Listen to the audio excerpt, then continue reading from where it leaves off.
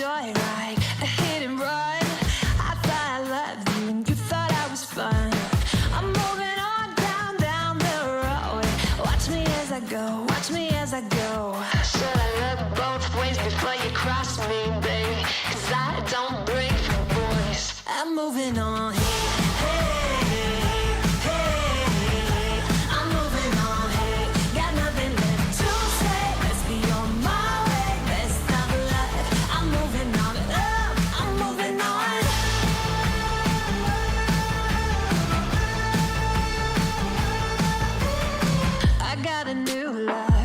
For miles, 67 fastback, oh, it's just my style.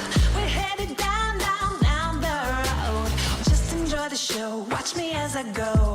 Should've looked both ways before you cross me, baby, 'cause I don't break for boys. I'm moving on.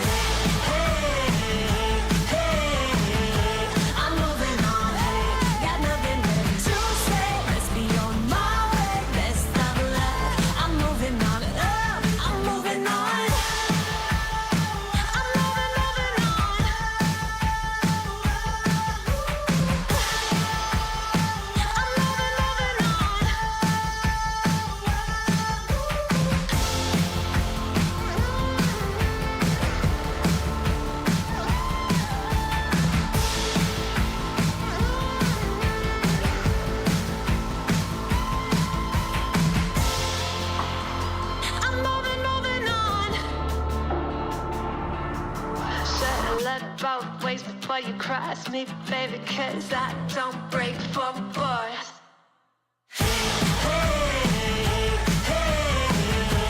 I'm moving on, hey, got nothing left to say. Let's be on my way, best of luck.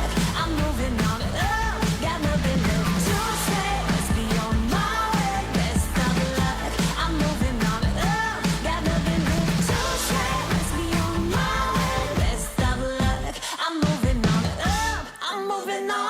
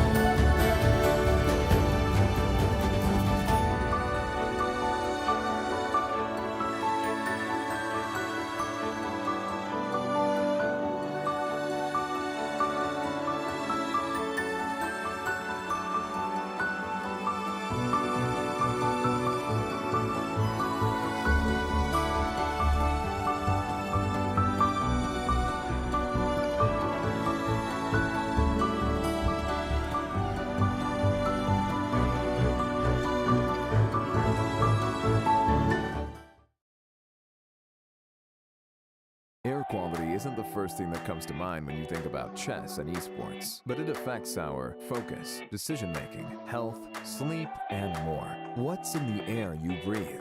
Find out with Air Things.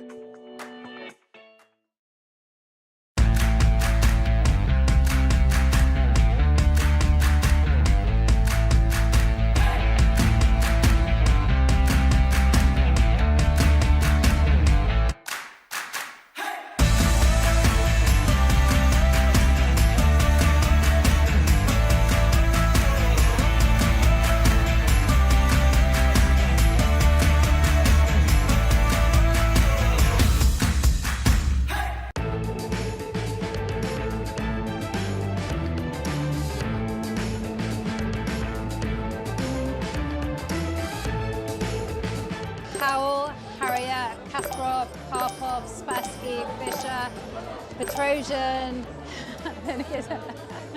Capablanca, Eliakin, Bogolyubov, and then we have Laska, then we have Svidler, Gustafsson, think about everyone I commentated with, Simon Williams, then we have Gatakamsky, Yasser Sarawan, Alejandro Ramirez, Fabiana Caruana, Magnus Carlsen, I can't forget that, Jan Krzysztof.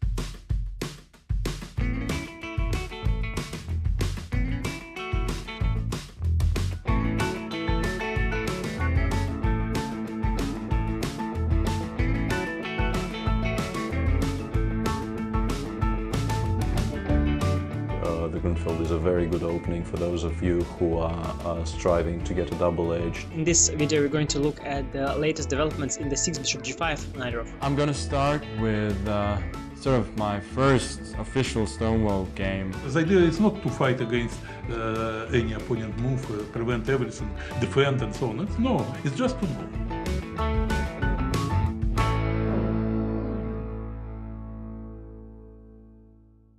Hi guys, it's Anish Giri here. In this video we're going to take a look at the game that I played against a Spanish hustler on streets of Barcelona. It's a quick and a very exciting and action-packed game, so do check it out. It features one of my favorite openings, the knight of defense. Let's go. Okay, actually he's not really a hustler. Ruben is a very nice guy. Starts with e4, c5, knight f3, d6. What's your rating? 1750.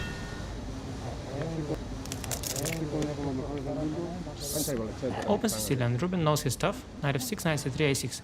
I asked him what his rating was, just to be sure he doesn't know too much theory. Bishop e2, reasonable line, trying to castle. e5. Yeah, he knew his theory. Knight here. Bishop e7, castle, castle. Both sides castling now. He should develop the bishop, I should develop my bishop. Or he can go for the f4 plan, which eventually he does. King h1, preparing f4, going out of this diagonal. Rook e8, all theory, I was prepped. f4, bishop e3, f4 first.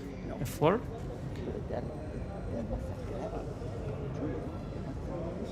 Knight c6. If f5, I'll go for knight b4 and d5 perhaps, or b5, b4. Bishop e3. Now I take. The bishop lost the tempo on bishop e3. Bishop takes f4. h6. Preparing bishop f8. Awaiting bishop g5. Queen d2. Wants to double. Bishop f8, rook d1, knight e5. Pressure zone. e4 pawn is weak, d6 pawn is weak. I've got pressure here. Maybe knight g6 opening the file, maybe b5, maybe bishop b7. What's Ruben gonna do? Ruben, by the way, owns a nice restaurant and a chess club that he invited us to. Nice guy. But likes to think. Not easy to maybe drop the bishop back. Maybe bring the knight into the center. Maybe a4, restricting b5.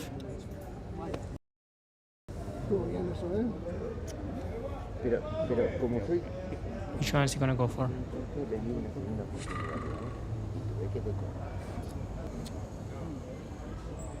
Not easy. Bishop g3. Maybe intending bishop h4. Opening the f-file for the rook. Bishop h4 is not a real threat, so I go b5. Bishop h4, I've got g5, or even bishop e7. a3, preventing b4. Now I'll get comfortable development, pressuring the e4 pawn. With the knight and the bishop now. Bishop d3, very passive, but does defend the e4 pawn.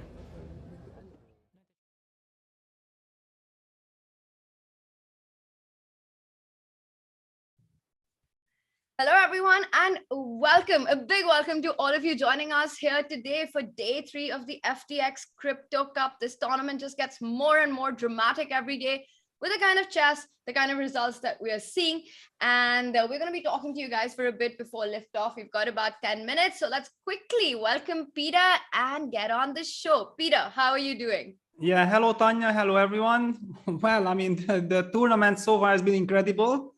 I mean, we have seen so many incredible fights and dramas and so on. I'm actually very curious to see what's in store for us today.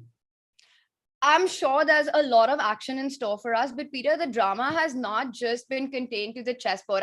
I know now that, you know, on stealth mode, you know exactly what is going on YouTube or on Twitter, but have you seen the tweets the players have been putting out?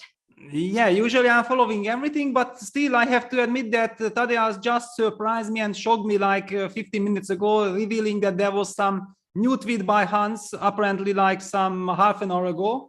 So it's very interesting. I mean, Hans is facing Prague. That's going to be an incredible match by the youngsters. Chat, check this out. Hans taking on Twitter to declare that he will indeed be declining all interviews today. And once again, let the chess speak for itself. Peter, what do you make of that? I have to say that I think it's a good idea to let the interview skip between rounds. Yes, I also feel like for Hans, it's definitely the best. I kind of offer a compromise. I think we would be very happy to have Hans after the games in our studio, discuss with him all the games that he has played today, even if he wants to talk about the last couple of days. I think we are all here and it could be an amazing evening for all of us. Peter, easy for you to say. You're sitting at your home and, you know, chilling and no one can say anything to you. Hans, if he comes, he'll be sitting right here. I'll have to face all that wrath from him. So we'll see how it goes. But of course, we would love to have him. Hopefully, he will show us some great chess today as well. I have to ask you, Peter, it's been playing on my mind. Do you have a secret account on Twitter that no one knows about?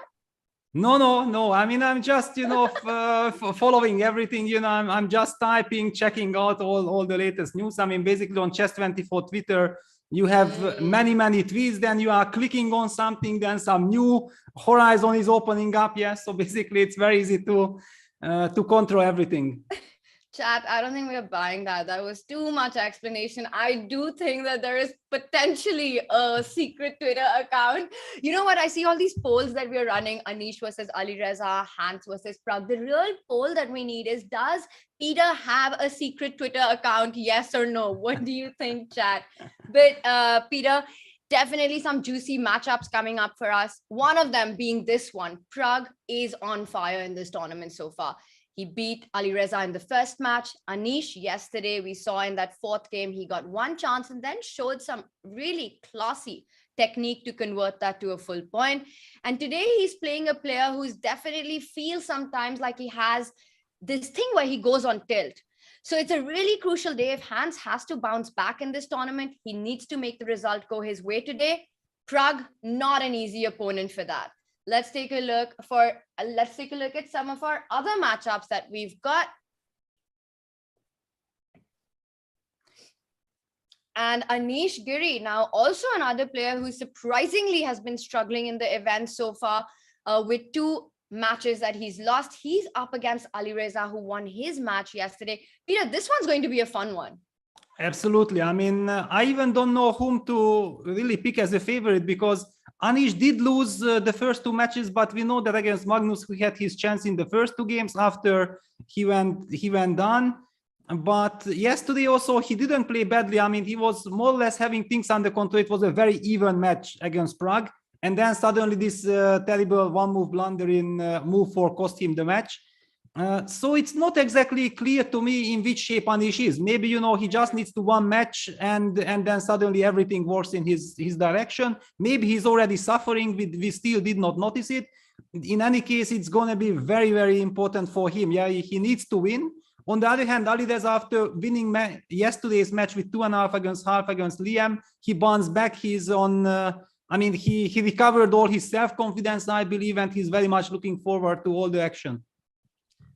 Absolutely. And the thing about these formats is, right, when you see that a player is not in form and a player is struggling, then you do everything that you can to try to get that point home. And so we can expect Alireza to go all out today. But you know what? That's pretty much every day for him, regardless of how he's playing, how the tournament is going. We see him play this no hold bar chess.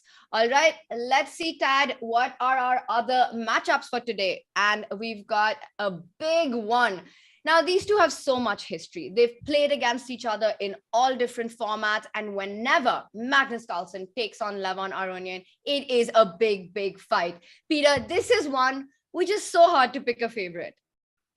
No, actually, I slightly disagree, because yes, we know that these 2 players are incredible, but somehow Levon is struggling against Magnus. And, you know, always whenever we talk to Levon and we talk about anyone else, then Magnus, then Levon is so confident. And when he says like, yeah, tomorrow I'm going to play against Magnus, you know, it's always tough.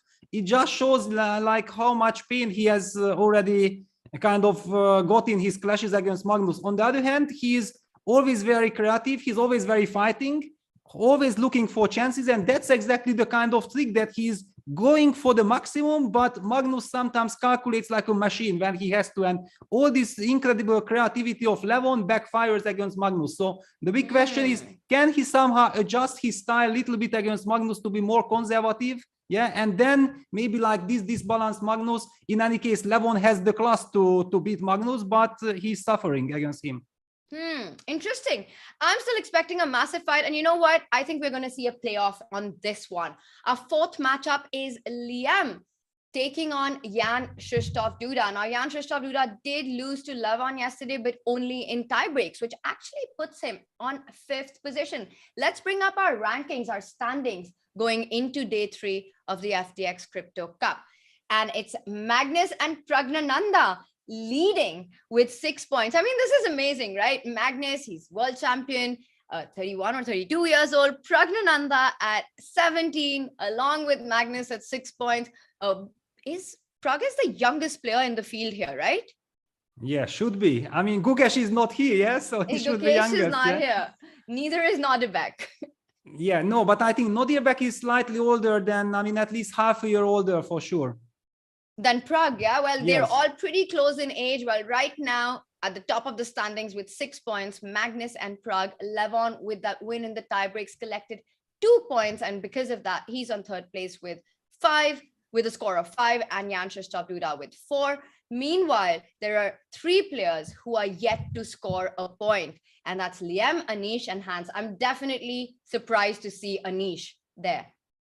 Yeah, but also Liam, I mean, he has been so consistent in all the events. Yeah, and he said like the magic sentence. Yeah, he needs to forget about the first 2 days. He has to raise it out of his system. Yeah, just focus on the next games. He's famous for not making any unforced errors. Yeah, he's able to calculate and focus incredibly well. And I feel like exactly this kind of strengths let him down in the first two days. I mean, he was just making too many unforced errors for his standards. I think if he comes down and he just focuses, he will be fine. He's playing Duda, who is also a very aggressive player. I think they always have some very interesting matches and games. I think it's just 50-50. But let me talk about Pragg, because I feel like we haven't done justice to Pragg, because he has 6 points. He has won both his matches, and he deserves much more praise than what we have devoted him so far. It feels like Hans was stealing the show, but actually, if we look at the tournament standing, Hans has 0 points and Pragg has 6. Yeah, it's just amazing, you know, because as you said, Pragg is like the youngest participant in the tournament. But whenever I look at Pragg during these events, he looks like an incredibly experienced player. He just feels like at home. He's controlling the nerves, the clocks, the chess positions, everything very well. I mean, incredible what he's doing. And there we see players walking in, and we can see the name tags that the players have on the chair. And the reason for that is that on the very first day, they had to sort of adjust the chairs to their requirement. You know, the height, the armrest, where they wanted, how fixed they wanted, how flexible they wanted. So these secret lab chairs were adjusted to each of the players, and then they just move it around based on which table they're playing on. So it's a one-time thing that they did, and that's why we see their name tags on these chairs, and we see Liam, Alireza, and Pragg ready to go. Absolutely agree with you, Peter. But also, you know, we've seen Pragg in these events, what he did at the Oslo Esports Cup, how he's been playing the tour. So even though he's the youngest participant, he just feels like he's been here forever. Yeah. It just feels like he's a veteran on this tour already. Yes, exactly. I mean, somehow whenever I look at Pragg or his matches, first I think like, wow, yeah, it's going to be tough for Pragg. And then I'm thinking, no, come on. He has been there. He has handled this situation. Maybe he's the favorite. Yeah, it's just so tricky. I mean, with his age, and also he's so modest. Yeah, in every interview after every match that he wins, he says that I hope to play even better tomorrow. You know, it's kind of the attitude that it's so lovely to see, because it shows also that he's never satisfied. He's very critical with himself. Yeah, that despite winning a match, he feels that, no, I made some mistake. I shouldn't have done this. He's a maximalist. Very nice to see this. Very interesting stuff. And we see our arena getting filled up. By the way, we do have our poll results, and let's see what the audience thought about our matchups, Peter. Hans versus Pragg. Oh my God, massive favorite there. 84% for Pragg, 15% to Hans. Understandable. I think it's not just fan following or blind fan love here, but Pragg's form and Hans's form, well, you know, as they say, the chess speaks for itself. 84% to Pragg, 15% to Hans. In Anish versus Alireza, it's so even. The chat is completely torn. Well, almost. It's 58% to Anish and 41% to Alireza. Wow, after 2 losses, the chat believes that Anish is the favorite to win against Alireza. Wow, this is actually quite interesting, because I remember I was shocked yesterday when the poll was suggesting before the matches that Pragg is a favorite against Anish. I was thinking like, what? I mean, how on earth is it possible? Yeah, that, okay, let's give it 50-50, but I mean, you just can't really seriously pick Pragg over Anish at this moment. But actually the poll was absolutely right. Pragg went on to win, and he shows that and we have action. By the way, we already have action. Also, before we go on to the action, Peter, while the chat was torn on our matchups, the one poll we had a clear winner in was, does Peter have a secret Twitter account? 76% of the chat believes that you do. Oh, wow. Okay. Okay. So no chance of hiding, yeah? You can run, but you can't hide from chat. Yeah. The hiding is over, yeah, officially. Wow, but look at this. Pragg goes h6. I mean, this is the move that makes so much more sense, and it's kind of the logical move. We were so lucky and happy to have yesterday Magnus in our studio, and we discussed kind of the move h5 here on move 3, and it turned out that it's all to be blamed on Peter Heine Nielsen. I mean, incredible. If you would have asked me who came up with this h5 move, I would tell you PH was definitely not involved, yeah, but as it seems, Magnus revealed that no, very much. And we see that exactly that's what Magnus was saying, yeah, that after h5, the idea was actually to play e6. Oops, the mouse even refuses to make this move. So yeah, the idea is to play e6 and eventually somewhere even g5. Yeah, that's what Magnus revealed for us. And now look at this, what Pragg is doing. He goes bishop b5, e6, castles knight g7, rook e1, and he plays h6. He says, you know what? Magnus revealed that he wants to go g5. Let me make more sense to it. I'm gonna play h6. To be fair, I think Anish has already played the move h6, so it's not a novelty, but it's some kind of a fresh idea. A fresh idea that has made Hans take a break, close his eyes, try to remember what it is that he wants to play, what are the kind of setups that he wants. It's definitely put him in a bit of a think tank.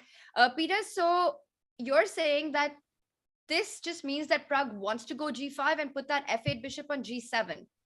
Well, not necessarily on g7, but yeah, you go g5, then maybe you go knight g6, maybe you go bishop g7, depending on how white is reacting. It's a very flexible setup, and it's also like a semi-waiting move, yeah, that you kind of want to see how how white is reacting. Is he gonna go for d4, yeah, which is a very traditional way of playing nowadays, often in these positions. Does white play with c3 and then tries to go for d4? Yeah, there is so much there are so many different options here for white, and Hans, if he doesn't know, then it's going to be very tough to make up his mind. Well, it looks like he doesn't exactly know what to play and is deciding on which setup out of these that you're suggesting. The other one that comes to mind, especially after pointing out that black might want to put that f8 bishop on g7, is the beast's favorite move. What about, and he goes for it. There you have it. There you have it. You know, 1b3 on any move is good, and he goes for placing his bishop on b2. So at least black doesn't have this option of going for g5. Yeah, and look at this now. Also, Hans started blitzing. Yeah, he after a6 he took on c6 and went a4. Pragg continues blitzing. I mean, one thing is also quite obvious, that Pragg is very well prepared inside his system. But okay, this explains it. Yeah, that recently at least Pragg had been playing the move g6. Also yesterday we have seen g6, and the day before he has played g6 against Alireza, I believe. Yeah, against Anish not. They didn't have the Rostolimo discussion, but and Hans was doing himself the g6 business against Magnus. Yeah, so this explains that Hans was probably targeting the move g6 in his preparation, and then suddenly Pragg now deviates to the e6 setup. This is what usually Magnus was doing, that yeah, he's playing g6, but if he feels that opponents are prepared against g6, he switches to e6. All right, so a lot of some trades have happened in the center. So the other idea that you were mentioning, d4 breaking in the center, well, Pragg still has to be a little careful because the king is in the center. And, you know, with this bishop on b2 and the long diagonal, it's not that easy for the dark squared bishop on f8 to actually develop and for the king to find safety. Do you think this might play a role in the middle game? Definitely, because if black is not able to develop the bishop, it means that the black's king will be very unhappy in the center. Yeah, how long you can stay there. And I think it's very instructive what Hans was doing. Yeah, that after a4, b4, he played the seemingly modest move d3. And after black committed the move d6, he immediately jumped with d4. Yeah, it's very tricky because, of course, black is also kind of threatening to lock the position down with e6, e5, and then the bishop on b2 will be closed. Black will very easily develop. So it was clear that white will have to react to d3, but you can easily forget about it because white's last move was d3, and then now he pushes to d4. Very combative way of handling this opening by Hans, but we know that's exactly his style. He does play fearless chess, and it's easy to forget that Hans himself is also just 18 years old. So this is actually a clash between these two youngsters. Pragg definitely has more experience in these formats, while for Hans, it's a huge opportunity as well. He's in this event as a wild card, so definitely there to prove a point. After knight d4, Hans once again slows down. He's not looking at his computer screen, but you can well believe it that the position is in his head. He's considering whether to recapture with the queen or the bishop. Peter, now, usually you don't want to put your queen on d4 if black has the option to go knight c6 and hit the queen. But I just feel like with the way the opening has gone, queen d4 just becomes a very legit option here. You're also attacking the b4 pawn. Yeah, it somehow feels much more natural because also you want to develop knight d2 and then the queen is already active. I'm a little bit even surprised why Hans is taking so much time because it's so natural. Yeah,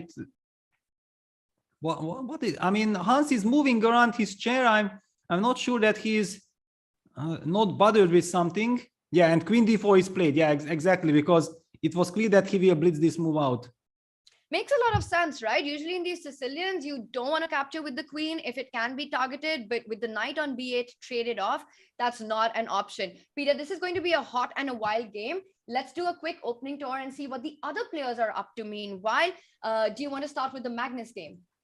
Yeah, let's take a look. First of all, yeah, wow. I mean, when I looked at this, I thought like it was some kind of a typical e4, c5, knight f3, d6, bishop c4 from Levon. And then he got this structure, but no, actually it was d4, e6. Magnus again offers the chance to give his opponent the chance to fight against the French. And Magnus revealed yesterday that, I mean, come on, guys, the French is not such a good opening. I mean, why are you not challenging me? I loved it when he said that the thing with French is you can't prepare it too much, because if you prepare it too much, you don't feel like playing it. Exactly, it's correct. I mean, that's the reason I tell you, I analyze so much French that I feel like, okay, give it to me. But I know that it took years. Yeah, it took years really to make sure that I'm able to, you know, go for all the most principled, most complex lines, and somewhere one line you have to study for 1 week and so on. Yeah, and then during the years you spend like 1-2 months with all the critical positions, and then you feel like going for it. But yeah, Levon says, you know what, I just want to play chess. I probably wanted to play the London system anyway. Yeah, and then why should I refrain from it? Now, very interesting. Wow, okay, Magnus, yeah, he goes for h3 b5, immediately picking up some space on the queen side. Levon goes e3, a6, knight bd2, bishop b7, bishop d3, so hinting at e3, e4. Usually black should play the move c5 here. Yeah, Magnus goes c5, c3, knight c6, and Levon occupies the center. Yeah, e4. I mean, it looks like actually Levon is getting a dream of all these anti-Sicilian stuffs. But for which reason do you take d takes c5 here, Lev? I mean, come on, why? I mean, why do you give up your wonderful center? Just well, he wants to quickly get his rook to d1 and perhaps try to get e5 on the board as soon as possible.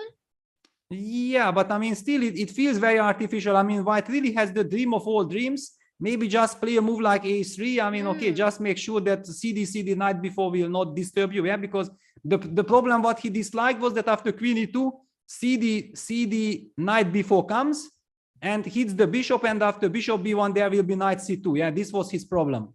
But I mean, okay, there is just no real, still I don't believe that you should give up the center like this. So takes, queen e2, queen c7. Now Magnus is controlling the e5 square. Yeah, he makes sure that e5 is not coming, and okay, all of a sudden black is just super comfortable. I mean, he can just play c4, exactly, c4 on the board. Bishop has to fall back to c2. Yeah, and it's now a good Louis Lopez. Yeah, it's not easy to get e5. Yeah, not easy. I mean, if black plays e5, it's kind of a natural, normal looking, but we don't need e5. I mean, we have all kinds of knight d7. Yeah, controlling the e5 square. We might go to the c5 square as well. I mean, black is so happy here. All right, so Magnus has reasons to be happy. Peter, you mentioned about the opening that Lev saying, I just want to play some chess. And it reminded me of how in the opening ceremony, when we had that controversy between Hans and Anish, it was Lev who suggested that the controversy should be resolved through a fist fight between the two of them. And I'm just wondering, Peter, what's your opinion on this? Because I know you're a bit of a boxing, you've done a bit of boxing yourself, and you're a fan of boxing. That between Magnus and Lev, let's say there was an arm wrestling match, who do you think would win? Oh, it's a tough question, because actually I know that Lev is quite fit as well. I mean, of course, if you look at the physique of Magnus, then he might look much more impressive. Yeah, but Lev should not be underestimated. Definitely not. But I have to say, you know, I was shocked when I saw that video, because, okay, first of all, Asafa Pavel is like one of my all-time favorite sportsmen. Yeah, I was following his world records and everything. I believe he was only in his prime between 2005, 2008, something like this. I recall him watching him. I was also very angry when Usain Bolt appeared. I mean, okay, I just love Asafa. So no, Usain, why are you doing this? You know, and then suddenly there is this incredible match, this tension. Poor Asafa is even sitting from the side. He doesn't see the clock. He doesn't know that there is only 1 second or whatever. Nobody tells him. And then this scandal starts. And nobody even thinks about, let's make a draw, guys, and play an Armageddon bullet game or whatever from equal terms and resolve this tension. I mean, I'm a person of compromises. Yeah, just always find harmony so that everybody is happy. Then suddenly fist fight, red card, resign the position, forfeit, whatever. I mean, there is a chance to make a gentleman agreement with a draw and then resolve it later. There was no chance to make any gentleman agreement there. It was completely like everyone was just so hot-headed. Nobody was backing down. And Anish did mess up quite a bit in that entire match. And Hans would hear none of it. Even trying to give Hans 2 minutes extra and trying to resolve it that, all right, you continue playing till the end. None of that. So it was just that it had to be decided there and then. But it's interesting that in the game, when it comes to chess, you think that Lev does struggle with Magnus. But if it was an arm wrestling, then you just can't underestimate Lev. And it might be tough to pick a favorite in that one. Exactly. I'm not saying Lev is a favorite. No, definitely not. But definitely not. But he shouldn't be underestimated. Yeah.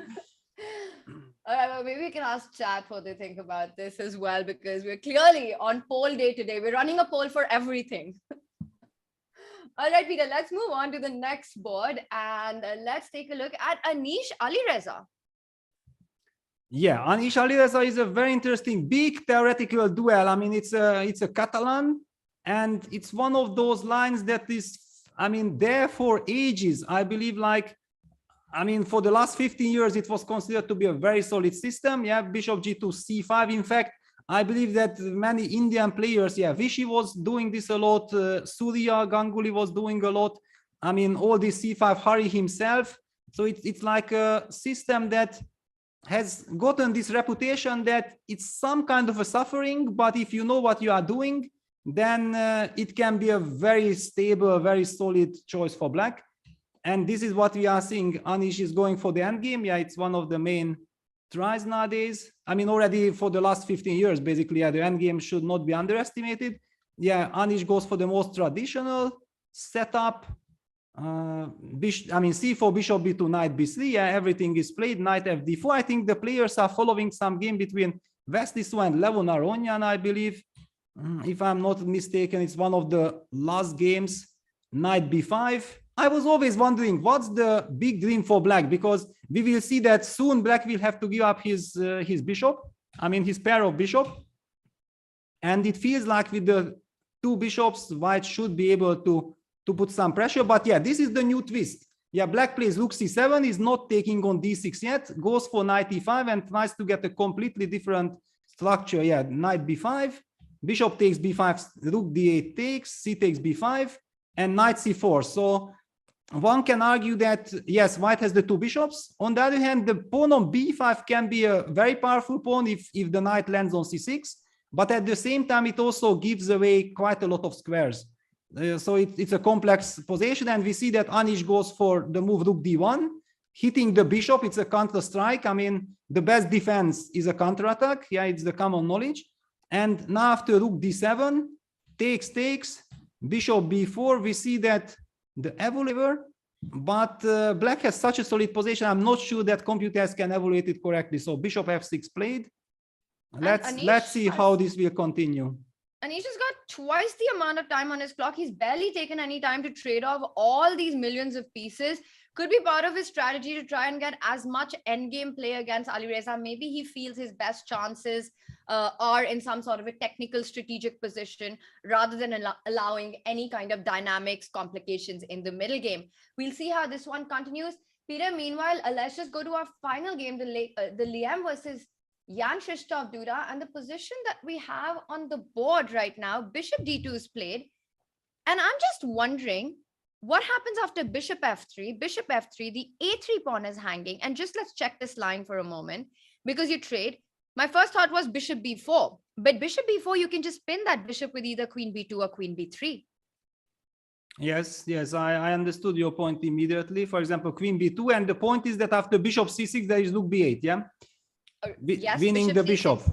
I have to admit, bishop c6 was not as far as my calculation went, but rook b8, thanks for that. Yeah, okay, that's kind of the final last touch, yeah, because otherwise it's a double attack with bishop c6. True. But yeah, rook b8 works. So actually a very big question. I mean, because it's quite a forcing line, yeah? How do we... And he's voluntarily walked into it. The last move, the bishop was on c1 defending that a3 pawn. And now he's played bishop d2. To understand more of this, should we take it from the top? Yeah, definitely. So it's c4, e6, knight f3, d5, d4, knight f6, g3, d takes c4. I mean, who knows? Yeah, the Jan-Krzysztof also likes to play bishop g2, c5.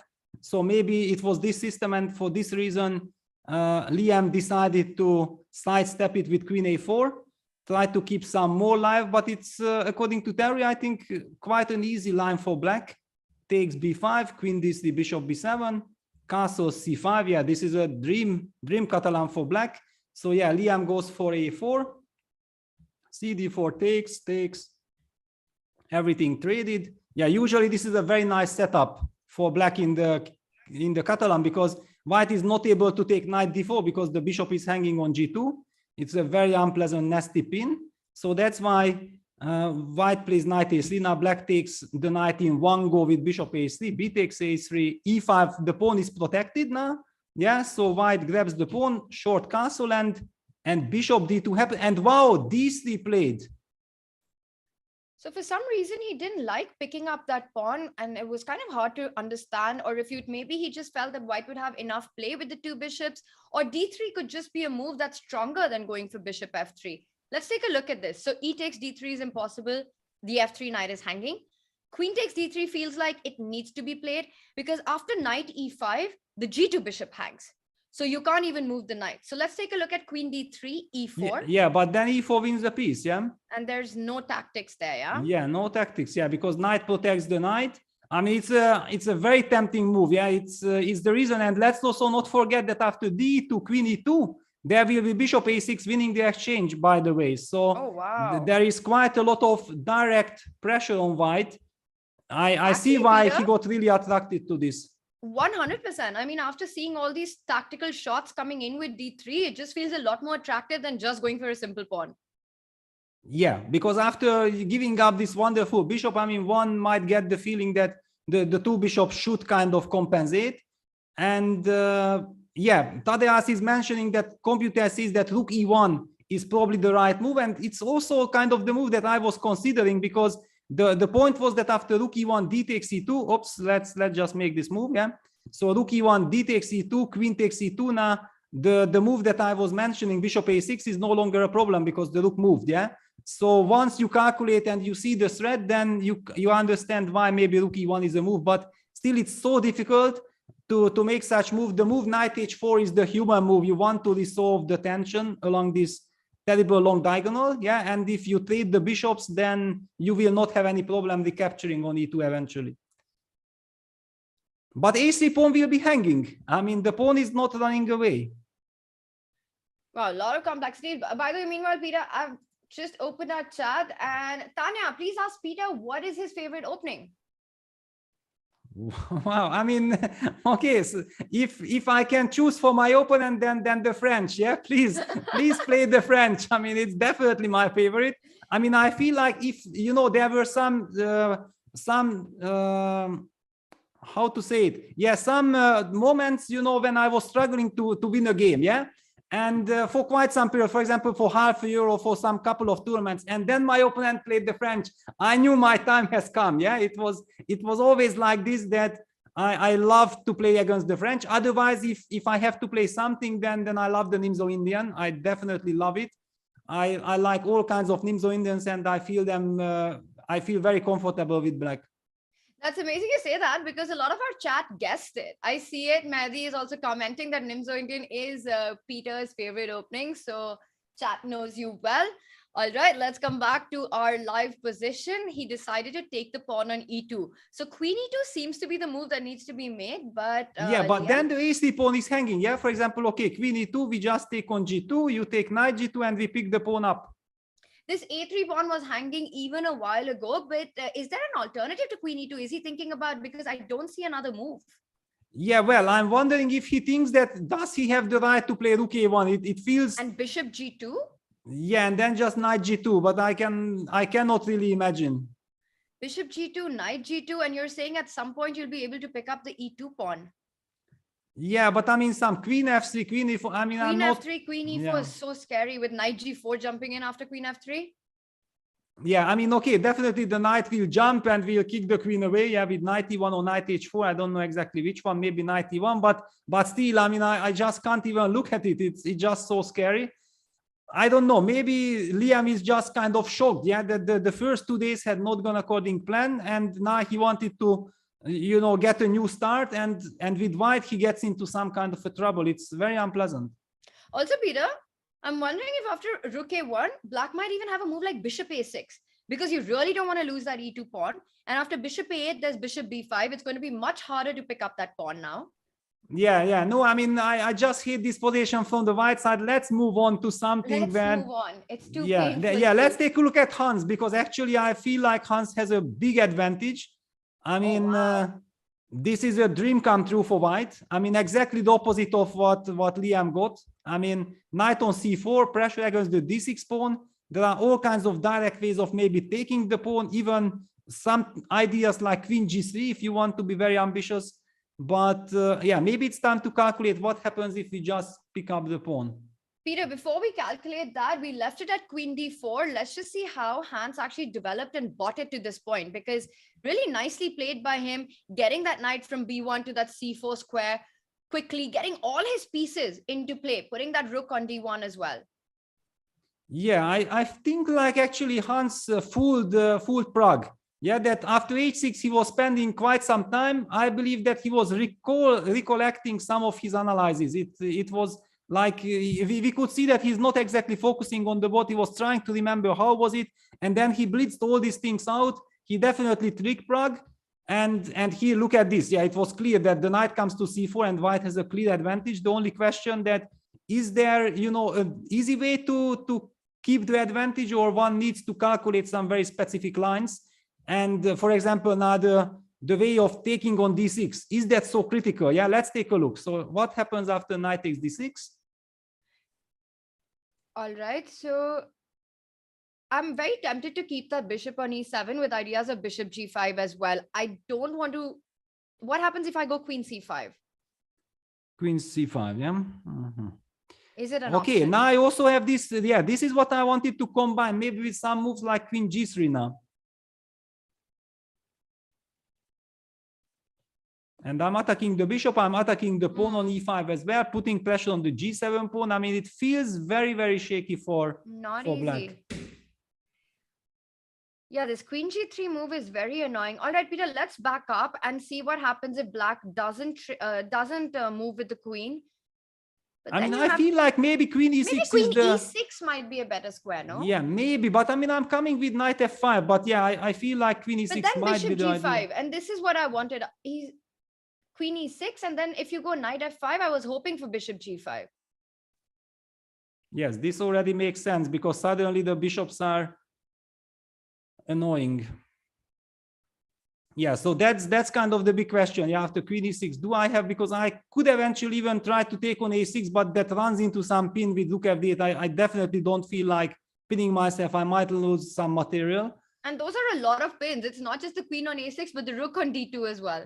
Exactly. Yeah, no, that's the problem. Yeah, that after knight takes this queen e6, one needs to calculate a lot, and maybe in a blitz game, and also Hans is down to 6 minutes. Maybe if he finds a way just to keep the pressure, yeah, that he also has some ideas like knight e3, knight d5 with some advantage, this queen g3 move, but he goes for knight d6. Okay, he goes for it. Yeah, that's quite risk by Hans here. So queen e6, what does he have in mind afterwards? Because rook d8 and bishop g5 are two threats. Maybe yeah, but queen e6, actually I have queen d5. Now that Hans made up his mind, I think that I know what he wants. Maybe he just wants to go queen d5 or even queen c4, one of these moves. I mean, I also have this move and this move.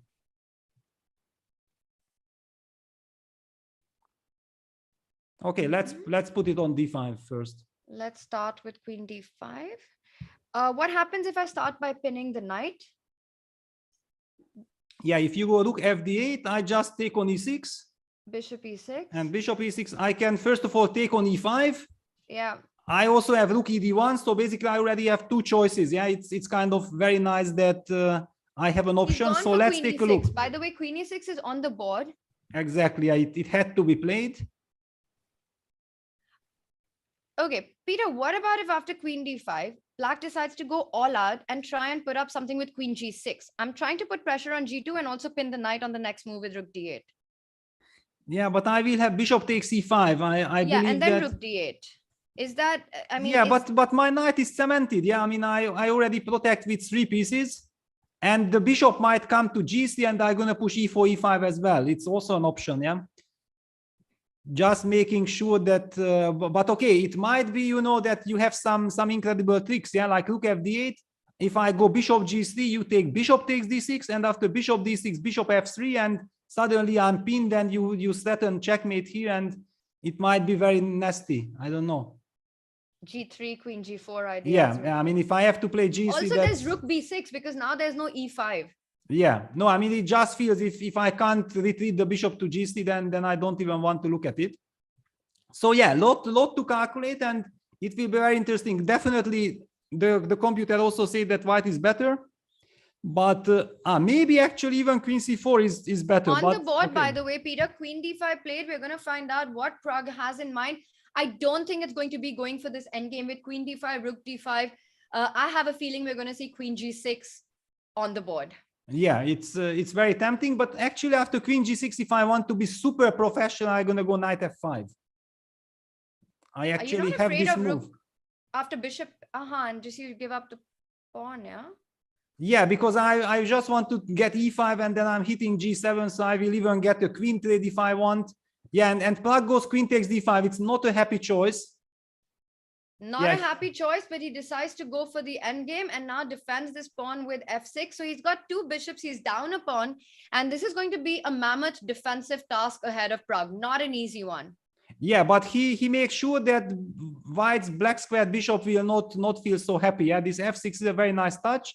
I mean, just not to, you know, because there was so much tactical skirmish, so much things to calculate. I'm loving it that Prague actually keep his cool and he just goes for strategical solution. All right, Peter, let's quickly jump over to the Magnus Lev board. We've had quite a bit of look onto this one and we'll come back to it.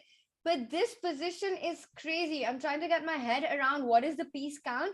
So white has a rook for 2 pieces. And so white has rook and 2 pawns for 2 pieces. Yes, and he has 2 pawns, but somehow white's king is also, I mean, okay, black's king can also be very vulnerable in long terms, yeah, the back rank and everything, but thanks to this bishop on b7, black has things under control, but it's a very sharp position, and Levon has 2 minutes time advantage. Very interesting. I mean, it's a super sharp position. It's a typical position that maybe many people would collapse, but Magnus usually finds his way in such complications. And I'm looking at our eval bar, right? It's saying the position is even, but seriously, just get, like, if you try to get your head around this position, it feels from a human perspective anything but equal. It just feels I mean, like the really first move is sharp, knight complicated. c6. Exactly, knight c6 is the first question because we hit the rook, and if the rook retreats, then we can take on f4. Yeah, that's kind of easy to understand, but I'm assuming Levon has some ideas in his sleeve. Can you, if you go rook a4, you just take on f4. Then we just take. So maybe he will actually include some queen e3 move. I mean, hitting the rook on c5. Just include this move, queen e3. On the board, queen e3, rook c2 played. Yeah.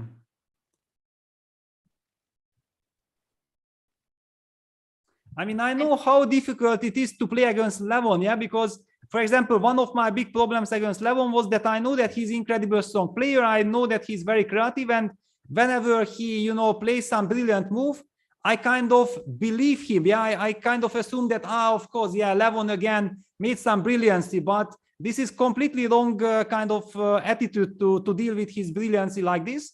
Yeah, and Magnus acknowledges that it's fine, he's brilliant, but I will counter it in an even more brilliant way. Yeah, that's kind of the way how you have to fight against Lev. And because I always had bad time management, yeah, I was getting low on the clock, and Levon always uses mercilessly. Like, I mean, I did not have time to adjust to the new situation, and then that's it, I got tricked again. But Magnus is completely different. He doesn't let opponents to fool him like this. All right, well, he's played rook a4, Lev has, and I like that move. I don't think you want to trade your rooks with rook a2. So rook a4 makes a lot of sense. And Magnus sidesteps the pin on the b file because rook b1 was a bit of a threat. Queen d8 and hits that knight on d2.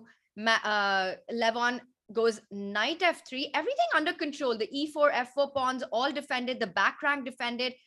I prefer White's position here. Yeah, White has very nicely stabilized. I mean, I would have, told you that this is exactly how Levon would have tricked me. Yeah, that out of this double H position, finally he gets out on top. I'm very interested to see how Magnus will react, because it looks like White now with this pawn on e4, pawn on f4, knight f3, and the rook protecting the e4 pawn. So we don't want to advance with e5 because then black will have a lovely bishop and the knight will start to jump. So we need to keep this pawn. It's very important for White to keep the pawn on e4. All right, so we don't rush with pushing the pawns. Can we start targeting that bishop with rook b1? Let's say we start with rook b1. You have to move that bishop somewhere. And I want to get my rook to b8. So rook b1, rook b4, rook b8 is my idea. Yeah, one of the moves also for me that getting rook. What? Why queen bc? How on earth? I mean, what is Levon doing? He wants to put a double attack, but black can simply step away with queen c7 and defend everything. And the queen on c7 eyes f4. It's a nicer square. Rook c1 is threatened. Rook c1 and the pawns are falling apart. Yeah, queen b3 is a very strange move because the queen on e3 looked perfectly placed for the position. Magnus also showing with his body language that he's slightly surprised there. He senses that there could be a shift in the position. Maybe Lev got attracted to the queen entering the game from f7. Well, I mean, I think that Levon actually just blundered that black had the move queen c7. He might have thought like the only way is to retreat the rook to c7, and then he was very happy. Yeah, and he just blundered the move queen c7, and it might cost him very badly. It might cost him even the match, because if he loses with White, and now suddenly the position is out of control, the pieces and the activity. Peter, it's so hard to imagine missing a move like queen c7 because the queen from d8 going to c7, it's not that, I mean, it's not such a tough spot. And I mean, for a player like Lev, I'm really out of words to understand what he missed there. Also, let's not forget, queen c5, queen f2 is a massive threat in the position. Once the queen comes on the 7th rank and starts threatening mate on g2. Yeah, so many problems. I mean, but even just how do you keep the center? And the center was basically very well under control. Yeah, so I really believe that he just blundered queen. I mean, it was a hallucination. Yeah, he blundered queen c7 and he's in a state of shock. Look at this. He's just completely tilted. He cannot make a move because he's just so angry with himself. Okay, question. Can you admit your mistake and say, you know what? I messed up. I'm going back queen e3 to keep everything under control. I think it's too late already. I don't think that it works like this. I mean, the position feels so much out of control that I don't think that you can. Maybe I have rook c3 move, yeah? I can just kick this queen away. But then I can probably go with my queen where. This is not an easy question to answer because queen e1 is not a happy move. Yeah, not a happy move. Now also still the f4, e4 pawns are hanging. I mean, it's looking very critical. And clock situation, 2.5 minutes to Lev.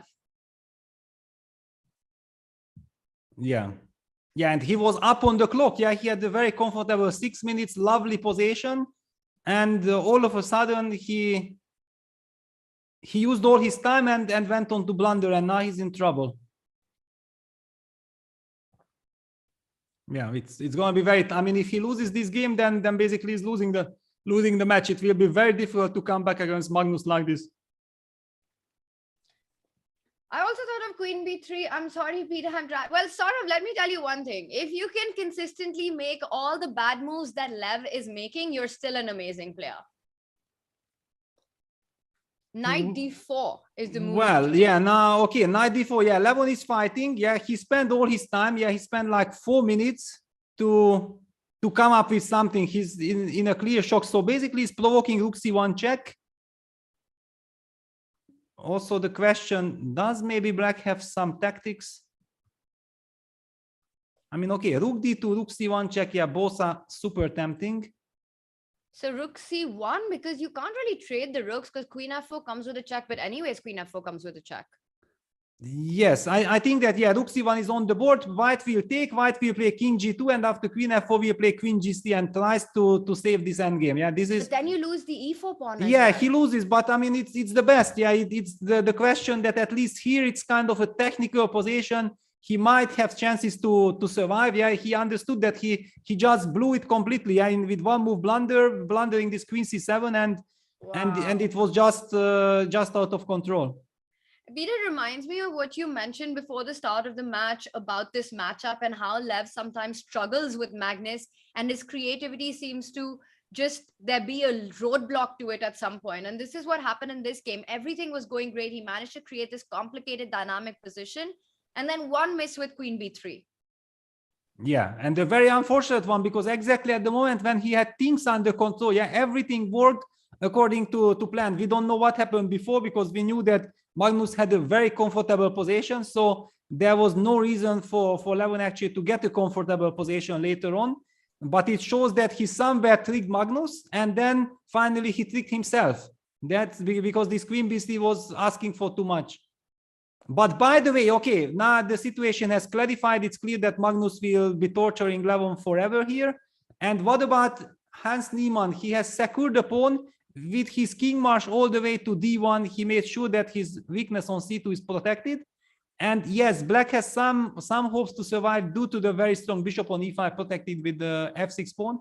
But with the vulnerable b4 pawn as well, I mean, I don't really see him in long terms holding this. Actually, very nice play by Hans, bringing his king. But okay, it's also clear. Let's just very quickly take a look here. So after f6, he opted for knight f5, forcing the trade. Yeah, so the only weakness is the c2 pawn, and he made sure rook e2 and gets ready for the king march. Yeah, very well played. And this is how we reach the position. Everything very systematic. Takes, f4 also breaking, bishop d4 takes, h3, rook g7, bishop d2, rook b6. And now king e1, now moving the king towards the g2 weakness. Yeah, very interesting. King f5, rook c5, that's the current position. So black has a lot of pawn weaknesses, f6, h5 pawns, but he also has this open g file. I love how Hans walked with the king to e1, and now he's walking back, defending that g2 pawn so that the rook on e2 can be free to come into the game. But Peter, he has this extra pawn, which is on c2, right? And it does seem that the a6, b4 pawn, these two pawns are sort of clamping down white's three pawns. How is white planning to break this? Because he needs to create a passer at some point to win the game.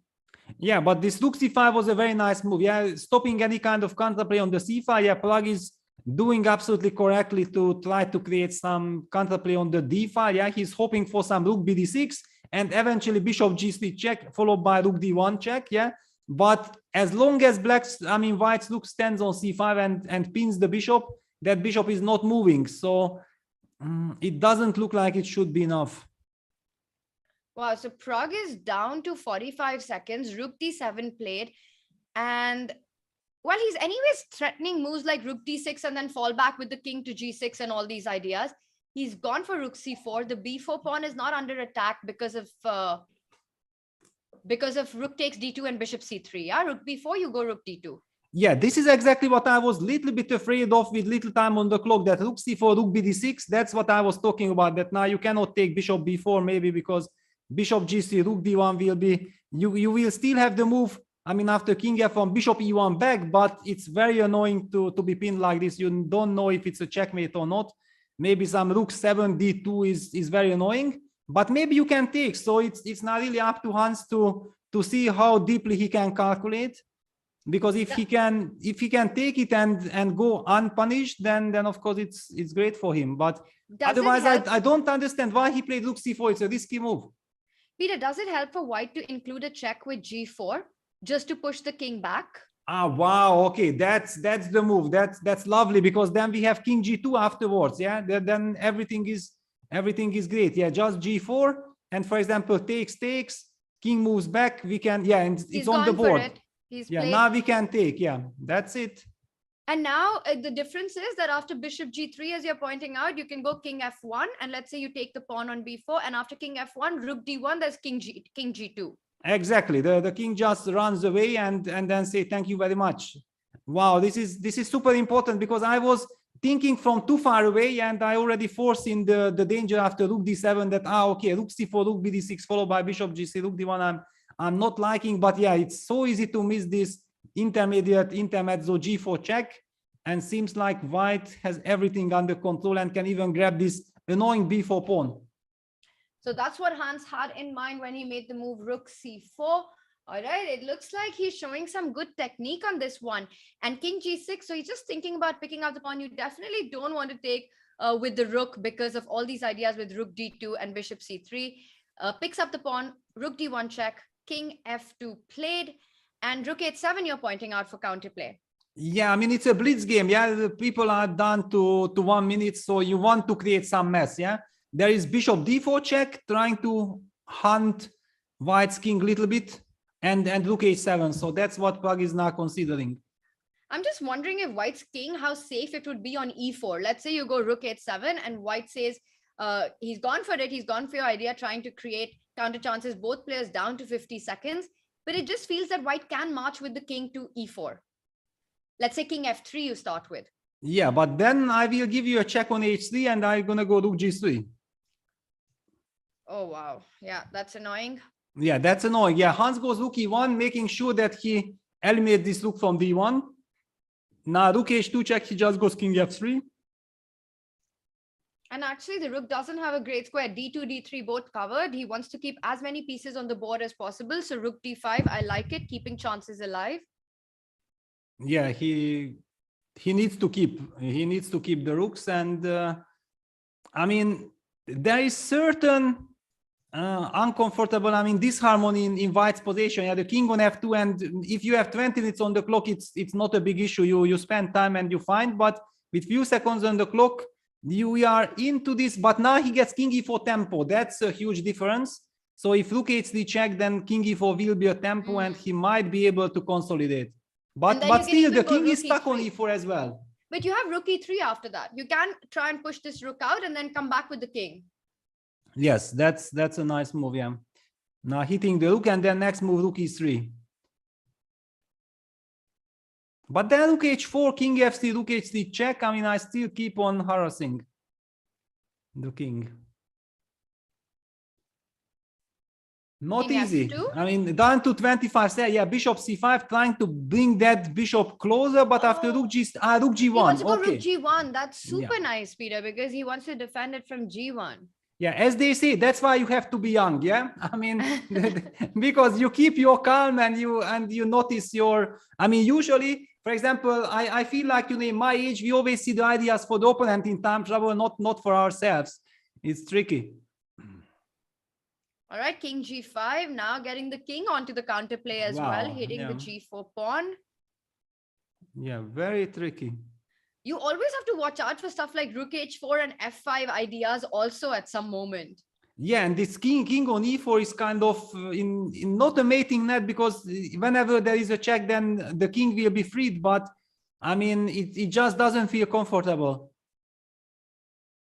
20 seconds for Pragg, bishop f4.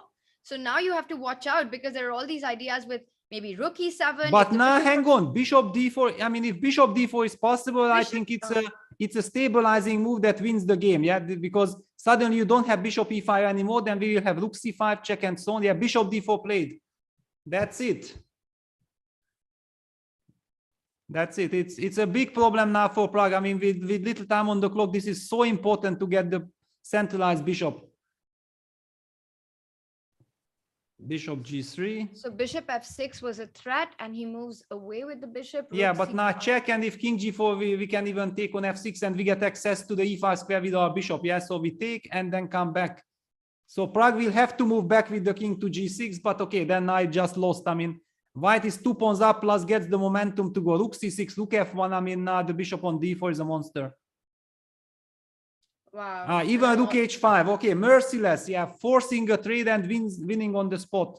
But this has been exceptional technique. I mean, every move, that rook c4, g4, picking up the b4 pawn, going bishop c5, getting the rook to g1 to defend g4, and this final touch with rook h5. If you take on h5, the g3 bishop is lost. This game, I think it just chess did speak for itself.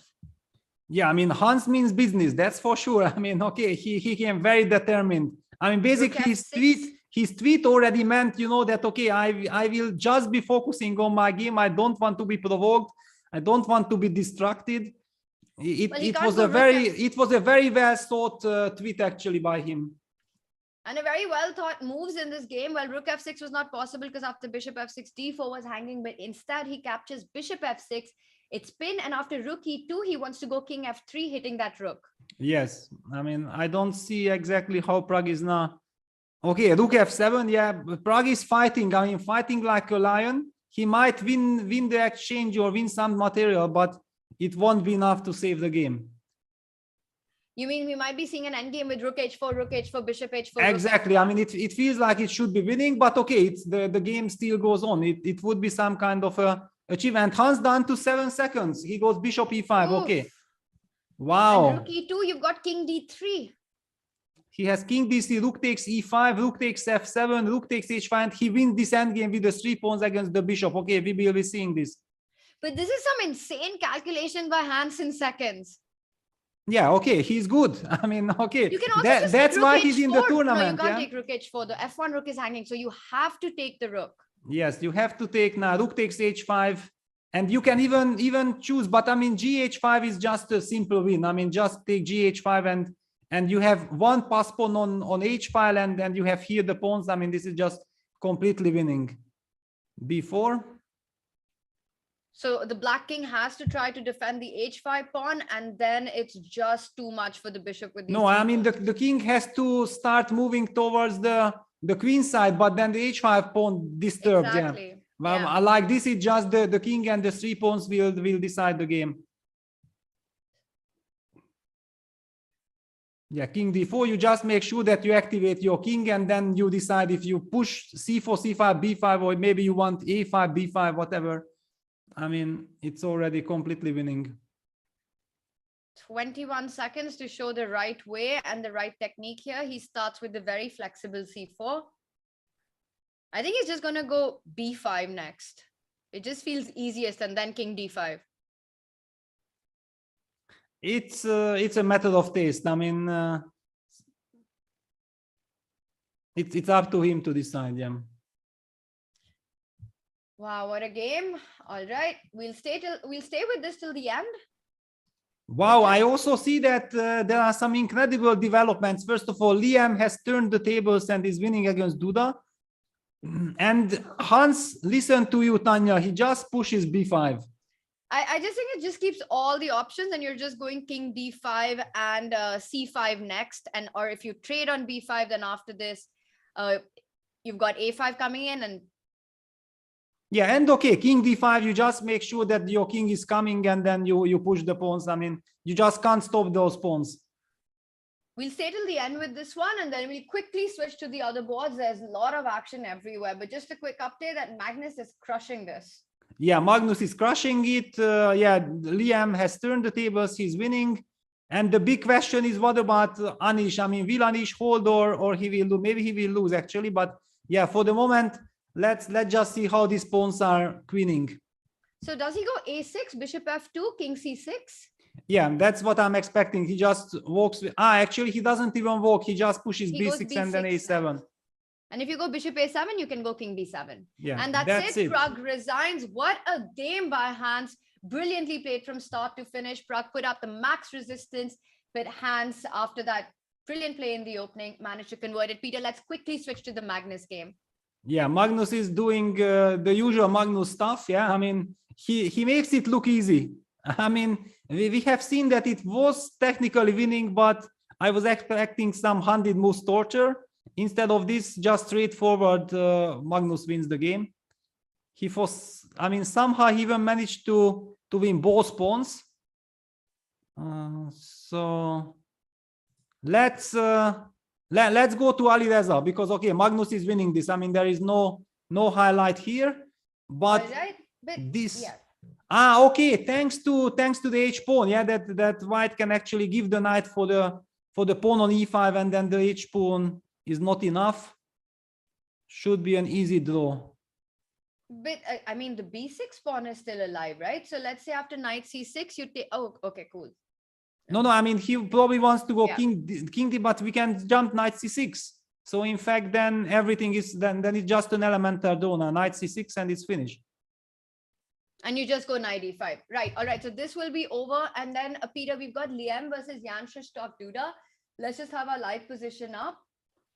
Yeah, it's just a complete win now. Yeah, and Wow, Duda that's has it. resigned. Duda has resigned. I mean, I just saw some position like this that black was pawn up, but he was over pushing. Somehow he was not paying attention. He thought like he can do whatever and went on. I mean, we will see later, but he got punished. So let's go back to the Magnus game and see the end of that. Yeah, because here now the game just ends after eliminating the pawn. All right. I mean, Anish was even trolling with king takes h2. I mean, you could have just given the knight and sit with the king, but yeah, of course, why not like this? And only Magnus is continuing. What do you think, Peter? Are we going to get an interview from Hans? No. He should stick to his guns. I mean, he doesn't. I mean, he should give the interview here with us. I mean, that's the right way. At the end of the day, that's the And right. I mean, this is the professional approach. No, I mean that when the match has ended, then you finally discuss. I mean, this is the old school. Nothing. I mean, that's the way. And Magnus also wins. But all this between the games, you know, if you win a game, then if you say like, yeah, I don't know if what happens, I'm not a favorite, whatever, then people will tell you, okay, come on, why are you not honest? You just won a game. When you tell them, yeah, you see, I won and I'm gonna crush him, then people tell you that, come on, I mean, you are overreacting to a win. So it's always very difficult to find that balance. I completely agree with you. I think in between rounds, interviews are always very tricky and it's just an added layer on your mind and you don't need it. Yeah, I mean, it's of course, there are some players, I'm pretty sure, who maybe even are happy about it. Yeah, they find it nice.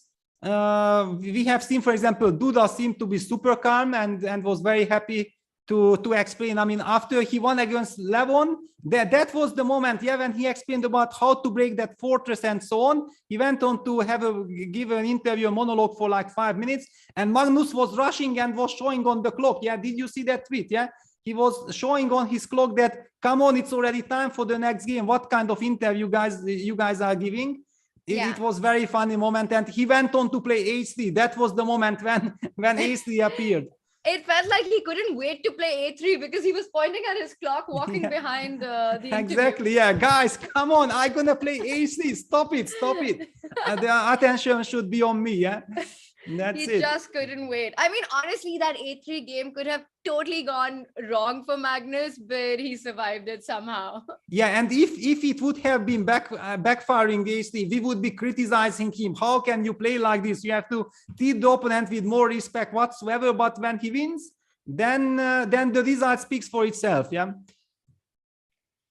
All right, so game one over. Let's get our update on where the players stand after round one. We're going to have 4 games of rapid today, so 3 more to go. And if the score is a tie after that, then we see a blitz playoff. And if that's a tie, then we go into an Armageddon. Anish, Ali Reza, it seemed like a pretty even game from start to finish. So well played by both of them. I think both have reasons to be absolutely at peace with the peaceful result. Levon Magnus, that was quite a fist fight from start. We saw a very dynamic, complicated middle game with rook and 2 pawns for Lev and 2 minor pieces for Magnus, but 1 inaccuracy and Magnus was on top of it, did not give Lev any chance after queen b3, queen c7, converted it flawlessly. Liam won his game, Peter, so he takes the lead against Jan-Krzysztof Duda. Liam has been struggling a little bit in the first 2 matches. Looks like today could be the day he finally starts his scorecard.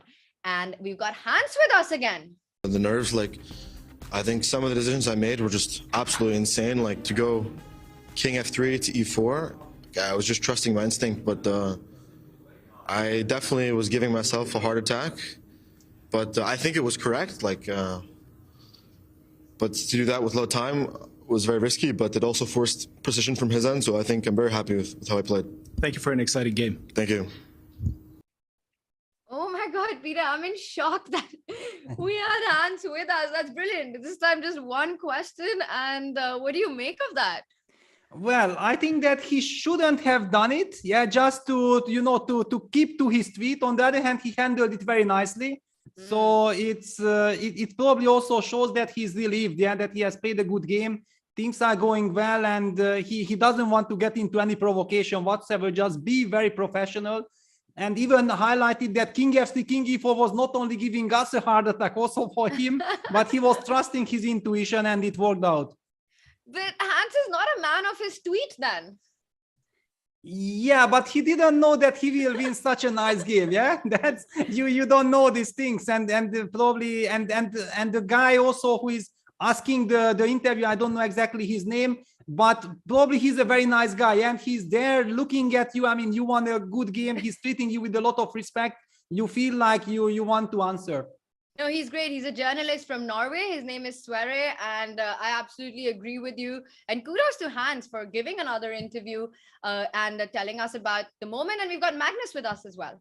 I don't know. I think it was an interesting position, even though it was fairly symmetrical. I think the position is sharp because he has a weak pawn potentially, and if he doesn't have an attack, then I'm better. So I think he went for the right approach, giving up 2 minor pieces for 2 pawns and a rook. After that, I thought I was better at first, but probably I wasn't. I think it was fairly equal, maybe even slightly better for him.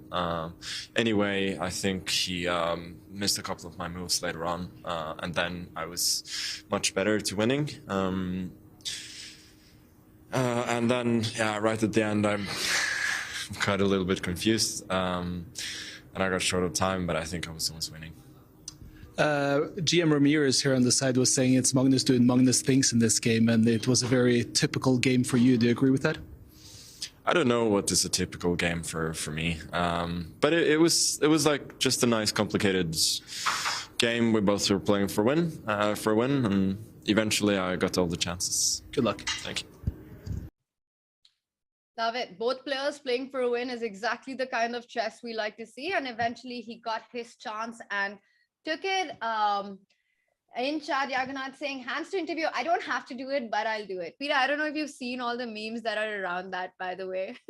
Yesterday when Magnus was here for the interview and we asked him if he'll stay, and he said, he doesn't have to go, but he will go.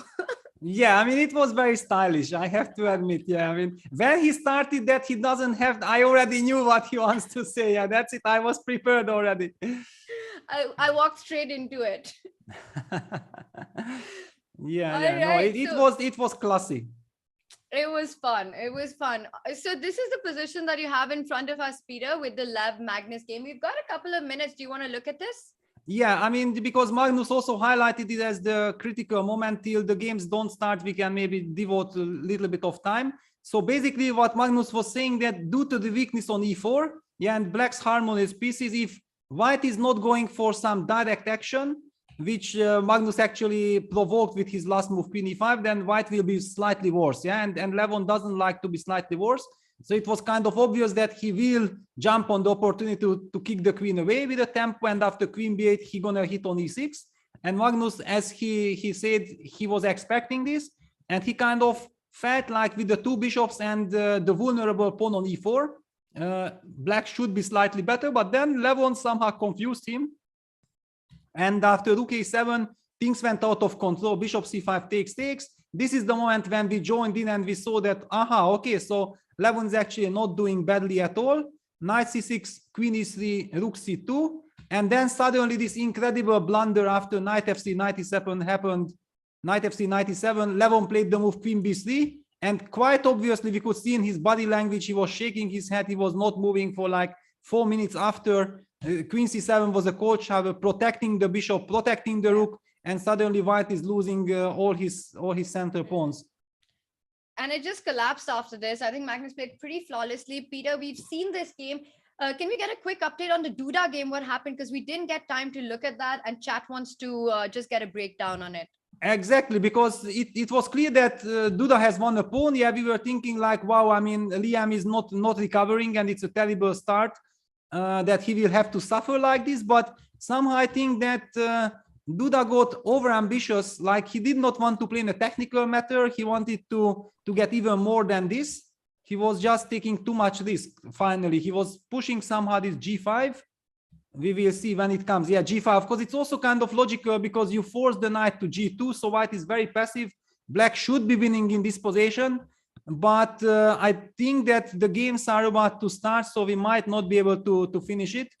But in any case, I mean, it's kind of a tragedy for Duda to lose this game. So it will be very difficult to calm down after this loss, but we can't deal with it because Pragg and Hans has already started their games. Wow, they're ready to go and they are off. We've got a Nimzo Indian. Peter, your favorite opening.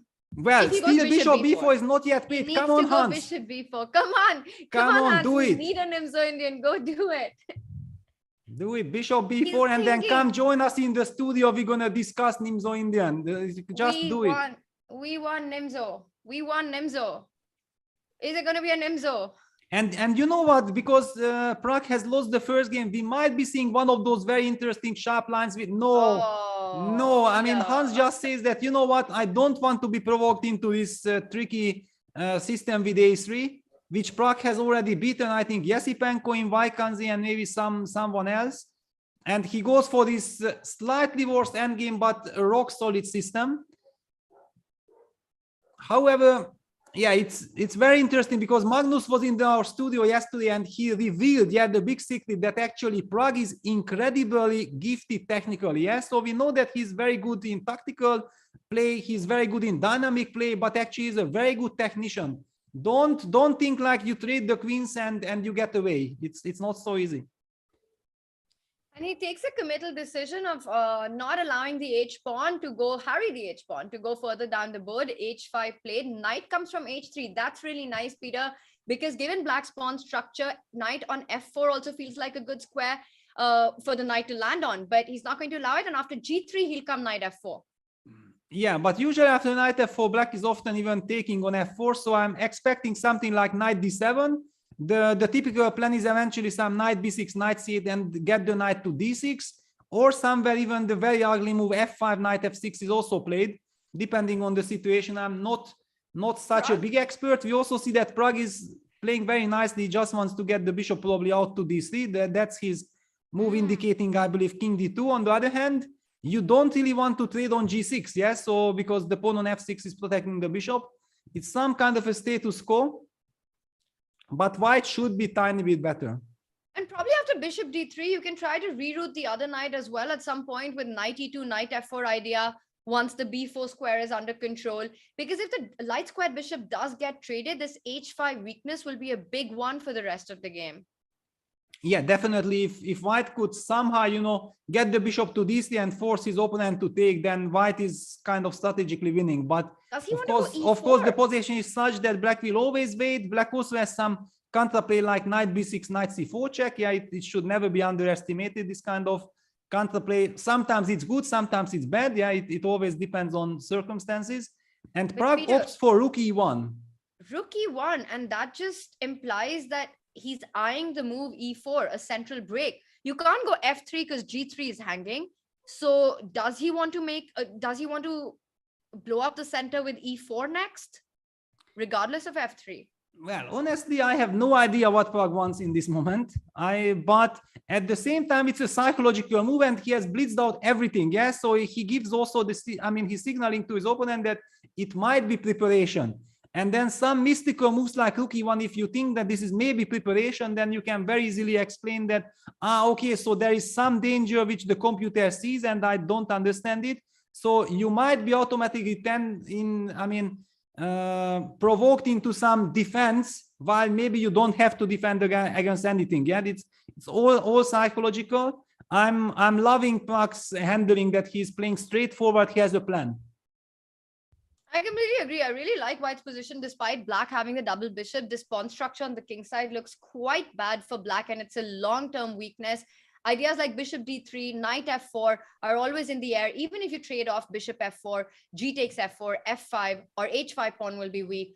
So a lot of dynamics here, Peter. We'll come back to this. It's been liftoff on the other boards as well. So let's do our opening tour and let's take a look at what is happening on the Liam Jan-Krzysztof Duda board, because it is already pretty lit. I see h6 g5 on the board. Was this an Italian? Exactly, it's an Italian. We have this terrible bishop on g3, which I'm always very skeptical, but I know that Duda is like a big expert. So if it's very interesting to keep an eye on this game, that finally a real expert will show why he believes in this bishop on g3. Yeah, because I simply believe that if you are not a believer, you just collapse. But if you know what you are doing, then you might prove that in fact it's premature to talk about the bishop on g3 being misplaced. It might be a very dangerous weapon as well. So castles d6, c3, castles, bishop g5, h6, bishop h4, a5. Yeah, this is a very sharp variation actually. Yeah, many different things. Tania is mentioning that what we are seeing, Magnus won a game against Lenny in New in Chess Classic with this variation. A5, knight bd2, bishop a7, rook e1, g5, bishop g3, knight h7, a very typical move because it opens up the way for some h5, h4 ideas, but it also opens up for eventually king h8, f5. I mean, it's a multi-purpose move knight h7. And white plays knight f1. He's making sure that his knight will also get ready for action, knight e3, and then push d4, h5 on the board. So after h5, there's a big threat of h4, and white is going to react with the h4 or h3 here. Yeah, that's a very big question. I mean, it's always, I believe that here probably h4 is more natural because, but and then black goes G4, who knows? Right? I mean, there are so many different positions with the pawn on a6 and white's pawn on b4 and then a4 in this structure. Now, black has the pawn on a5. It's a whole different story. I'm actually a much bigger expert with the pawn on a6.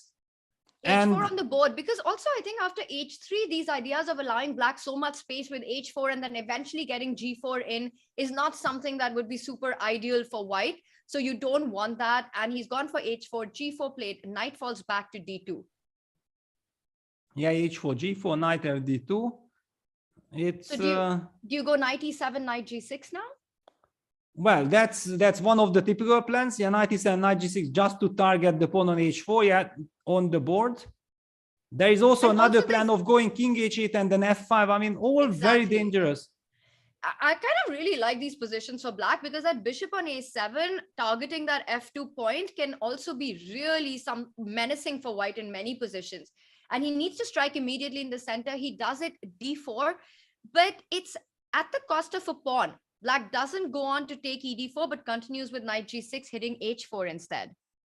Yeah, Tadeusz was mentioning that knight f3 to d2 was the first new move compared to the Magnus game against Lenier from last year.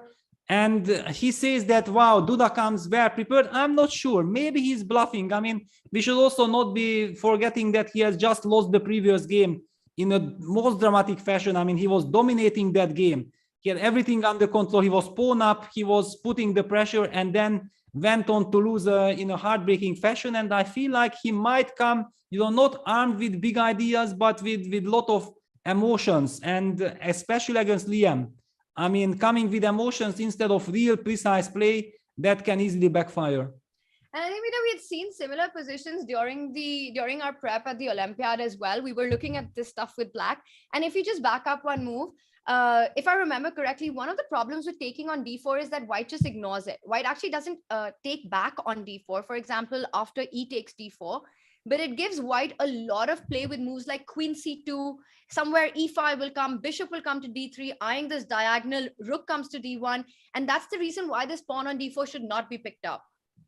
Yeah, there is just no reason, because you are already strategically doing well. Yeah, you are really strategically doing well. The knight lands on g6 in time to protect the e5 pawn, so you are not forced to react to anything, and you are maybe in the next move also still threatening to take, depending on the situation. You might still have a useful move, queen f6, strengthening the position. Yeah, there are so many things that you can do, and one thing white definitely does not want to do is to take on e5, because this is like a strategical capitulation. Then you open up the bishop on a7 and you simply gain nothing by this d4 d takes e5 operation. So and black you're gonna is love this. By the way, Peter, some big news. There's a King's Indian on the left board. King's Indian by 11 with the black pieces. This is breaking news. It shows that he's desperate. It shows that he's desperate. I do remember that he had one game against against Juve June in the Road to Miami tournament in the preliminaries. But one could have argued that against Juve June, she was struggling at the beginning of the tournament. Levon was kind of provoked to risk something, and that he will never play the King's Indian under different circumstances. But here we go, he does it against Magnus. Wow. And wow, oh my God. Okay, this I have to tell you, because you were playing the Olympiad, you might have missed it. In the very last round of the Olympics, after e4, d6, bishop d3, this is Jordan Van Forest playing it against Yakuboev on the second board in the last round. And here after bishop g4, White goes back with the move to bishop e2. White gives the tempo just to provoke the bishop g4 line. And that's when Peter Svidler said, okay, enough is enough. I mean, what is this? It's too much. What kind of modern chess is it? But it seems like Magnus also believes in it. He was ready to repeat bishop d3, bishop g4, bishop e2, but Levon was the one who deviated with e5. E5 closes the center with d5, and now eventually the bishop did fall back to e2. First you stop knight f4 with g3 here, and knight a6 eyeing that c5 square, bishop e2 played. So at some point Black's knight will also have to fall back to f6. The big question is, does Black go f5 or not? Yeah, Black goes queen e8. I mean, okay, Levon will make all the natural classical moves. The big question is that, is this position give you the right to play classical, or maybe you have to play very specific? Yeah, that's a very big question. And we are getting the message by Tania that the computer does not approve Duda's handling of the situation. He goes queen c2. I mean, nothing really much changed, but already before it looked like the position is very nice for Black. And apparently the computers are super happy. Yeah, it's okay. It's really up to Liam to decide how he wants to do, because according to computer, there is an incredible strong knight takes h4, d takes e5, and knight falling back to g6, followed by h4. And look at this bishop on a7. After That's h4, amazing. bishop h2, g3 will win the game because wins a piece. So you actually just pick up a pawn on h4. I don't think White can touch that d4 pawn and allow this monster to breathe And it's fire on the from board. a7. Yeah. Knight h4 just makes perfect sense. And there's no way we're going to see d takes e5, because, oh wow, he's gone for it. No, I mean, he had to, otherwise he resigns. But now after knight g6, it will be a cold shower. It's an ultra cool move, and Liam will find it. And you think Liam's going to find knight g6? all that Liam needed was knight g6 on the board to win one game. Yeah, win one game in style. I mean, after Duda had a winning position, yeah, that suddenly it turned. He managed to come back, to bounce back from this losing, and now okay, Duda will just sacrifice a piece. I mean, he has nothing to lose already. So does he just go h4? He goes h4 because after d takes c7, you sidestep with the queen, perhaps to e7 makes sense as well. Exactly. And the bishop is just stuck with, because of this idea of g3. That bishop on a7, Peter, what a piece. Yeah, that's the Jolly Joker. Yeah, it's the winning piece in the Italian. I mean, again, we have seen in the Olympiad there was a game Abdusattorov against Hari. Hari also played this a5 bishop a7 system and crushed Abdusattorov, and now Duda is getting crushed. I mean, I think that this already indicates why I'm always so skeptical. Yeah, I know that it can really backfire from White, and in order to play it, you need some incredible preparation. Yeah, if you just play out of hand, like, okay, I want to have fun, or I want to get a complicated position, it does not work at all. Yeah, because by now also Black players are always very well prepared. That's the other problem. This is insane. Yeah, Liam with a completely winning position. Duda busted in what, 18 moves. This is a bit of a heartbreak when you're playing with the white pieces. All right, Peter, this looks like it's going to be tough. Do you think Duda's going to try and fight this? He's gone for d takes c7. I don't even think this game might extend for in the next 5 moves. This might be over.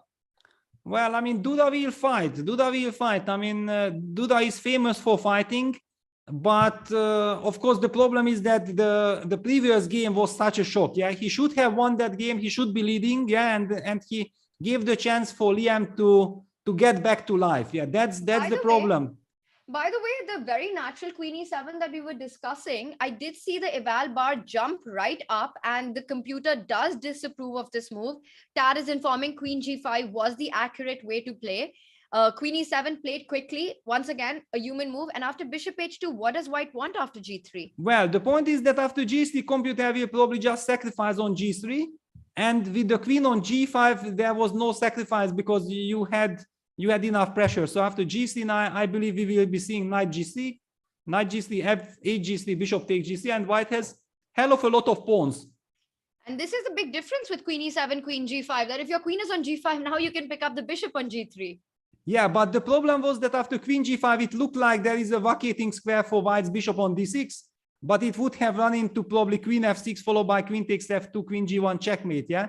Oh, wow. Let's show that, Peter. That's a stunning line. Yeah, that's the problem. Yeah, that you just ignore the attack on the rook on f8, and even after the move e5, you still go queen f2 check. Suddenly the bishop protects, and king h2, queen g1 checkmate is coming. And queen g5 would have, okay, but that's why players are players and no computers. Yeah, that you play with your feelings. Yeah, and not like this brutal calculation like computers. And I was just mentioning the game might not even last 5 moves, and now we have a full game on our hands. I mean, white is down a piece, but how many pawns is that? That's 4 pawns for a piece.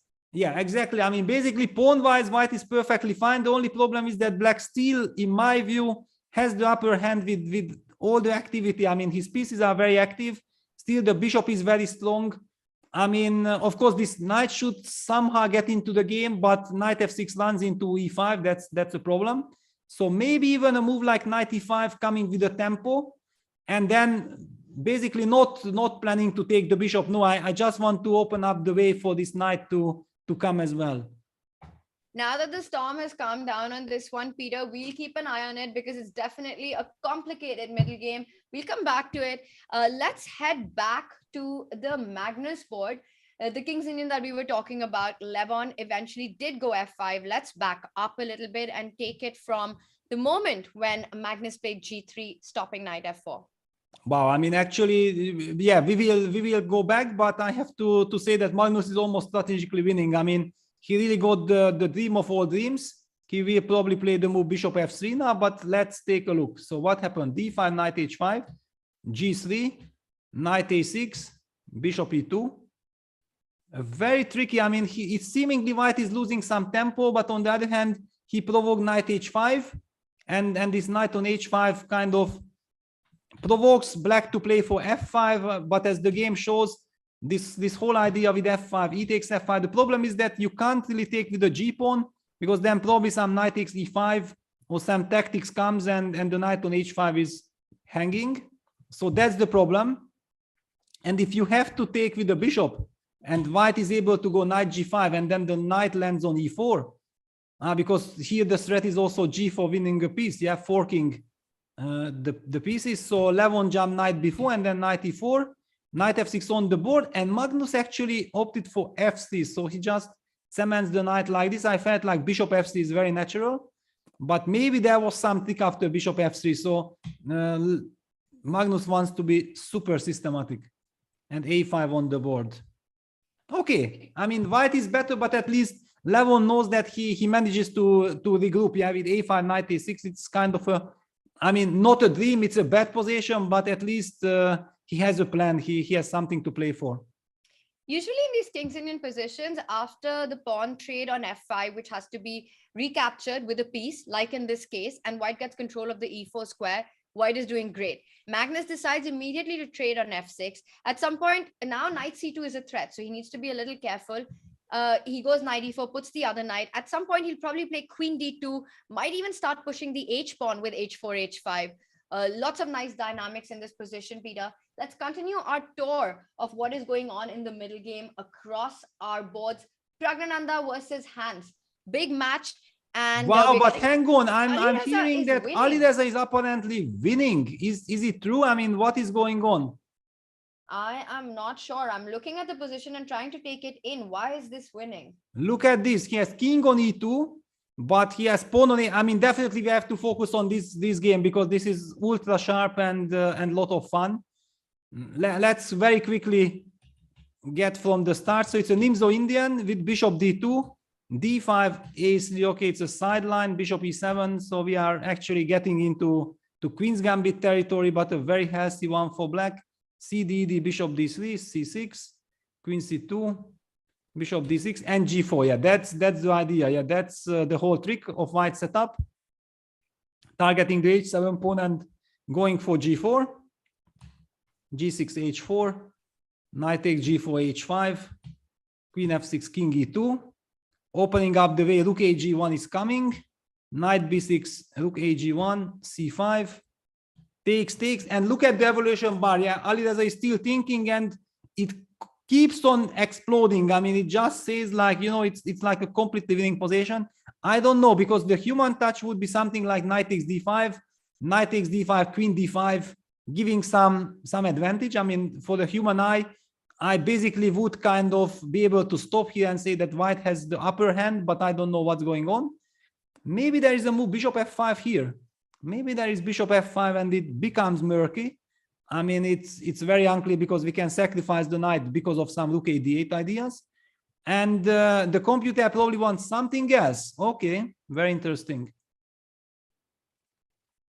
Ah, wow. Okay, Tadeusz is revealing the computer idea, but okay. I mean, I'm very curious to see if somebody in a rapid game plays like this. Can you guess the idea, Tanya? Do you have some? Peter, I saw the chat. Ah, so okay. I saw the idea that Tad is mentioning. It's actually a very instructive one. And I think it just shows how white can have resources. And the point is that you fall back with the knight. I really like knight d1 a lot as well, because you kind of keep this f2, e3 under control, and bishop c3 can follow up next, trying to get control of the dark square diagonal. Now that the rook from a1 has already come over to g1, knight d1 is a move that I like, but as you mentioned, it's super computer stuff, and instead we've got rook h4 played by Alireza with a direct threat. Yeah, he plays rook h4. It's a much more natural move, because as human players, we want to threaten something. We want something from the position. And really it's like a shocking development. Yeah, like after knight d1 computer claiming white is winning, because okay, it's if your opponent plays a move like knight d1, your first reaction is, how do I punish this move? Yeah, I mean, that's the first. How do I punish this move? Let me call the arbiter first. Yeah, I mean, no, first you think like, okay, I'm gonna punish, and then when you start calculating and you realize you are in trouble, then okay, hang on, Mr. Arbiter, please come. Let's check my opponent, because this is suspicious. I mean, yeah, it would have been stunning, but rook h4, still white has the initiative. Yeah, it's putting pressure, and he's playing in a human way. Yeah, forcing the knight away. And we might be seeing some sacrifice on g6. But knight e5, queen h4, and then some sacrifice. You can also go rook f4 now, no? Oh, wow, I can, yeah, okay. I mean, I'm not sure, but it looks like a move. Yeah, looks like a move, yeah, just attacking the queen. Attacking the queen, defending the knight on f3, and your knight on e5 is hanging, so not so many squares for the queen. Wow, but you remember yesterday we were talking about this, that Anish is so good in openings and so on. Definitely true. And then suddenly Alireza crashes through his defensive in the Nimzo Indian. I mean, what a shock is this? Yeah, that after move 15 in a Nimzo Indian, you are getting under some mating attack. Incredible. Well, there's a reason why Nimzo Indian is your favorite line. Yes, well, but not because of this. Yeah, that's for sure. Yeah, it's. Oh my God! On the board and still having to think how to. Hang on. No, I wanted to claim, you know, yeah, rook f4 on the board, that I will just sacrifice my queen and I will play in the square, but it does not work, because takes, knight takes d3, queen d3, my planned bishop f5 move with compensation falls into queen f5. Yeah, and that's it. No compensation. Thank you very much. Anish in a lot of trouble. Yeah, queen e7. Queen e7 played. Yeah, now it's so difficult to believe that after some trade on e5 and then sacrifice on g6, black will be able to survive. It's so tempting, Peter. Let's see if it directly works. Let's start with knight e5. Yeah, knight e5. Okay, queen e5 has to be played. And let's take on g6. We take on g6, and probably you have to take fg, I guess. Why are you not taking bishop g6? Instead of? Hg6. No, okay, I gonna take anyway with, I mean, what? I just thought maybe it's more forcing, but yeah, maybe there's no difference. Yeah, okay, I mean, yeah, if we don't It need just to felt more spectacular to go bishop g6. Yeah, but I mean, if we don't need it, then we don't need it yet. Yeah, so FG, let's keep the sacrifice in the pocket, but then I have rook f4. So yeah, FG is kind of the resource.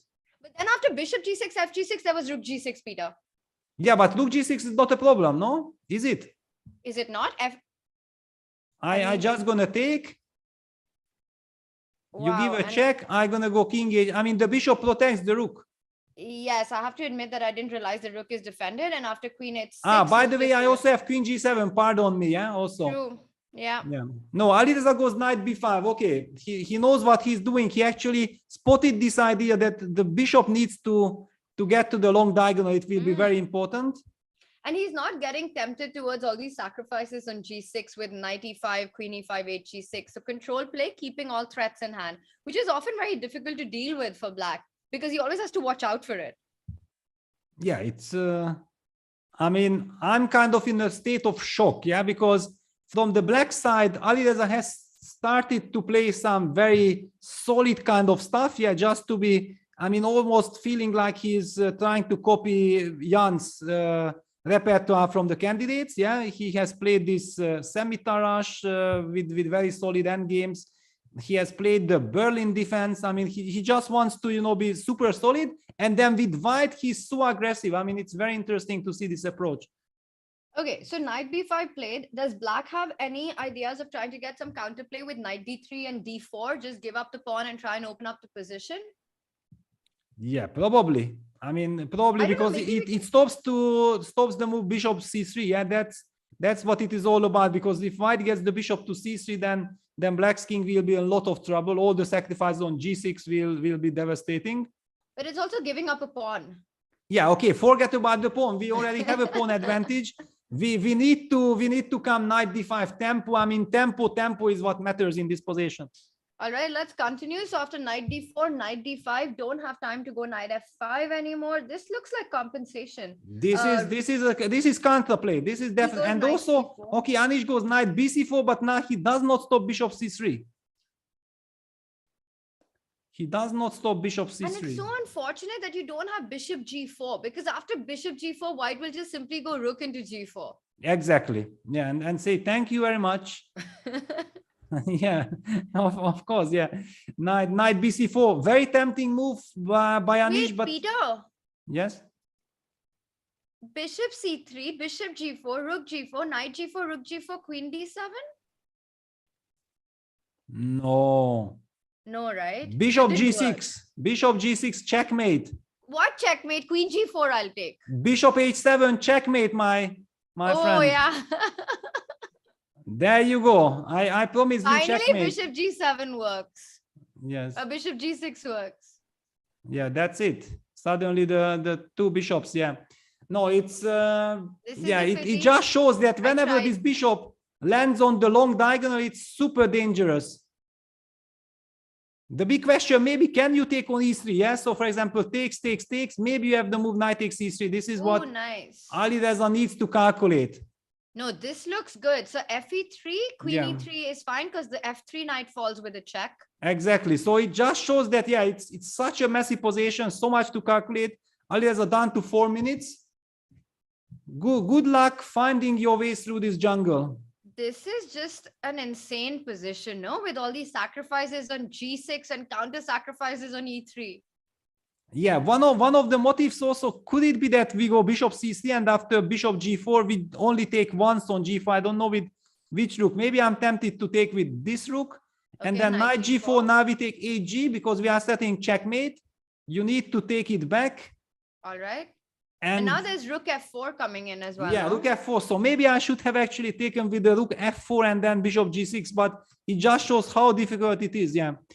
No, it's not clear. I mean, maybe it's not even working for white. And Alireza is counting and calculating all these lines. He's down to 3.5 minutes. It's a position that requires a lot of precision and calculation. We see him a little shaky there, shaking his head at least, and trying to focus completely, as is Anish. Yeah, he's down to 3 minutes. I mean, he feels that there should be something. And in this regard, I absolutely agree with him that he takes his time, because maybe some quiet move is the answer. Oh my God, Peter, you're never gonna know what is the strongest move. No, here. because I read the chat. Yeah, that's it. Yeah. Otherwise, I would have never ever spotted this move. No, simply never, because it's so counterintuitive. This is crazy stuff. Yeah, chat, you won't believe it. But according to that has informed us, and according to the computers, the best move for white here is to simply retreat with the knight to c3. I mean, this is just not human chess. And it will never happen. It will just never happen. I mean, I would go as far that even in the classical game, nobody would ever spot knight c3. Not even to mention about 3 minutes on the clock. This is even more difficult than the knight d1 move, because you've just played knight b5, vacating that c3 square for your bishop. It's so counterintuitive. Absolutely. I mean, you just can't think about this. But he's down to 2 minutes, and if all those force lines with bishop c3, bishop g4, and then he sees that the e3 pawn is vulnerable, then he might want to keep his bishop on d2. But then then knight bc4 was a fantastic practical move. Very nice move. Yeah, very nice. I mean, Anish is fighting knight g5, and we see that actually the compute evaluation already drops. Yeah, it suddenly prefers black. But again, we know that we're seeing the eval bar, but on the board, Anish has no idea about what's going on in this position. Yes, exactly. I mean, white keeps the momentum. Yeah, he wants to checkmate. Yeah, he insists on checkmating black's king. Yeah, one of the ideas is probably knight takes h7, followed by h takes g6, opening up everything on the king side. Wow. Crazy stuff. Crazy stuff. Yeah. I won't even be mentioning what Tania was Don't, Peter. Just don't. Just let it go. Exactly. I won't. Yeah. Let's just enjoy the atmosphere, and let's see if how Anish will react to this. I mean, this is the kind of position where you enjoy human chess so much more. Yeah, exactly. I mean, okay, it's because humans have all the emotions, yeah, and we don't have these good nerves, yeah, that actually I can do this, I can do that. No. We have all the emotions. We know that white wants to checkmate black's king, and we want to play in the spirit, yeah. But what is the spirit? Not easy. I mean, basically eliminating the bishop on d3, that would be a human way, yeah, because we see that knight h7 and then g6 putting pressure on the g6 pawn is the problem. So it's very tempting for black to take on d3, and after queen d3 to find some alternative, maybe to jump back with the knight to e5 with the tempo. I mean, who knows exactly. It's yeah, I have also noticed, yeah, wow, but actually Anish plays the move that Tania was mentioning, knight takes d2 being computed as first move. But the follow-up, it's all about the follow-up, right? Yeah. He has to find the next move, which was mentioned that it needs to be played at 6 after this. Yeah, well, I did not want to reveal, yeah, to keep the tension that will Anish find the computer move, the mysterious computer move that nobody knows yet about. And the problem with h6 is, right, you just feel it weakens your king side so much. I mean, to play h6, already fearing all these sacrifices on g6 is so hard. It is. But also, Alireza, down to 1.5 minutes, it's very difficult to keep your calm, yeah, because probably Alireza is not thinking about some sacrifice on h7, because there is also no good way of recapturing on d2. It's a problem for him to recapture. Wow. So let's say that you want to keep your queen on c2 because it eyes the g6 pawn. What happens after king takes d2? Yeah, but somehow I'm already not a believer in this attack. I mean, without the bishops, I mean, I don't know. I just don't feel that this is by the way, just as an information, Prague is bouncing back against Hans Niemann in a fantastic strategical masterpiece.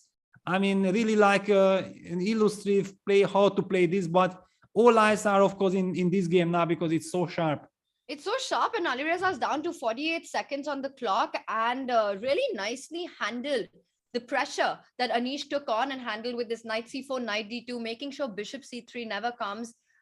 That's very resourceful play. He goes for queen takes d2, also a very natural choice to make. But once again, we know what the best move for a black here is. It's to play h6. Is Anish is about to make a move. Will he play h6?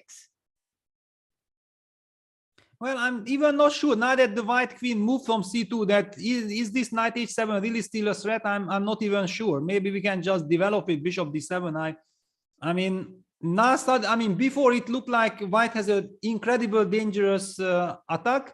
Now I just don't feel any danger at all for black. Maybe I'm even too optimistic for no reason, but I just feel myself super safe. And it's understandable, right? Because if there's no attack, black has an extra pawn, the two bishops, a better placed king, safer king. White was just riding on having this blowout attack on the king side with an explosive sacrifice on either g6 or h7. And if that's not going to happen, then white's position might just be busted. Yeah, exactly. I mean, there is just no reason why black should be ever worried here. The big question is, that how you are dealing with the situation, because you still need to develop, and some bishop d7 move. Maybe you can be considering some knight c7, knight takes d5 ideas, but it also looks so artificial. But you have to calculate. You definitely have to calculate. In this position, I would sacrifice most of my pieces, is what chat is saying. I completely get that feeling, especially I think when you're playing blitz or your opponent is short on time, you want to go knight h7, you want to go bishop g6, just play on intuition and not calculate. With these players and these opponents, you can't afford to do that because you'll just end up being all pieces down. Yeah, exactly. I mean, and everything is covered. Yeah, now the knight on e5 is wonderfully covering the g6 pawn. It's not about an attack, but I believe that Anish's problem that if bishop d7 and knight c7 kind of disturbs. And otherwise you have to make up your mind. How do you deal with the position? Because nothing is threatening, and sometimes this is the most unpleasant thing. Because nothing threatens you. You feel like any move would be good. He plays bishop d7. It's the most natural. All right, so a developing move. The h6 was the move that the computer preferred, but it's just not human to just weaken your own king when you're fighting against an attack. So a nice move, bishop d7, develops the pieces. We see the eval bar still says Anish doing well here. And he is hitting the knight with ideas of knight d3 also at an appropriate moment. How does white respond to this? What about if we try to create some threats? I'm trying to find some threats, Peter. Okay, so b4, where do you go with your bishop? Just back to b6. No, he goes knight c7. He's done to 20 seconds. He needs to keep the momentum going. This is the only practical chance. All right, well, this is actually a good move because you hit the rook and the pawn.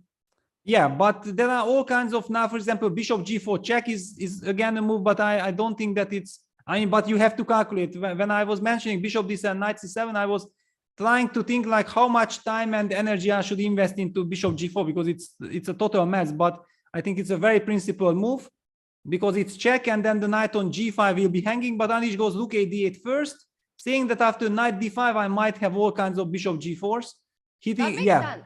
And now bishop g4 and then rook takes d5. That's it. Then he pins the bishop and the queen on the board. On the board, bishop g4 played, blitz start by Anish. Is that a move that Ali Reza missed? He's down to 15 seconds on the clock.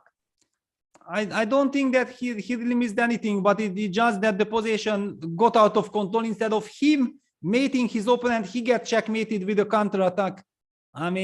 Shocking development. But this is practical play. And now it's just looking like, how are you going to fight against these? So he takes on g6. First question, can black just ignore it and pick up the bishop on d3? Let's say rook takes d3. But that's very dangerous. I'm expecting some g6 to happen. fg6 would run into bishop c4 trick. That shouldn't be. Peter, let's just show that. That's a really nice trick, actually. fg6, and you take advantage of this pin, and you lose the rook after knight c4, queen d5. Exactly. So that's the trick. But I somehow have the feeling that g6 and then knight takes f7 is the one that we're going to be seeing. But I'm not a believer. I don't believe that it could work. All right, but for the galleries, what happens after rook d3? No galleries, done to 10 seconds. You take g6. You just don't want to open up the g file after g takes f7, maybe, or gh7 somewhere the two rooks mate you. No, you don't want to let that happen. All right, nothing for the galleries in this one. Rook e4 played, everything under control. So far, so good. So rook d3, there's queen d3 still.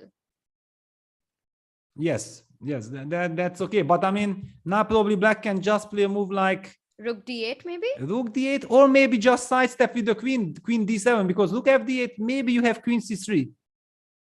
And was you just can get wondering- out of the pin. I think at some point white will sacrifice rook takes e5. Yeah, but maybe queen d7, because really I want to unpin myself, and then Let's take a look at queen d7. So after queen d7, rook e5, and I want to go completely crazy, but I can't. I wanted to go knight f7, but it's really nothing. So queen c3 perhaps? no, everything is protected, yeah, for the moment. Peter, it's a bad position. I'm just trying to. Yeah, no, I understand. Yeah, it's also now up to Anish. He's also not having so much time. It's 1.5 minutes against 13. You can also get crazy, yeah, that you feel like your opponent has very little time on the clock, but if you make a mistake, then Alireza will jump on you, yeah, and use the momentum. Very tricky. You know, I just read in chat as well. Someone pointed out that if Anish doesn't see a clear path to the win, he might do a bailout. And that would be a bit disappointing to see in this game. He's You down mean to just rook d3, queen rook d3, knight d3 d3 and go takes, into this- takes, and Yeah. Just yeah, trade then it's a everything. draw. Yeah, then it's a draw immediately. Yeah. And there is a bailout in this position, and I'm just hoping he doesn't. and No he doesn't go bailout, for no it. bailout No by bailout. by Anish. He had way too much time. Yeah, he goes for queen f6, queen c3, and we might be seeing rook f d8. Yeah, there is then f4. No, I don't believe that rook d3 wins. I guess. Rook d3, there still might be queen e5, no? Yeah, but I mean, okay, then already some rook d2 checks and so on. Wow. Okay, no, good luck. I mean, if that's the only winning move, then this is not realistic. Bishop e7 is apparently the way to have everything under control. He Rook goes rook f8 is d8. the natural Human move. Yeah, move. that's the move. And what is the problem with this is, so f4 was one of the options that you pointed out, f4, and if you take on d3, then No, white- f4 was your defense. F4 was actually your defense. he decides not to go for f4, but instead goes rook e5, and our eval bar doesn't love it. Yeah, well, I mean, it's a little bit like a speculative exchange sacrifice for no real benefit. Yeah, it's like it's more or less the move like he felt otherwise he's losing, and then okay, I have nothing to lose, I take, but I don't see the attack. Yeah, rook takes e5, so bishop c4 will be played, but I mean, no, this is But not Peter, enough. there's still some solving to be done, right? Because f7 is under fire and rook g5 is not possible. Anish is down to 15 seconds. It's still game on. Yeah, and look rook at this. d7 is the most natural move. Yeah, exactly, because bishop d4 was apparently the winning move, but yeah, rook d7 is the human move with 10 seconds on the clock. Alireza down to 4 seconds. He needs to move. 2 seconds. What is going on? Did he make a move? He made a move with Yes, 1 he made a second move on with the one clock. Oh knight my- e4. Oh my God. Yeah, and rook takes g6, and the drama continues, just the beginning of the dramas. Then rook g5 is coming next. Okay, this is a turnaround, Peter. This is because also the momentum shifts with this. So queen g6, there's queen e5. And if Yeah, you and move the now king- already Alireza is up on the clock. Look at this. He just survived with 1 second, and now he's up on the clock. He literally made the move with 1 second because it jumped to 11 seconds. Oh my God. That I mean, was this unreal. drives you crazy as a player. Yeah, this is, yeah, queen It drives g6, us queen crazy as e5. commentator, but Alireza on the screen just completely unfazed. No, I mean, okay, for Alireza, this is everyday's kind of situation, but for us, it's like a shock. Wow. Bishop This was f8. crazy. Okay, at least now things have calmed down. White has very nice compensation. I mean, now positional compensation with the light squared bishop against the bad king on g8, the weakness on Peter- f7. I mean, I feel like, okay, white can't be worse. But on the other hand, the pawn is on f3. If the pawn would be on f2 and the knight would be somewhere, will be calling white's position a win. Yeah, like this. He also has vulnerable pawns. Bishop Bishop d3. d3, mate in 1 threatened, queen h7. Anish, of course, spots it, goes back Yeah, with the queen no, to this d7. was a very unfortunate move, in fact, because now how do you protect? You have two weaknesses, e3 and b2. Well, he can go, no, he can't even go king f1 because then rook e3. Then So rook maybe he has e3, to yeah. go bishop c2. Yeah, well, he will be regretting his last move, bishop d3, because now, yeah, bishop c2 is probably correct. He's just, I think you just get so tempted with the idea of threatening a mate in 1 on queen h7. He goes No, knight he goes g4. knight g4, Wow. rook e6, yeah, and now Anish stabilizes.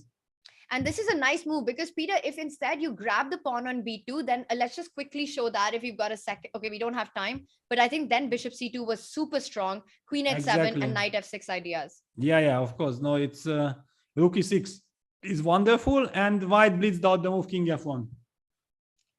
So queen b2 not possible, rook e3 not possible anymore. h7 is a big mate, so black has got to be careful, but everything's under control for black as well now. Yeah, and the drama continues, so we will be focusing on this game, but just an update. Liam wins against Jan-Krzysztof Duda the second game as well. I mean, that's huge. The Magnus Carlsen Levon Aronyan game, I don't know, it's a very tricky end game, and Prague is seemingly winning, and this is a total mess. I mean, okay, this is such a dramatic position. Yeah, f4, white is making sure that he will have a vacating square for his king, eventually also going knight e5. So much action ahead here. Peter, you Unbelievable. have to predict a result in this game right now. What would be your prediction? Well, I mean, just 2 moves ago, I would have said black is super solid after rook e6, and now after this rook c6 f4, I'm not sure again. I feel like white got very serious practical chances again. Bishop c4. All right, knight e5 is coming in. This f7 weakness, black needs to watch out for Yeah, it. maybe you need to play queen g6. Maybe you need to play queen g6. Queen g6, and if you trade knight e5, Yeah, queen g6 on the board. Yeah, and then rook f6. Okay, then at least I know that I can't be worse and take it from there. but one gets the feeling that you might have to trade, right? Because it's hard to hold on to your pieces. Queen c8 runs into rook c6. Yeah, but okay, now black has stabilized the slight advantage. Yeah, now rook f6, and then king g7, then bishop d6. Bishop d6, knight g4 kind of almost traps the rook. So this is a nice kind of resource. Even though I have the rook f5, rook c5, I'm coming out. But yeah, bishop d6 right now, for example, king e2, bishop d6 wouldn't work because of the idea knight g4, knight h6. Bishop d5 played, nice move, hitting that pawn on b7, also just centralizing the bishop. And the king comes forward now. King g7, king e2 is what I would be expecting. Yeah, kind of, but I mean, bishop d6 is a threat now. Yeah, knight g4, rook f5. So I don't know. It's yeah, okay. What else to do? But it's not a happy choice. Yeah, but maybe after one should just forget, because we're anyway not trapping that rook. We should get the knight closer to the queen side and then stabilize the position and try to set up a fortress. Wow, big update, by the way, that Hans is the game over already?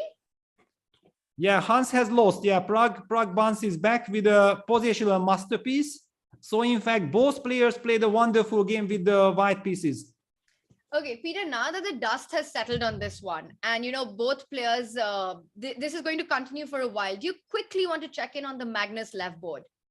Yeah, definitely, because I kept an eye on it and I was not sure how to evaluate it. I'm just loving, you know, the knight, the blockading knight, and we have also heard Levon calling it a horsey. Yeah, this is if it's wrong, then it's horse, or how is it? What was the philosophy? If it's strong, then it's a horse. Knights are not that dangerous. Okay, wow. Okay. Peter, that again, you know, Hans losing this game, leveling the score. I'm telling you, that interview, it's a dangerous space to be in. Yeah, I mean, he shouldn't be giving interview only to us. I think that's kind of the lesson of all this. But okay, I mean, Prague just played a wonderful game. I mean, it really looked very impressive. I agree. We shouldn't credit the interview. We need to credit Prague's gameplay. All right, Exactly. knight f7. So you're down a pawn. He wants to put the knight on e5. So still looks like black has got compensation. White Magnus tries to make a second weakness, opening up a second flank with c5. Yeah, but I mean, it's no. I'm not buying this. I think black is just perfectly fine. There is no problem. Okay. And also, Levon has 2 minutes time advantage. I don't see Magnus making anything out of this position. So you just trade on c5. You can go knight e5 and keep everything under control. Peter, really, wow, Jan-Krzysztof, Duda, Liam, what is happening here? Well, I mean, Jan-Krzysztof Duda lost, so Liam is leading 2-0. I mean, Wow. we see that how important it is to win a losing position. Yeah, in the first game with the white pieces surviving an incredible scare, and suddenly now Liam finds back to his usual rhythm, and Duda is kicking himself for that missed chance in the first game. And it's always hard to kind of forget these missed chances and just get your mind reset and forget about it because the turnaround time is so little. And we've seen that happen time and time again in these formats that you have to have really strong control over your nerves to be able to forget what has happened. And a lot of players do struggle with that. So pawns traded on c5, knight e5. Well, it looks like Levon will end up holding this. Peter, should we jump back to the Anish Alireza game? Exactly. Let's jump back, and I feel like, you know, we are heading towards a justified draw, because I mean, it also felt like after what Alireza got out of the opening, this incredibly overwhelming attack, it looked like he gonna crush, and then all of a sudden Alireza got into trouble after Anish was defending fantastically, but it just did not feel like Anish also deserves to win the game because Alireza had such a dominating attack earlier, yeah? And yeah, we see that finally the game ends in a draw, and I think both players can live with this. And look at Alireza. He seems quite relieved and happy with the way things have ended.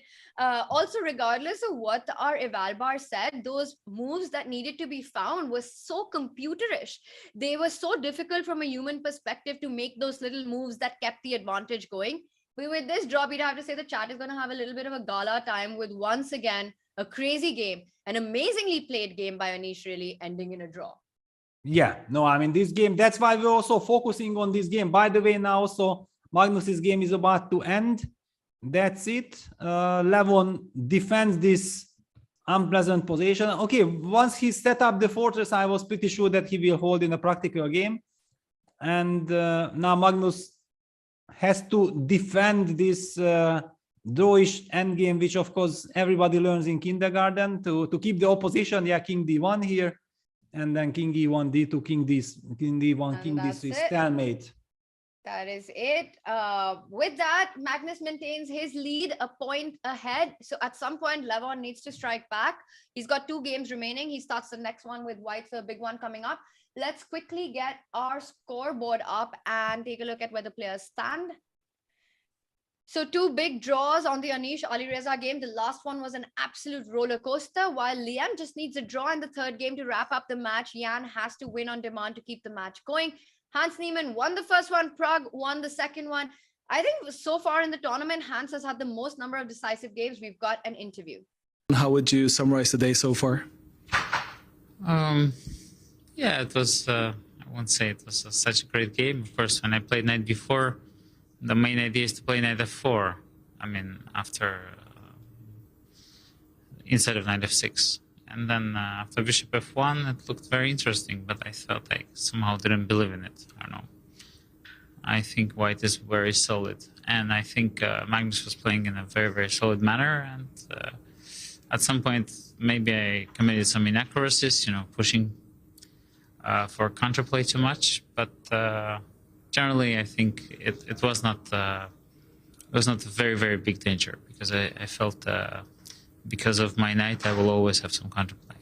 But it does seem like Magnus is playing very solid, is very prepared out of the opening, and still you managed to push here. Do you feel like, all in all, it was a good game by you? I'm not particularly, you know, proud, but, you know, I decided just to play and, you know, try to create some chances. So that's how somebody naturally would do if they're trailing in a match, which I am. I'm looking forward to game 3 and seeing you being actually proud. Thank you. Levon Aronian, he has to make. Air quality isn't the first thing that comes to mind when you think about chess and esports, but it affects our focus, decision-making, health, sleep, and more. What's in the air you breathe? Find out with Air Things.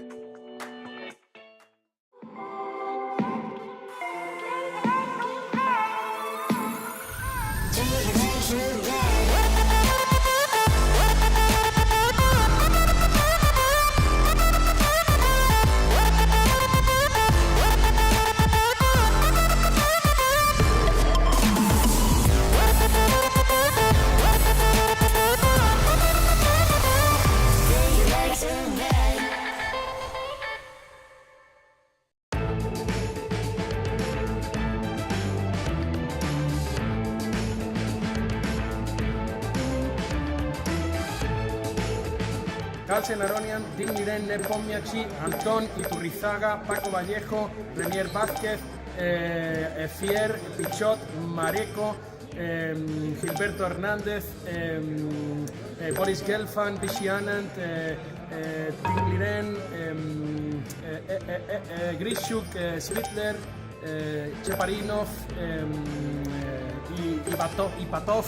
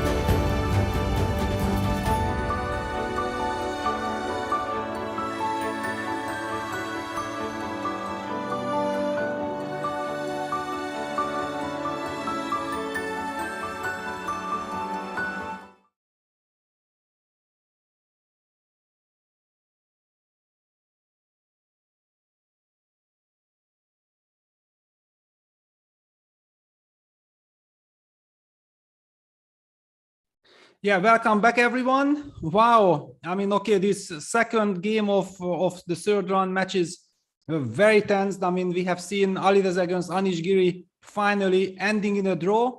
We have missed out on many other action. For example, Prag's masterpiece against Hans in the second round, bouncing back. We don't have time. Maybe at the end of the show, it would also be lovely to have Prag with us. The invitation is open to all the players. Definitely, we are very happy whoever joins us and discuss that game.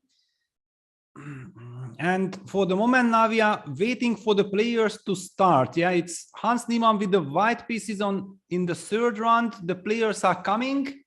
The games can start any moment.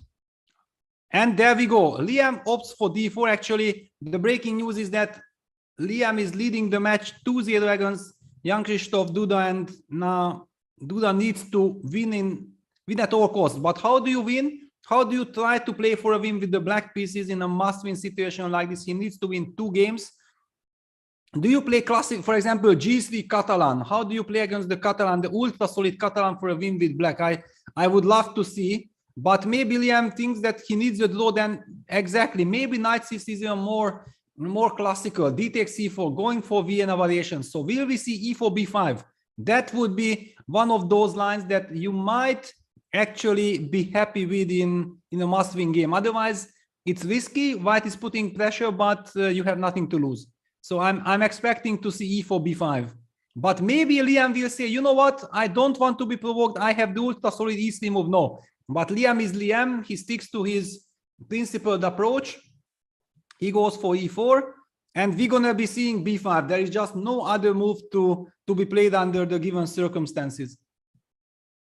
I'm expecting b5, and then we might be seeing one of those very sharp positions after knight d5, knight takes b5, knight b6. That would be a lot of fun for us. I'm not sure if Liam is really intending to go for that option.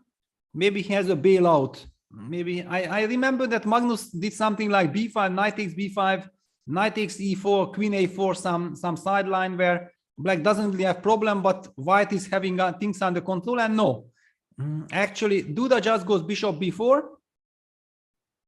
And now, yeah, okay. So Liam goes for the very principled pawn sacrifice with very nice compensation. Usually you play this for initiative, but maybe he just plays for initiative. Forget about the result. Let's enjoy playing chess. It's a wonderful event.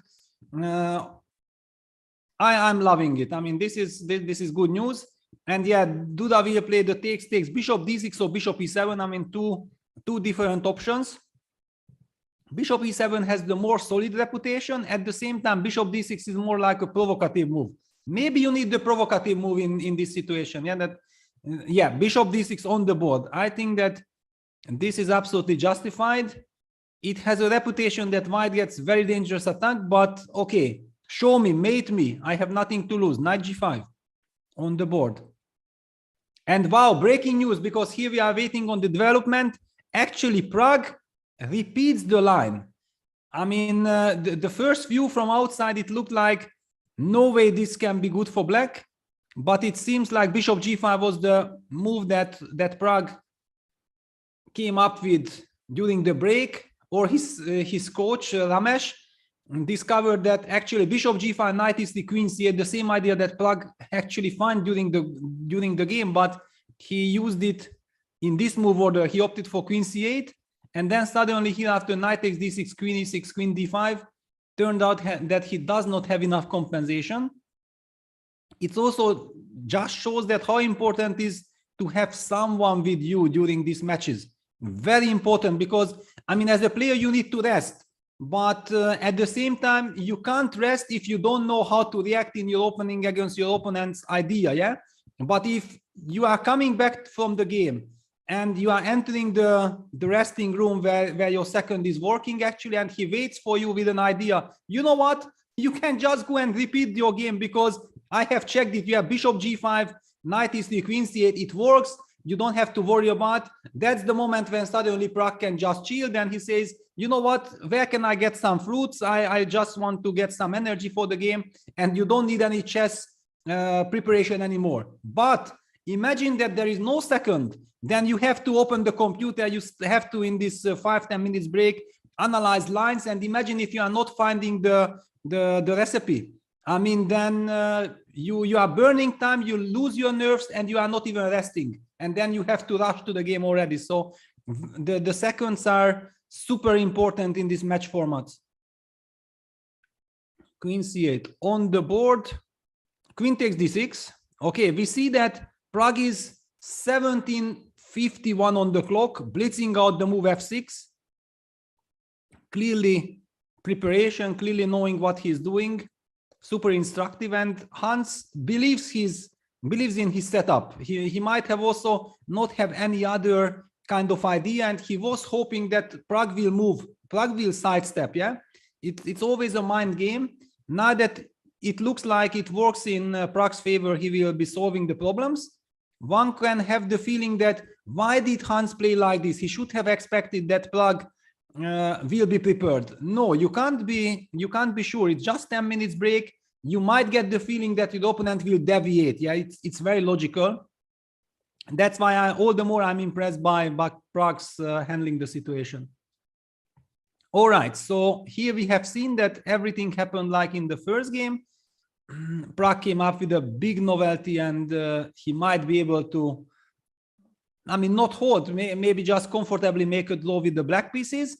And all eyes on Liam versus Jan-Krzysztof Duda, because this is a big provocation. We have seen white opting for knight g5 after bishop d6. That's the main difference, yeah, that usually black prefers to go bishop e7 for the solid line, and then white goes knight e5, then some queen g4, rook e1, also with a super strong initiative, but black is holding there with some very precise play. I believe we have also seen where it was the esports cup, Dingliren versus Liam. Liam was from the black side going for this variation, so he's quite an expert. He knows what he's doing. And after bishop d6, he goes for knight g5 attack, knight d7, queen h5, and g6, queen h6. I mean, we see black's king is in the center. By the way, we also see already that Anish and Alireza has started their game, and they are also playing a very important theoretical clash. then while this game is developing here, it's a very complex issue. Let's use the momentum and check out what they are doing. And it's again the same variation, so very interesting to keep an eye on this theoretical discussion in the c5 line. Castles knight c6. Anish clearly showing respect for Alireza's handling of the endgame. He tried the endgame, but he says, no, thank you very much. I want to do something else. Queen a4, bishop d7, queen c4, c takes d4, knight d4, rook c8 on the board. It's a very classical line. There was a recent game also in one of the Meltwater Champions chess tours, Dingley against Hare Krishna. I believe that I have seen this. I have been commenting on this. Knight c3, knight d4, queen d4, bishop c5. But after queen h4, actually black played the move castles, and after bishop takes b7, oops, yeah, bishop takes b7, rook b8, we have seen this compensation position. And it's a big debate. Is it enough or not enough? Computers are also changing their minds. Nobody knows what's really going on. But Alireza sticks to the most classical approach, bishop c6. It was supposed to be some kind of a problem for black. I'm assuming that by now he has really worked it out. He really worked it out, yeah. All right, so interesting. Very interesting that how Anish will play after bishop. We see the evolution bar says that white has some advantage. On the other hand, Alireza has blitzed out everything, so it's his preparation. He believes that it should be fine for black. All right, so what do we have? Okay, in the Hans versus Prague game, not such a big development had happened after f6.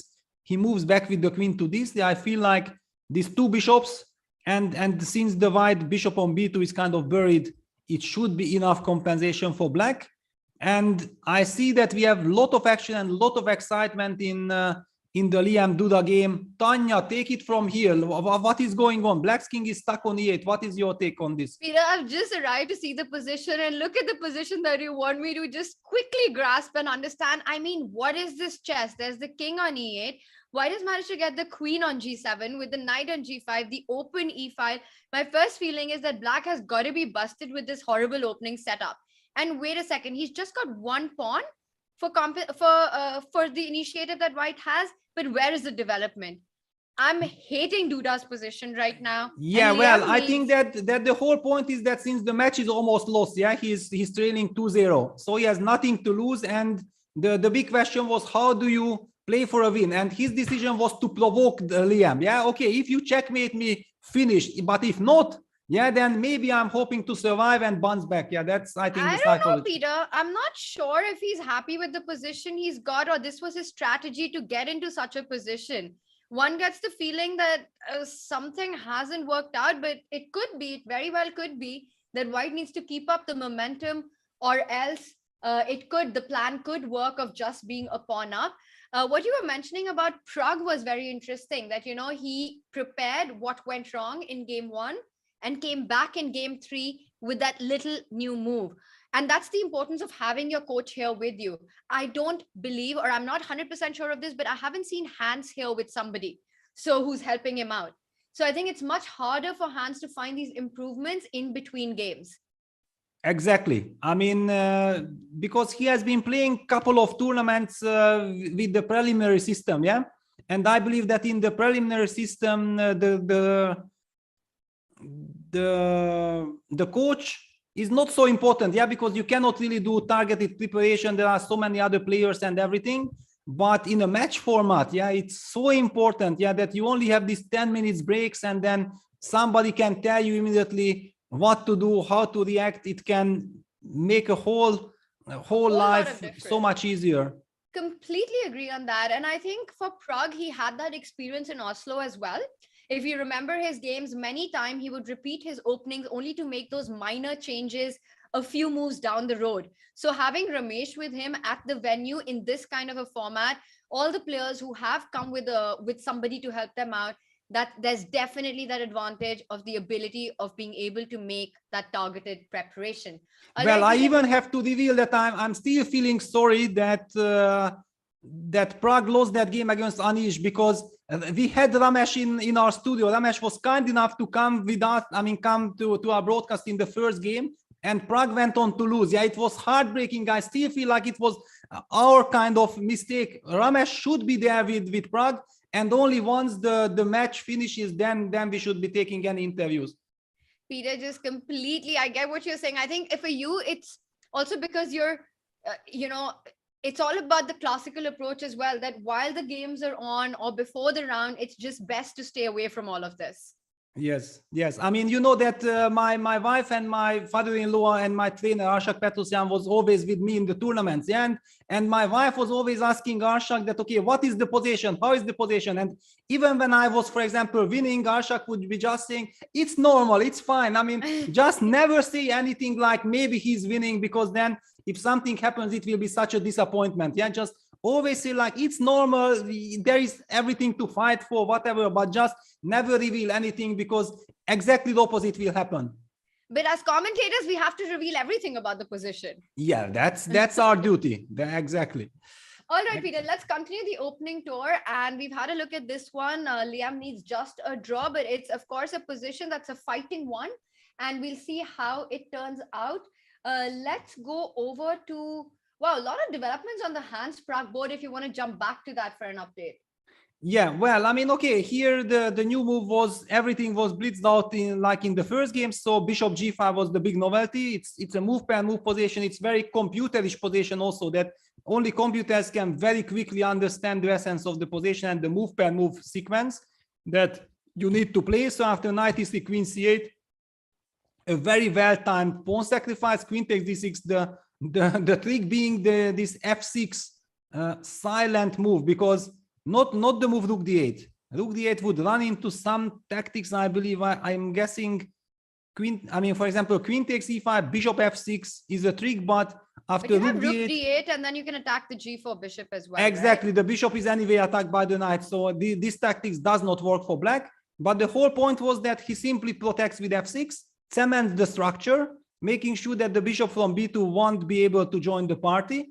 The bishop on g5, bishop on g4, the two bishops are extremely strong, covering all the squares on d1, for example. Yeah, white can't double. White also can't really unpin himself because he has this weakness on c2. So white retreats with the queen to d3, and Prague goes rook f7, hinting at some rook d7, rook c7 ideas, and Hans goes for queen f1.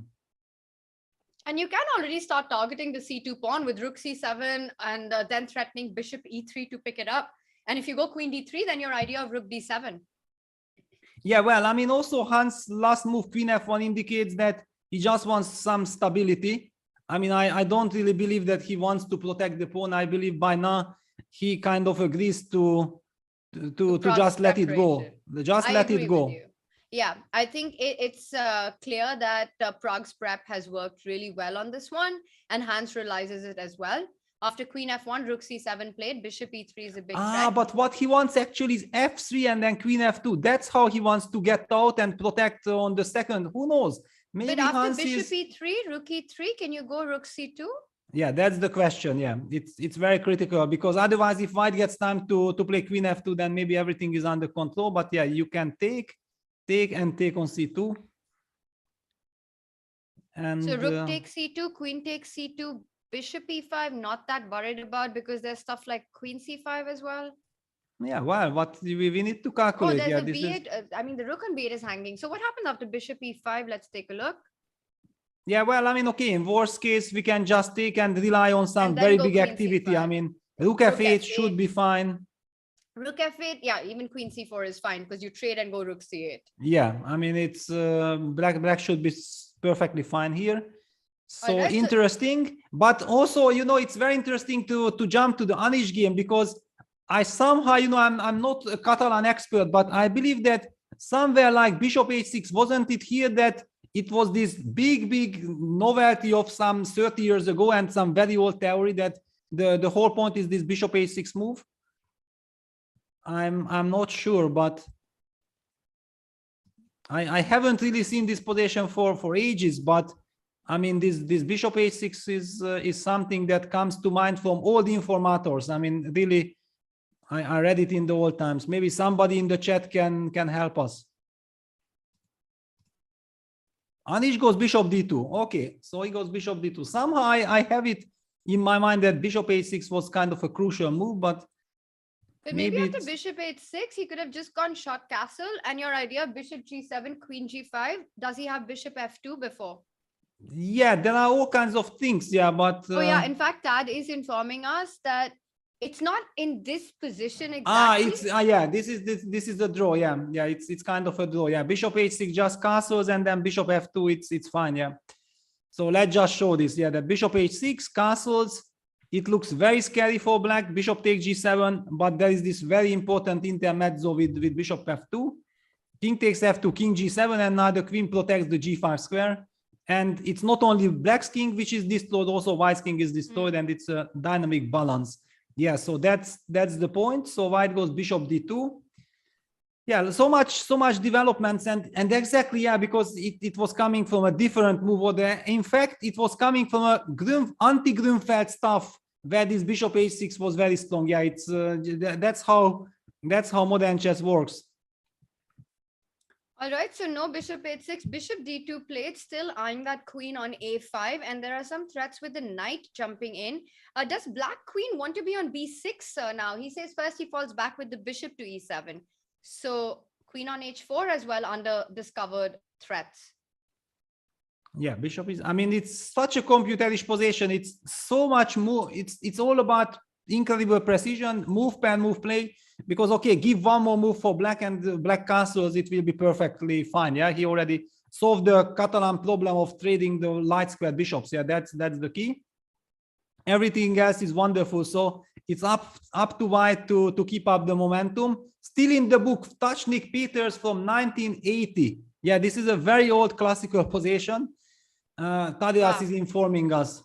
And I was just wondering what was going on after knight d5, and then I just realized that black can just go knight d5 because the queen on h4 hangs. Yeah, let's just show, because this is also very rare that we see this exact opposition of the queen position. Yeah, that knight d5 hitting the queen on a5 is answered by knight takes d5, and suddenly the bishop hits the queen on h4. Yeah, because otherwise white just goes knight e7 and bishop b4, and white is better. Yes, absolutely. So wow, I mean, okay, very important clash here. Also, Peter, look at the clock situation, right? It's clear that Ali Reza feels this position or has more knowledge or preparation in these kind of setups and position than Anish does. Anish is down to about 7 minutes on the clock. Yeah, because the trick is I was already highlighting that after queen h4, the recent development, I think since 2008, the short castle move was Team Vichy's preparation back in 2008, I believe, and then suddenly the team members started to play it in the Dresden Chess Olympiad. I remember, like, I believe Radek Wojtaszek played it with the black pieces, and ever since the short castle move took over. Yeah, so Ali Reza has probably digged out some finesses in the old classical line, Rook d1, Queen a5, which was supposed to be unpleasant, but maybe with new computers it works. Who knows? Well, we're going to find out with this game. Peter, meanwhile, the one game that really matters is the Liam versus Duda, because Liam needs just a draw in this one to wrap up the match. And I like how he's handled it, because he's given the pawn back, but now there's no initiative for black or threats of initiative for black, and he still struggles with development. That bishop on c8 doesn't have much of a future. White can place the rook on b1. Whenever you go b6, there's bishop b5 check that you need to be careful about, threats of d5. I like this ending for white quite a bit. Yeah, well, but it's actually Duda who needs to create something. But on the other hand, yeah, knight fc was a super professional move, because threatens the move bishop g5, and probably simply Duda felt like there is nothing better than to go for this knight h5, queen h7, queen f6, threatening rook h8 to trap the queen. But of course, white plays bishop g5, queen h8, a stylish kind of defense, trading the queens. But I mean, white got the pawn back, and white has the slight initiative, and he even needs only a draw. So exactly, clearly a dream scenario. Well, knight e5, also a nice move. And after, black doesn't want to ever trade bishop e5, rook e5, giving up the double bishop pair advantage. And with this move, even b6 becomes a problem because of the c6 square. So it looks like Duda is in big trouble in this match right now. Yeah, in a very big trouble, because also white is threatening actually to retreat with his bishop to g5, yeah, and then suddenly bishop f6 comes because black's knight moved from h5 to g7. Yeah, knight e5 is very nice, and well, but this is how it goes. Yeah, we have seen that in the first match, Duda crushed Hans Niemann with 3-0, but it all came down to this very first game. And here also, now Duda loses this game that he should actually have won, and ever since he is kind of unrecognizable.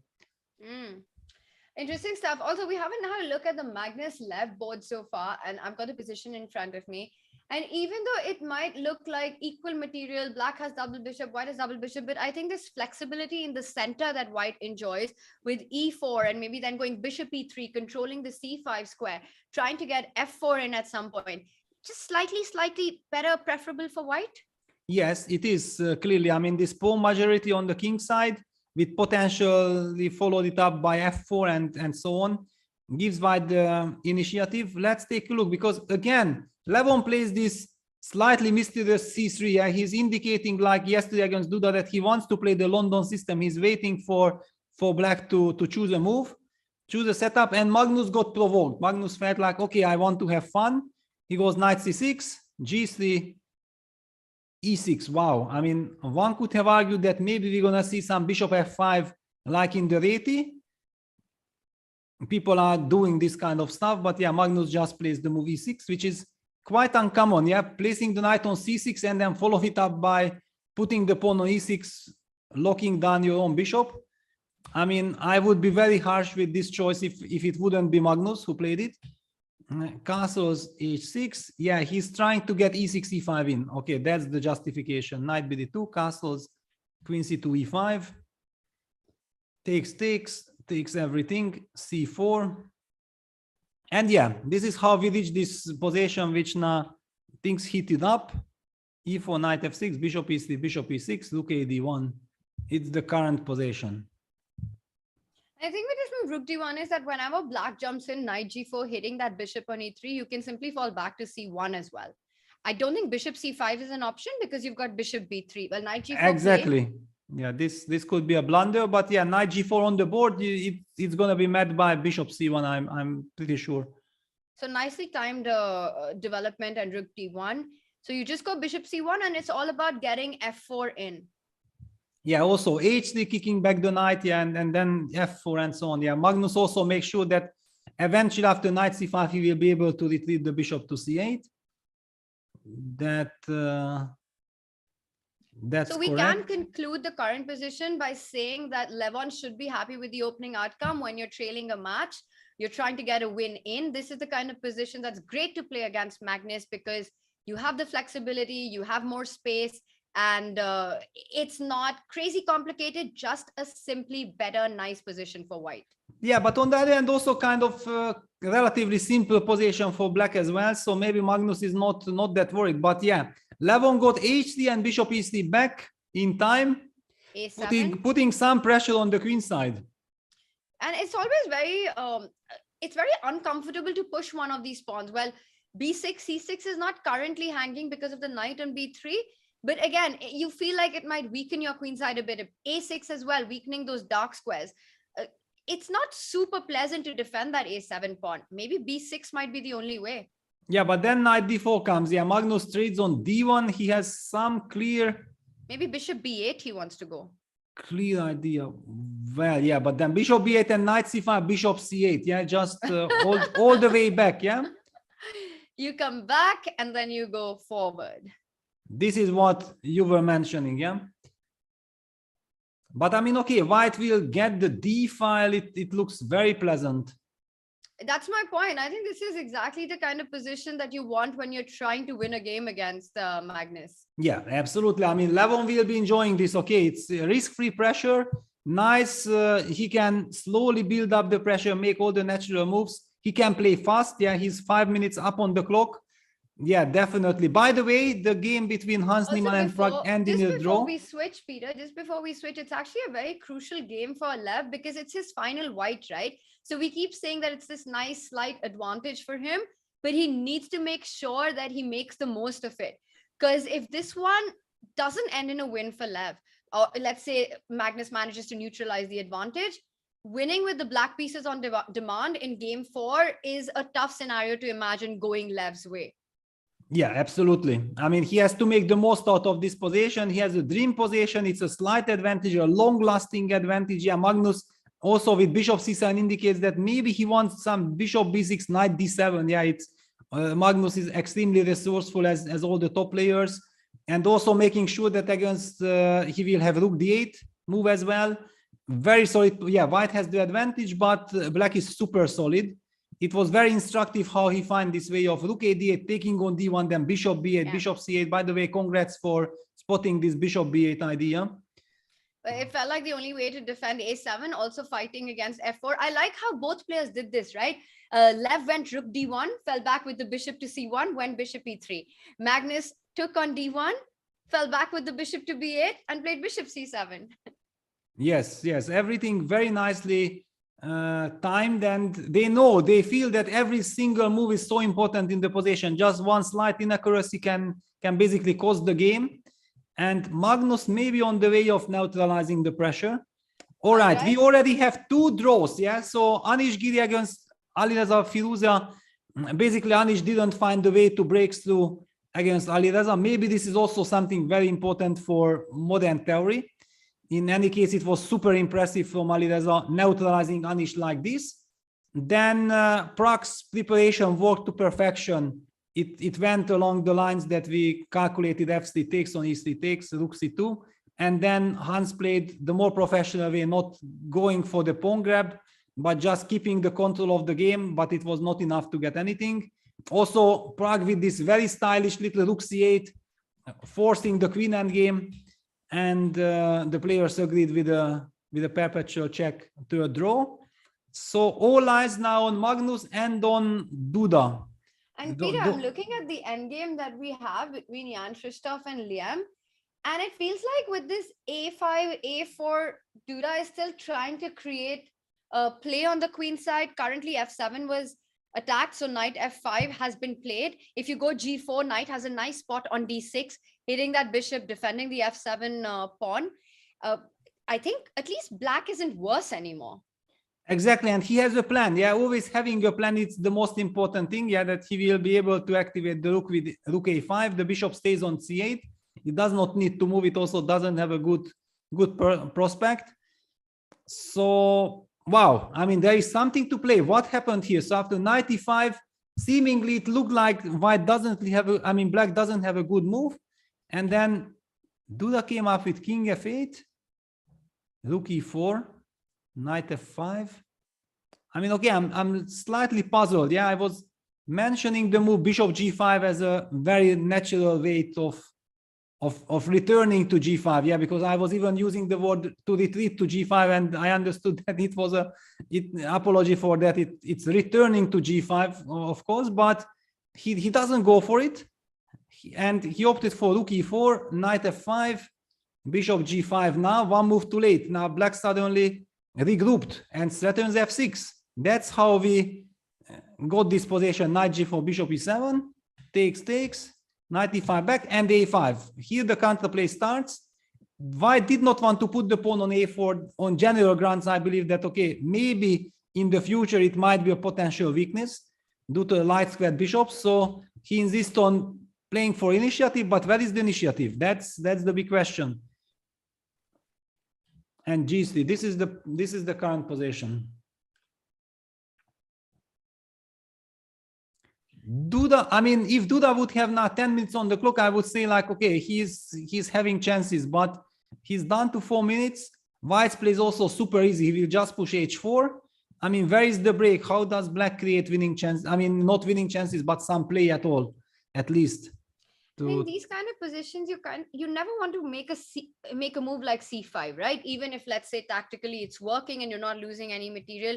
Is c5 something that black should try to get in or not? Yeah, well, I mean, knowing that anyway black needs to win, maybe he needs to, but it runs into knight c4 at the moment. Yeah, that's the problem.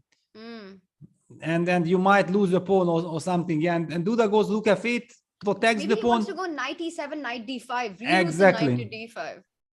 Exactly, he wants to go knight e7, knight d5, and then try to provoke this pawn to be pushed, and then there will be a Some H5. counterplay. Peter, is he going to go for h5? Maybe It's too much. I don't believe. I mean, It's too much. he wants to control the game as much as possible. Wow, rook f3, b6. Rook f3, I like b6. this. Peter, it feels like there's a lot of progress that black is making now. The bishop might come to b7, attacking the rook on f3. You can go bishop e4, but then he might even play knight d5. Yeah, it's some shuffling. I don't know exactly, but bishop e4, knight d5, then I have knight c6. Or maybe f5, bishop e4. The point might be to go f5, bishop b7. Yeah, it's of course a very ugly move, but it might work. Or move pair move, yeah, because you get bishop b7 in, and the rook will have some. And then you go knight d5, hitting and pursuing the rook further on. Yeah. Okay, you give the c5 square, but you get a lot of other points. Well, finally Liam opted for g4. All right, He clearly wants to get some h5 counterplay, also creating luft for his rook on g3, h3. I think that's the main thing, right? Your rook on f3 was so uncomfortable because imagine bishop b7, knight d5 coming with tempo. That would not be pleasant at all. And now he can sidestep the rook onto g3 perhaps and go h5, create your own counterplay. Yeah, but on the other hand, then after rook g3, knight d5, black will try to hide f4 square. Yeah, and if you go h5, black will definitely play g5. Yeah, just to get this lovely f4 square.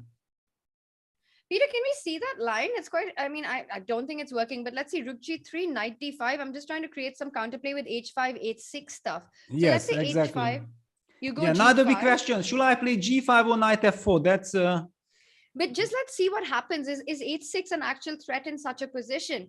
Because even after king h6, rook h3, king g7, it feels like black is going to safety anyway, because rook h7, you don't go king f6 because of knight d7, but you can go king g8. Yeah, can go king g8, and somehow this knight is protecting everything. Yeah, knight is starting to jump back to f6. Yeah, I mean, a lot to calculate, and yeah, now I mean, at least the good news for Duda is he got a game. I mean, definitely he got a game. Both players are done to 3.5 minutes. It's like a blitz game basically, with 10 seconds increment, but this is already a blitz game, and there is some unbalance in the position, yeah, which you really need to hope for something. And you saw the future at the start when there was that ugly position with king e8 and queen g7, and you were talking about how unpleasant this is, and you mentioned that, you know, if it doesn't go white's way, black can get the kind of game, Duda can get the kind of game that he wants, and eventually here we are. Duda's got a game on his hands. Absolutely, yeah. And also now I'm switching to Magnus, because now that knowing that, okay, Duda has a chance there, we have a chance to jump to Magnus's game. Magnus making progress, that the position becomes very technical. On the other hand, still there is some pepperoni in the position. I mean, this is not such a simple position, because black has a weakness, white has powerful pawns, but without knights, of course, it won't be easy to. Usually you need a knight e5, knight e4, knight d6. Yeah, without the knight, it won't be. Yeah, I'm not seeing Levon creating any big. Okay, now he's threatening some queen b2, double attack on the bishop and on the pawn on g7. Or he could start with bishop g7 as well. So there is no, then bishop d4. That's nice. Yeah, nice. I also, you know, first wanted to spawn bishop g7, but I noticed bishop d4 just in time. But maybe Magnus can, I mean, can get somehow now the momentum. But okay, not easy, because I almost wanted to say, you know, some queen a7, queen a3, but it all runs into rook a1, so it's not the way to go. You know, I did predict in this one that we're going to see tie breaks, but if this position, which looks tough, Lev isn't able to by magic create something, it might be a Magnus match. Well, he's gone queen c5, so against queen b2, also pinning that bishop on c3. And yeah, I believe he wants to go bishop a5. So maybe queen b2 anyway is a possibility. Yeah, but queen b2, bishop a5. Regardless, yeah. And no tactics. Rook c1, you're happy to trade? Rook c1? Yeah, I'm more or less happy, because I take and then go queen d4. Your pieces are well placed, and I can't make the most of this c6 weakness in time. Yes, and okay, you also have weakness. Yeah, it's I don't believe. Yeah, and this is Yeah, rook c1, queen e3. It feels like black has enough counterplay, and then I'm not. I mean, if black even gets bishop a6 in, then who knows? I mean, white might not even have any chances. All right, let's jump over both players in this one. We'll come back to this. Lev has got at least a big advantage on the clock, which might count at some point. Lots of developments here. So the knight from e5 has been pushed out by that move f6. Bishop d5 has been played, and the rook takes control, eyeing that b3 square to try and put pressure on the c3 and the a3 pawns. This is getting tricky move by move. Yeah, it is getting tricky. I mean, the position is out of control. Very strange kind of stuff, and players are getting low on the clock. Yeah, knight is still played, rook is still blitzed out, so now white has some chances. You trade on d5 and go bishop c4 and trade on d5 and try to hold? No, you've got rook no, f7 that doesn't work. Yeah, there is rook f7 at the end of the day. Yeah, I just spotted that, but let's just show that line really quickly. Yeah, so this is what we have been talking about. First of all, the e6 pawn is hanging, but okay, the line that we discussed was rook e7 and rook f7 was the key defense. But so maybe white... you take on e6, Peter. Maybe you take on e6 in that case, because if you take on c3, then you can go rook e7. Yeah, I mean, that line was still going on, but white opted for bishop c2, using the fact that rook takes c3, probably knight f5 check. Yeah, he's trying to win the exchange. No, but rook takes a3, exactly, and this is now the big question. That c4, and white is going. Yeah, white is going for this knight f5 check, but I'm not sure that it's going to work, because black will be able to take with the knight and then take on d4 as well. It's super sharp. Bishop c6, correct? Yeah, this is what I was worried of. Wow, I mean, we might get a match. Because this is now knight f5 check, knight takes f5, rook takes a3 is completely out of control. The d4 pawn is very vulnerable, and this knight on d4 is a monster. I mean, I don't think white should be going for this. But if not, then black has won a pawn.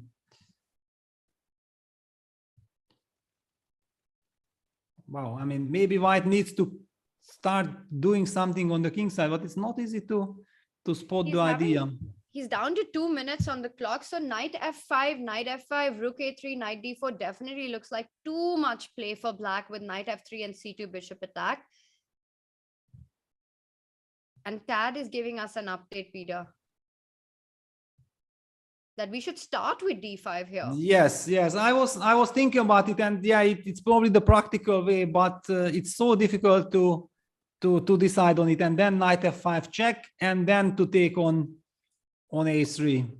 I mean, and still. What's the point? If you can explain us the difference. Let's say you go knight d4, you have rook. No, what do you have? Well, I mean, the point is that the bishop is not controlling the f3, and I managed to destroy the pawn structure. Yeah, this e6 pawn was very important, and d5 on the board. We might be seeing this. But d takes c4 is coming, so we've got the live board on. Let's just, because this is probably going to be the line that happens. It seems like a forced sequence of moves.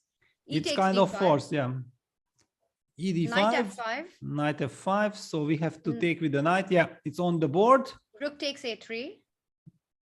Rook takes a3, and knight now the d4. I'm guessing that we don't have time to take on h4, because there is also this option of knight takes h4, but it's then not bishop a, no, not bishop a4 doesn't. Yeah, but it's not the direction we are looking for. Yeah, yeah. To put the knight there. It's somehow knight d4 is so much more tempting. Also, I think just to end the line after knight h4, there's rook e7, and then you take bishop a4.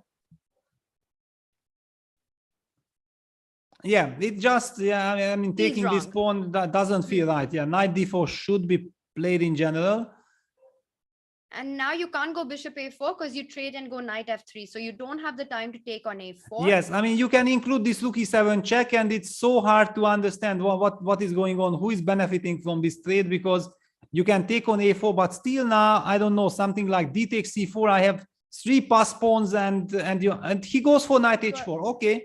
And Peter, it makes sense, because now that we see this variation, white can go rook e7 there as well. Here he's picked up an additional pawn, and white might anyway have to play rook e7 because you can't go bishop a4. Yeah, it might be anyway more or less the same. But you pick up one more pawn, so there is some sense in it. Well, I was also picking up something there with DC4, but yeah, it's kind of also you are hinting on knight f3. You had to decide with 1 minute on the clock. Yeah, you finally go with your intuition. You just can't. If both moves are more or less equal, you have to just go for it. And rook e6 played by Liam. It's a move that can easily be missed. Yeah, that you always focus on rook e7, rook e6. Nice touch. But doesn't this put the g4 pawn under fire?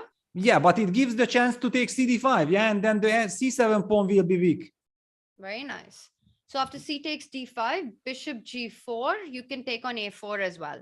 Yeah, no, forget about bishop g4. Yeah, you need some, I mean, you need Maybe to B5, win the game. maybe B5, you have to push b5 and then rook c6, king e7, king d6, and go for it. Close your eyes and just go for it, because there is some knight f3 check, knight d4 jumping back as well.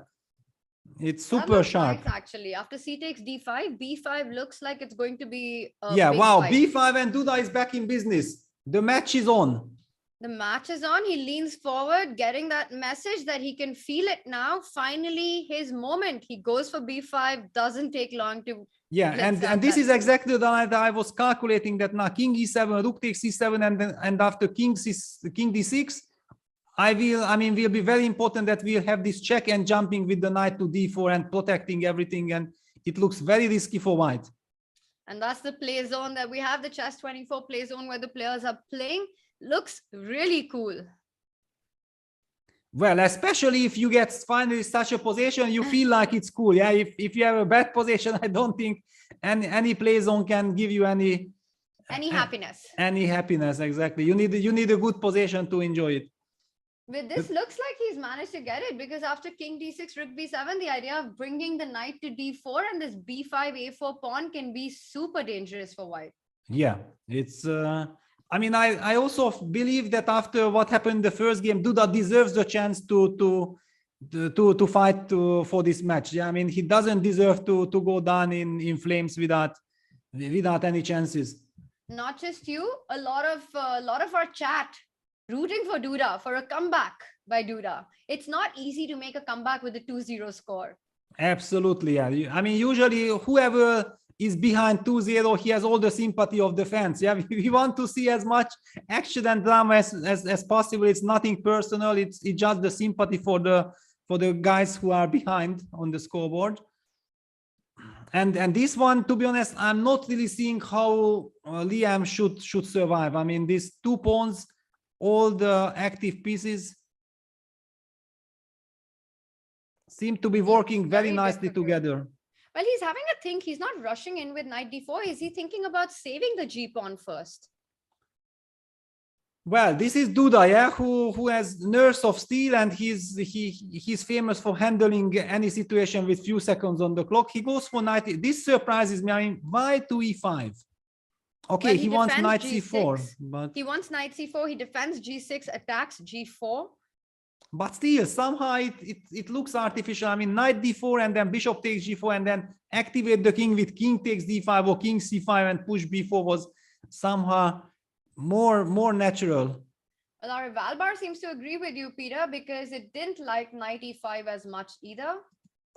Yeah, I don't know. Somehow I'm not having this. Maybe f4 is, I don't know. It just doesn't feel right. Yeah, doesn't feel right. But Liam looks like he's under tremendous pressure right now. He's got a little less than a minute, 30 seconds on the clock for Duda.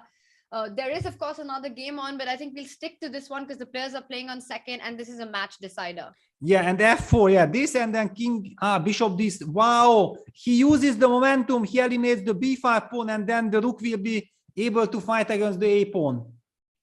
Oh, that's a nice spot by Liam. And I think Duda completely missed this because we can see it from his expression. He's quite surprised and taken aback. Bishop d3, the b pawn can't be pushed. You can't save it with king c5 because the bishop on d7 hangs. Knight e3, king e2, knight c4. Is that something that No, or knight takes d5. Yeah, because we are still hitting the f4 pawn. I'm not. Yeah, king f2. This is razor sharp. I mean, knight takes d5. That's how exactly is this a draw? B5? Bishop b5. And then you just take and you give up the f4 pawn and rook a5. Yeah, that's rook it. a5 and you can't defend a4. Yeah. But you do have these two pawns, the F and G pawn, but that should be holdable for white, right? Yeah, it's holdable. I mean, this will really hurt Duda, that he had a chance. He should have gone knight d4 and then close his eyes. Whatever happens, just knight d4. Never let this chance of white eventually escaping into some technical position. By the way, it's not so simple, because with knight d3 check, knight c5, we can still protect the a4 pawn for the moment. And you have to watch out for not to fall into this fork with knight b3 later on. But It starts with king e3. That's smart. Yeah, this is smart. And now you can go rook a5. Now you can, yes. Yeah, that's it. I mean, there is no way back. I mean, I don't see any chances now.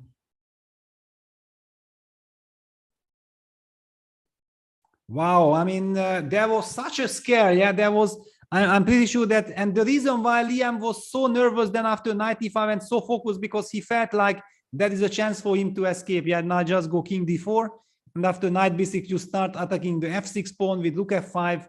White comes, I mean, black comes back. You start chasing the knight. Just too much activity. Even goes king e. Okay, he just wants to go king f5. Then it's also very smart.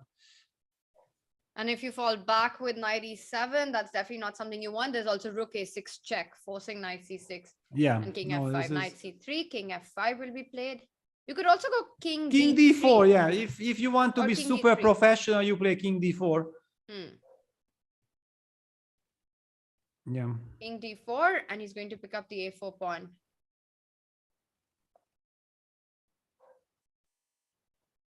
King e3, king d4, you can repeat right now. Yeah, I mean, Liam knows that it's worth investing some time. I mean, there is no need to rush, because he's on the right track, and it should be just an elemental draw, unless you blunder some fork. And the only way to defend the a4 pawn is coming back with the knight. But unfortunately for Duda, a repetition doesn't help. So knight f4, and he goes king e4. He's and not even rushing. king e4, I mean, brutally strong. I mean, does not even want to give this chance of getting king e5 or something in. But well, he can go king f5 now, right? Yeah, now he can go king f5. Okay, then knight c5. Then again, this kind of that you lock the rook. Rook a6 is the better move. And now you can go king f5. Or you give another check, rook a7 check. Where do you go, sir? Yeah, where do you go, sir? Rook a7 check. It's very unpleasant. Yeah. You just can't repeat. So king d6 is not an option. And if your king has to go back all the way, that's just very sad. Yeah, king and f5, okay, knight now c5. already all this king f5 business is just finishing the game. Knight c5, and you can go rook a5. You can, yes. Hitting that knight, picking up the a4 pawn. The last couple of moves very precisely handled by Liam. Yes, and imagine if suddenly Liam says, no, I want to continue, yeah? I mean, because now white cannot lose. I mean, now white cannot lose, and white can torture. Actually, you might be able to win both pawns, yeah? But okay, he doesn't need to win it. I mean, given the match situation, I think if it's a draw, you just get up. And we see the disappointment on Duda's face. I think that knight d4 was such a big missed opportunity there. Yes. He wanted to be too clever. That was his mistake. And king e6, no, Liam is going for it. He's gonna be torturing rook versus knight. So after knight b6, there's rook a6. You keep following the knight. No, rook a6, then king c7. Then what does he want after knight b6? No, he gonna go maybe rook a7 or start. Okay, maybe he says enough is enough. I just collect the pawns. Rook a7, that would still be g4, yeah? Yeah. Okay, enough is enough. Yeah, just. And now you go rook g5. Just eliminate all the pawns, and then that's it. Eliminate the pawns. You can also play king e6 first, and after g3 start collecting the pawns with rook g5. It I think doesn't it's just matter. Professional to do it immediately. Yeah. a3, you take rook g4, and luckily after a2 you have the first rank, so you can come back rook g1 and defend. Yep, that's it. Wow. So Liam wins his first match with this, Peter, taking it well, at least opening the scorecard, and with that it would be the end of the match for Duda. A good win for Liam. And this gives us the chance to jump to the Magnus's game, because Now this is already more dramatic. I mean, what a turn of events. And I mean, I have kept an eye on it that there was some exchange sacrifice and Levon was going for the pawns. Yeah, it was wonderful. Yeah, he created chances. Magnus is using the pin along the G2 bishop, yeah, to compensate. Levon just takes almost all the pawns, but he cannot get to the H5 pawn. This is his problem. And Magnus is somehow setting up a fortress-ish position. We've got the winner, Liam, with us. Let's hear it from him. Kaya, but Liam Lea, you were in trouble in this last game, but still managed to salvage. Does that summarize the day quite well for you? Yeah, I was hoping the game would be a little bit more solid, but he managed to complicate things, and somewhere I went wrong. Probably this idea with rook g3 was wrong. Maybe I should have gone for bishop e4, exchanging the bishops. But yeah, I'm very happy with the result. Beating such a strong players, a great comeback for me.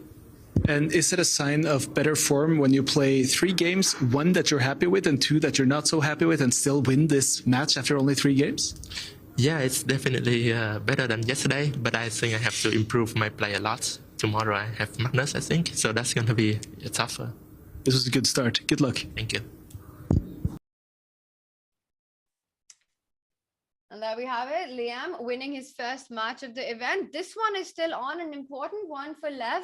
He is trailing Magnus by a point. He's managed to create chances, but the spin along the second rank of the bishop just makes it so hard for him to make progress in this position. Yeah, very difficult to make progress. At the same time, also very difficult to hold because you can't force the draw. Yeah, and it's always very tricky that if you can't force the draw, your opponent is able to keep the pressure on. And this is also what Magnus is doing often, yeah, when seemingly it's so-called 0-0 position, but you just keep the tension and force your opponent to find always only moves, or the best moves. Magnus also done on the clock. He only has 1 minute against Levon's 4.5 minutes, so it's not over yet. But how does White make the progress? That's the big question. Yeah, this Queen B5, Rook D2 construction kind of controls so many squares that there is no way to give a check to the king on f6. Yeah, Queen A8, very smart. I mean, opening up, you know, the Pandora box that who knows, maybe Queen H8 check will be annoying. Yeah, Magnus goes back to E2 immediately, making sure that the bishop is kind of blocked. And the queen is forced to the defense of the bishop. Queen B7, smart, yeah, Levon continues to... And Magnus blitzes out King E6. I just don't see a way to get out of this bind that he has. He has to push the pawn to create any chances. And look at this, there you go. So professional. There you go, yeah, and King F6. Magnus has definitely forced in this with the speed, how he blitzed it out. Magnus knows his endgame speeder. Absolutely, and knows how to look for chances. And King F3, King takes F5. Yeah, this is the famous draw. Wow, Magnus in a situation that he only needs a draw with the white pieces now. That's the second time they've drawn like this kind of a king pawn ending, and going into a king pawn ending, being 2 pawns down, knowing that you pick up that 1 pawn and this G and H versus H pawn is a draw, and just confidently getting into that position. Very well handled. Exactly. I mean, basically Levon can maybe, you know, tell the people, come on. I mean, I stalemated Magnus with pawn up, pawn end game in 2 games. So that should count for something, but no, Magnus has the lead. It's 2-1 for Magnus. He will have the white pieces. He has everything under control, but... Let's hear it from Magnus, Peter. Magnus, you had a chance to take a draw earlier in this game. You chose not to. Did you regret that as time was counting down? Yeah, a little bit. I mean, when he played this little trick with E6 and Queen C6, I was unpleasant. Yeah, when I chose not to force the draw, I thought, you know, I'm not risking a lot. I can force the draw later, and didn't really feel the danger when suddenly it was there. So that was of course a little bit shaky, but I think I pulled myself together and defended okay after that. Did you ever feel in real danger of losing that game on that point? No, not, I mean, momentarily, but after the dust kind of settled, I thought I was fine. Aggression or safeness in the last game? We'll see. I haven't thought about it. Good luck. Thank you.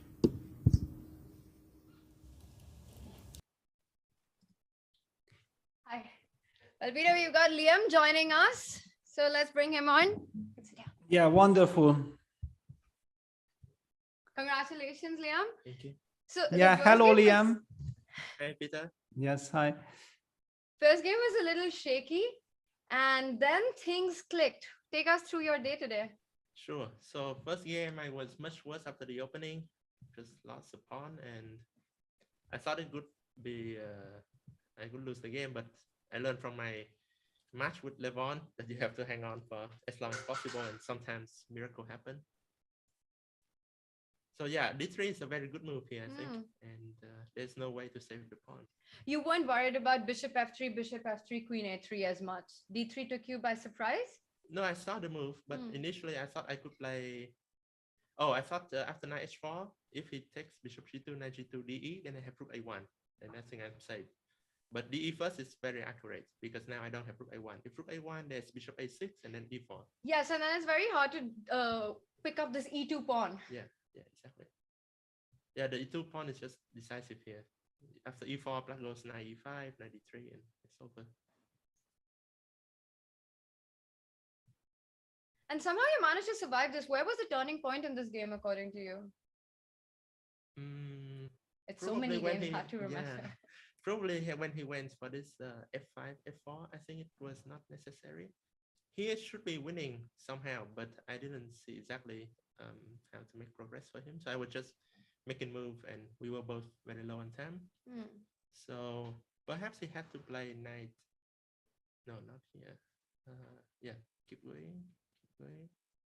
Yeah, maybe knight c4 here. I was thinking knight c4. I have to go maybe queen c3, knight e3, fe.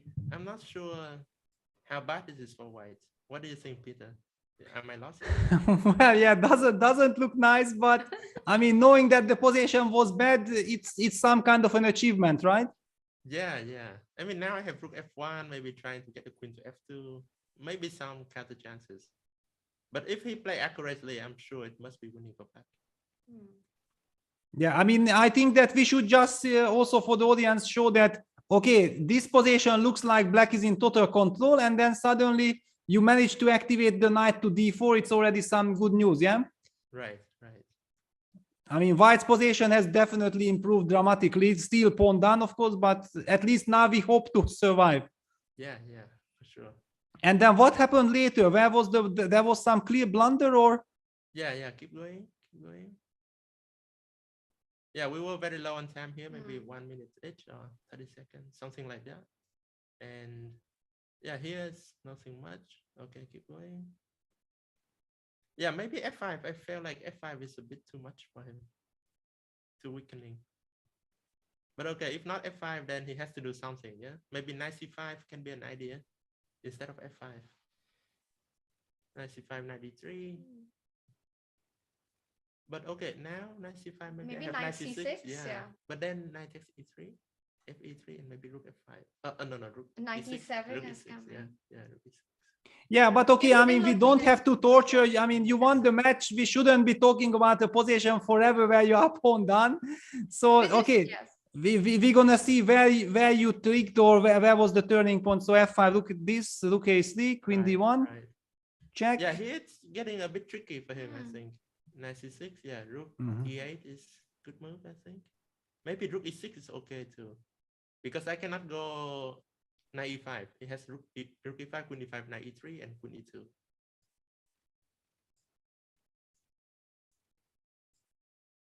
Yeah. Nice. So I have to go maybe king h2, but still, I'm sure black must be. Yeah, king h2, and maybe a move like king h5 can be strong. Wow.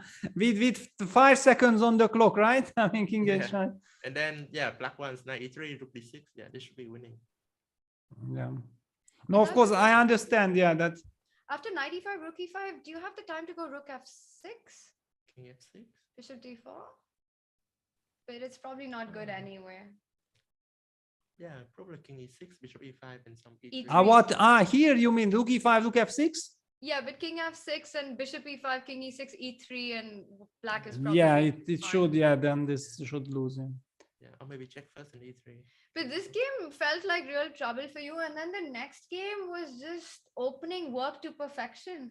Yeah, next game, I'm very proud of the game. Probably my best game so far in the tournament. Okay, here I think it's still fine for black, but it's already tricky. Maybe king g6 back. Yeah, this is. I mean, I understand that with few seconds on the clock, it's much more tough to be black here. Yeah. Yeah, but I found very nice move after. Okay, go rook g8, bishop g3, went rook g5, and here rook a1. Very nice move. Kick the queen away from the d1 h5 diagonal. And queen f3, you have knight d4 or knight e5. Yeah. Yeah, so just kick the queen away, and then queen e2 comes. And this was then the winning sequence. Yeah. Mhm. Yeah. Super nice. Yeah, it Yes. was extremely lucky. Okay, I mean, I understood that after such a terrible, heartbreaking loss for Duda, it will be also very difficult. And it felt like in the second game, he was very emotional. He wanted to jump on you, and you countered it very nicely, right? Yeah, exactly. I felt like he wanted to go all out for the win in the next game, and it didn't work for him. He didn't get the type of position he wants after the opening. But I'm not so sure now because he got 3 pawns for the piece. So Actually, that moment when you went queen e7, like here, it looked really good, and the computer helped us with this. Apparently, queen g5 was the accurate move because then g3 just works. Oh, right. Yeah, I had a feeling it must be winning for black, but I didn't know how. Bishop d6, just queen f6, yeah. So yeah, right. This was very nice. Yeah, I didn't see this move. Yeah, I understood, because we talked about this position and we were saying that, okay, now knight g6, h4, and after d takes e7, queen e7, and everything is nice, yeah? And you also blitzed out the move queen e7, and then suddenly the position got quite messy. And then Tadeusz was informing us that, yeah, of course, computer was highlighting queen g5, yeah. Right, yeah. And afterwards, what happened? Because it was so complicated, yeah? Yeah, I'm sure he has enough compensation. Not sure if it's more than that. Queen b3, I did not expect that move. I thought he would maybe take on e6 and go knight f3. So the idea is if bishop c7, you go knight d4 and e6. But I was hoping for something like rook ac8, knight d4, take, and maybe knight e7. If I get my knight to d5, I should be okay. But okay, white also has a lot of pawns, so I don't know. I remember, Liam, that you beat me in Dortmund 2010 with your knight on d5 against my bishop. I still have nightmares from that position. You were just so strong with that knight, what you were doing to me. Incredible, Yes. Guys, please check that game out. It was Dortmund 2010. It was a Caro-Kann with third move e5, a very interesting, opening theory, and Liam just played a perfect game. Unbelievable. The fact that 12 years later, Peter, you just remember it like this, you remember the tournament, it goes on to show that it had a big impact. It was very painful. Yeah, it was very painful. Yeah. And then, okay, so you managed to, rook a6. Wow, what a move, yeah? Yeah, I think this move was important. Otherwise, I lose the b7 pawn. Might have been missed by Jan-Krzysztof, yeah? Yeah, could be, yeah. Oops. Using the pin. Keep going. So he played rook ad1. Yeah, I think maybe he misevaluated his position because after queen b7, rook b6, queen e4, rook b2, knight f3. At first, it looks really nice for white because he wants bishop e6, knight d4, and e6. And okay, my knight on h7 is not doing much. But then, okay, I have this knight g5. At first, I rejected this move because there's knight g5, queen g5, bishop e6, fe, and queen c6. And I thought, okay, white is getting the e6 pawn. So I wanted to reject this move. But then I thought, okay, what if I go bishop b6, queen e6, rook f7, and then white has nothing. This is just lost for white. Bishop takes f2, queen g3. Too many threats here. Yeah, rook b7. I have bishop f2, I guess. Bishop f2, bishop f2, rook f2. Yeah, this is lost. Can't even go rook f7 because of mate. Right, right. Yeah, so after knight g5, I think it must be winning for black there. And then it became technical, yeah. Yeah, this time my technique was good enough. I'm sure in the game against Levon, I had even bigger advantage, but I screwed that up. So this That time, was yeah. the second game, no? Yes, Yeah. yes, yes. Yeah, that was heartbreaking. Yeah, that was just, really yeah. It's, Yeah, there were like million ways to win in that game.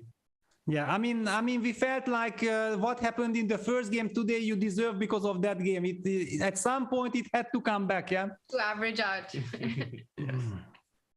Yeah, all right, guys, actually, we already have action. Can we ask Liam for his expert opinion in one of our games? For example, Firuz against Anish. Yeah, we have some very interesting, complex Nimzo Indian. What is your take on this? Let's see also how we reached here.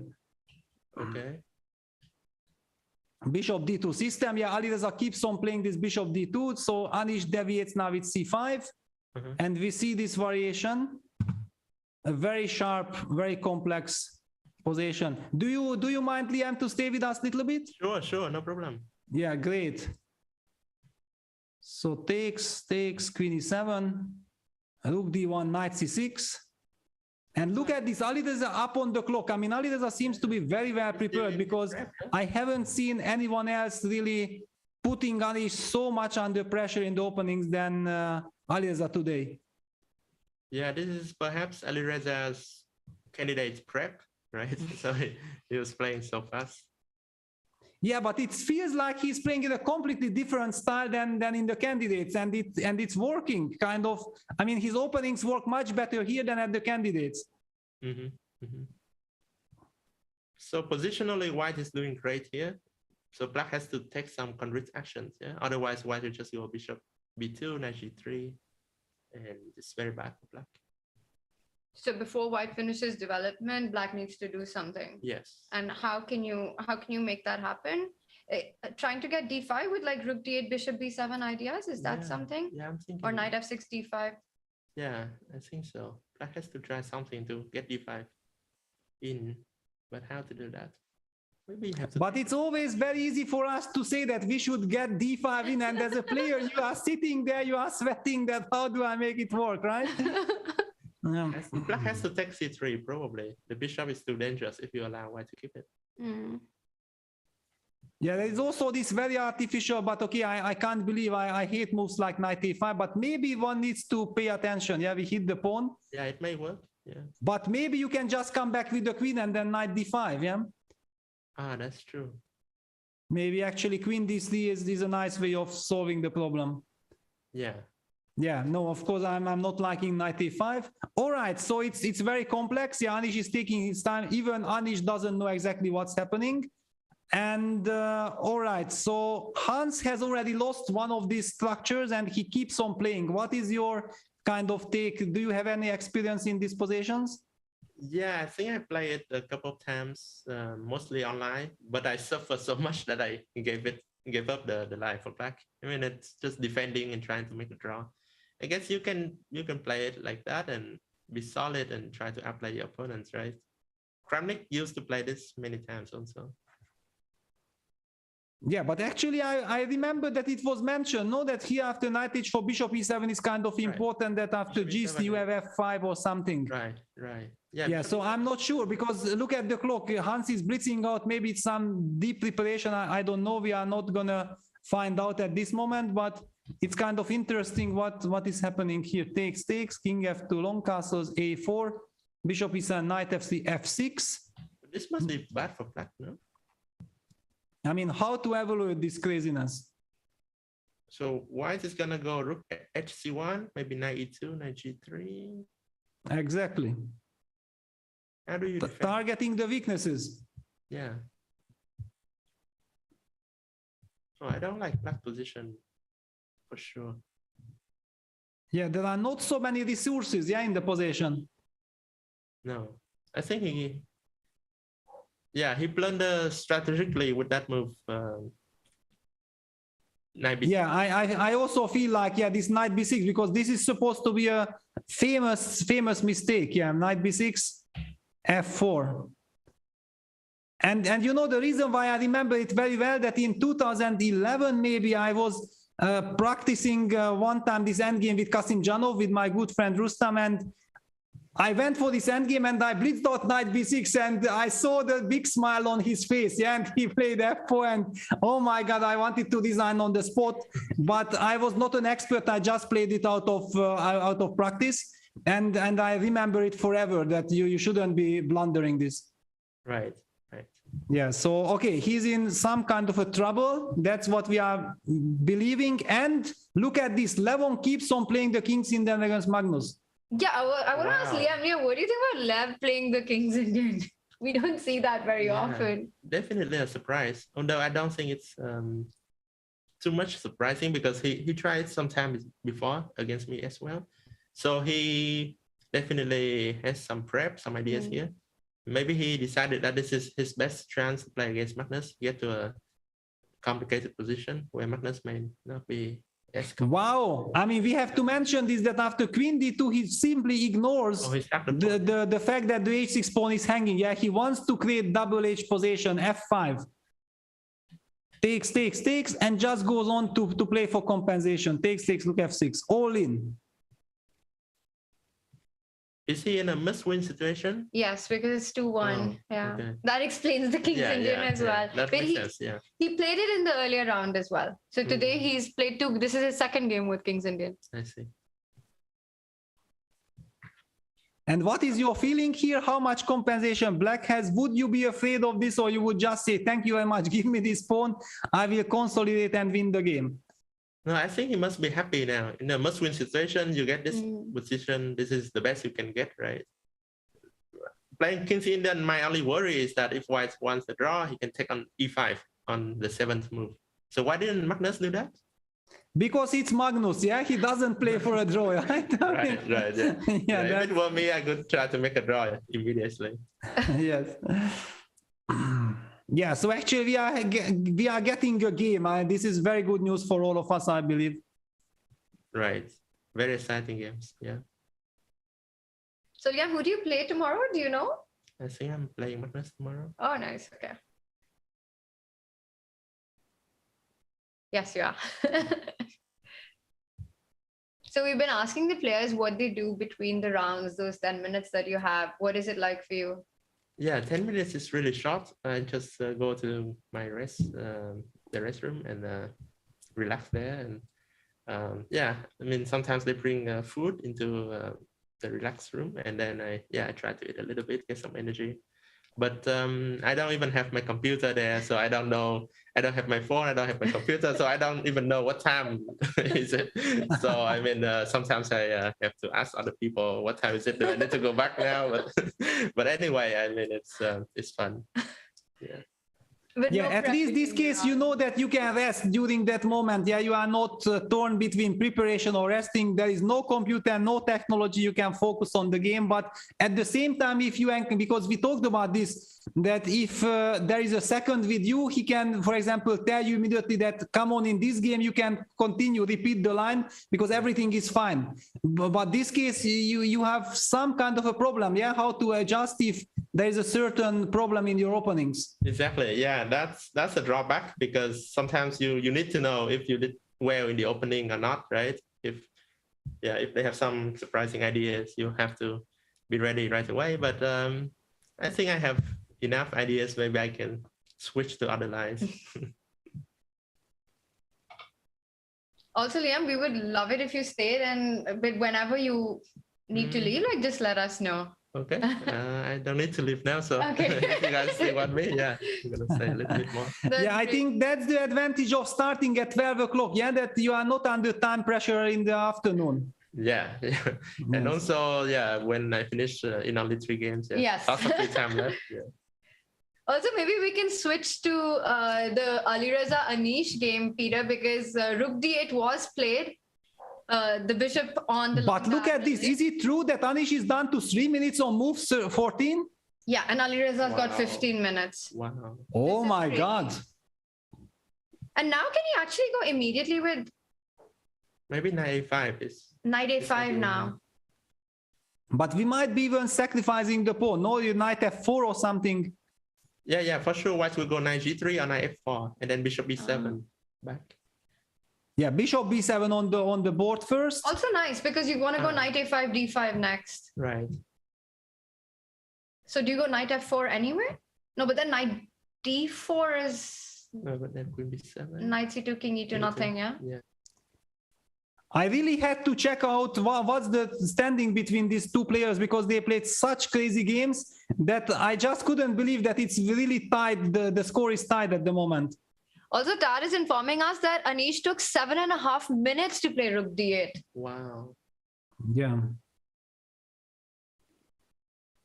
Yeah, because before I think he was following some kind of a theory or some game. There was a plan, and the trick is that if you don't know exactly how to play, then okay, you are stuck with a terrible structure. Yeah, so it's a lot of pressure.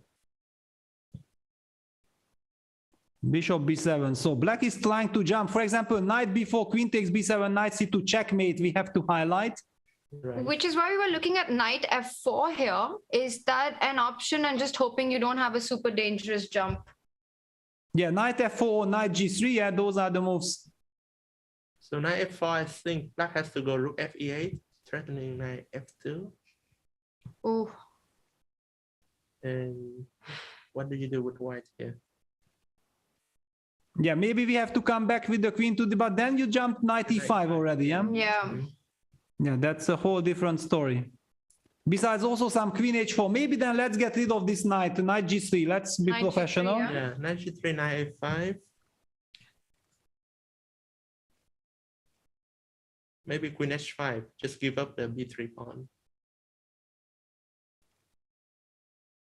And you have knight f5 coming in. Yeah, so maybe black has to play d5. d5, yeah. Yeah. Well, and knight f5, what is knight f5? This is madness. Yeah, this is bad for black. Yeah. Yeah, this is madness. Yeah, I mean, this knight g3, queen h5, these are Liam's moves. We have to listen to Liam. We need to eliminate this knight on e4. This is a monster. Let's play knight g3. Can you start with knight f6? But okay, if you have to go back, then thank you very much. Then we are And then happy. you can go queen f5 as well, yeah? Yeah, then okay, we know that we get the initiative. So knight a5 is only move here, I think. Yeah, knight e5 seems like the principle. And then after queen h5, maybe you have to play some ugly move. Maybe g6, queen h6? And then f6. 5 or f6, yeah, something like that. Mm. Maybe not too bad. Yeah, even f5. Yeah, it looks scary, but maybe it's possible. Yeah. I did not see that it's legal. Yeah, knight g3 on the board. We might be seeing it. Knight a5 blitzed out. Well, Anish needs to start blitzing out. He's down to 3 minutes. Yes, queen h5 on the board. So, And I like this g6. It feels like it's the only way, the only spirit in the position. The only way, yeah. g6 and then f6, I like. But f6, then bishop d3. How do we continue? can you ignore and take on b3? Ah, you can ignore. Yeah, this is good news. Yeah, you can ignore. Yeah, g6 on the board. Yeah, we might be seeing this exact sequence of moves. Maybe Anish is not doing too badly, yeah. Just on the clock, he's so much behind. Yes. I mean, after all, it's logical, yeah, that he invested a lot of time and find the right idea. It would be terrible if he invested all the time and it was a wrong idea. No? That would be terrible. Peter, we might not get another chance to look at the other games because the clock timing is running low on this one. Let's quickly switch to the to the Hans Prague board and get an update on that. Yeah, at least I feel like Hans managed to create a mess out of this position. It's good news for him. Yeah. So he had to sack the pawn, and now maybe he has some chances. Knight g4.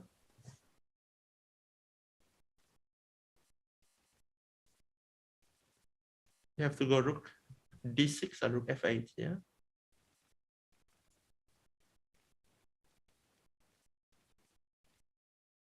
Wow, things are out of control. Yeah, it's very difficult even to evaluate. Right. Knight c3 maybe. Or maybe white should play knight c3 before knight g4. Maybe you can take and go rook g8 and start hitting on g2 in that case, no? If you played knight c3 in that knight g4 position. You mean knight? Yeah, knight cc on the board, bishop c6 played as well. Yeah, he just retreats.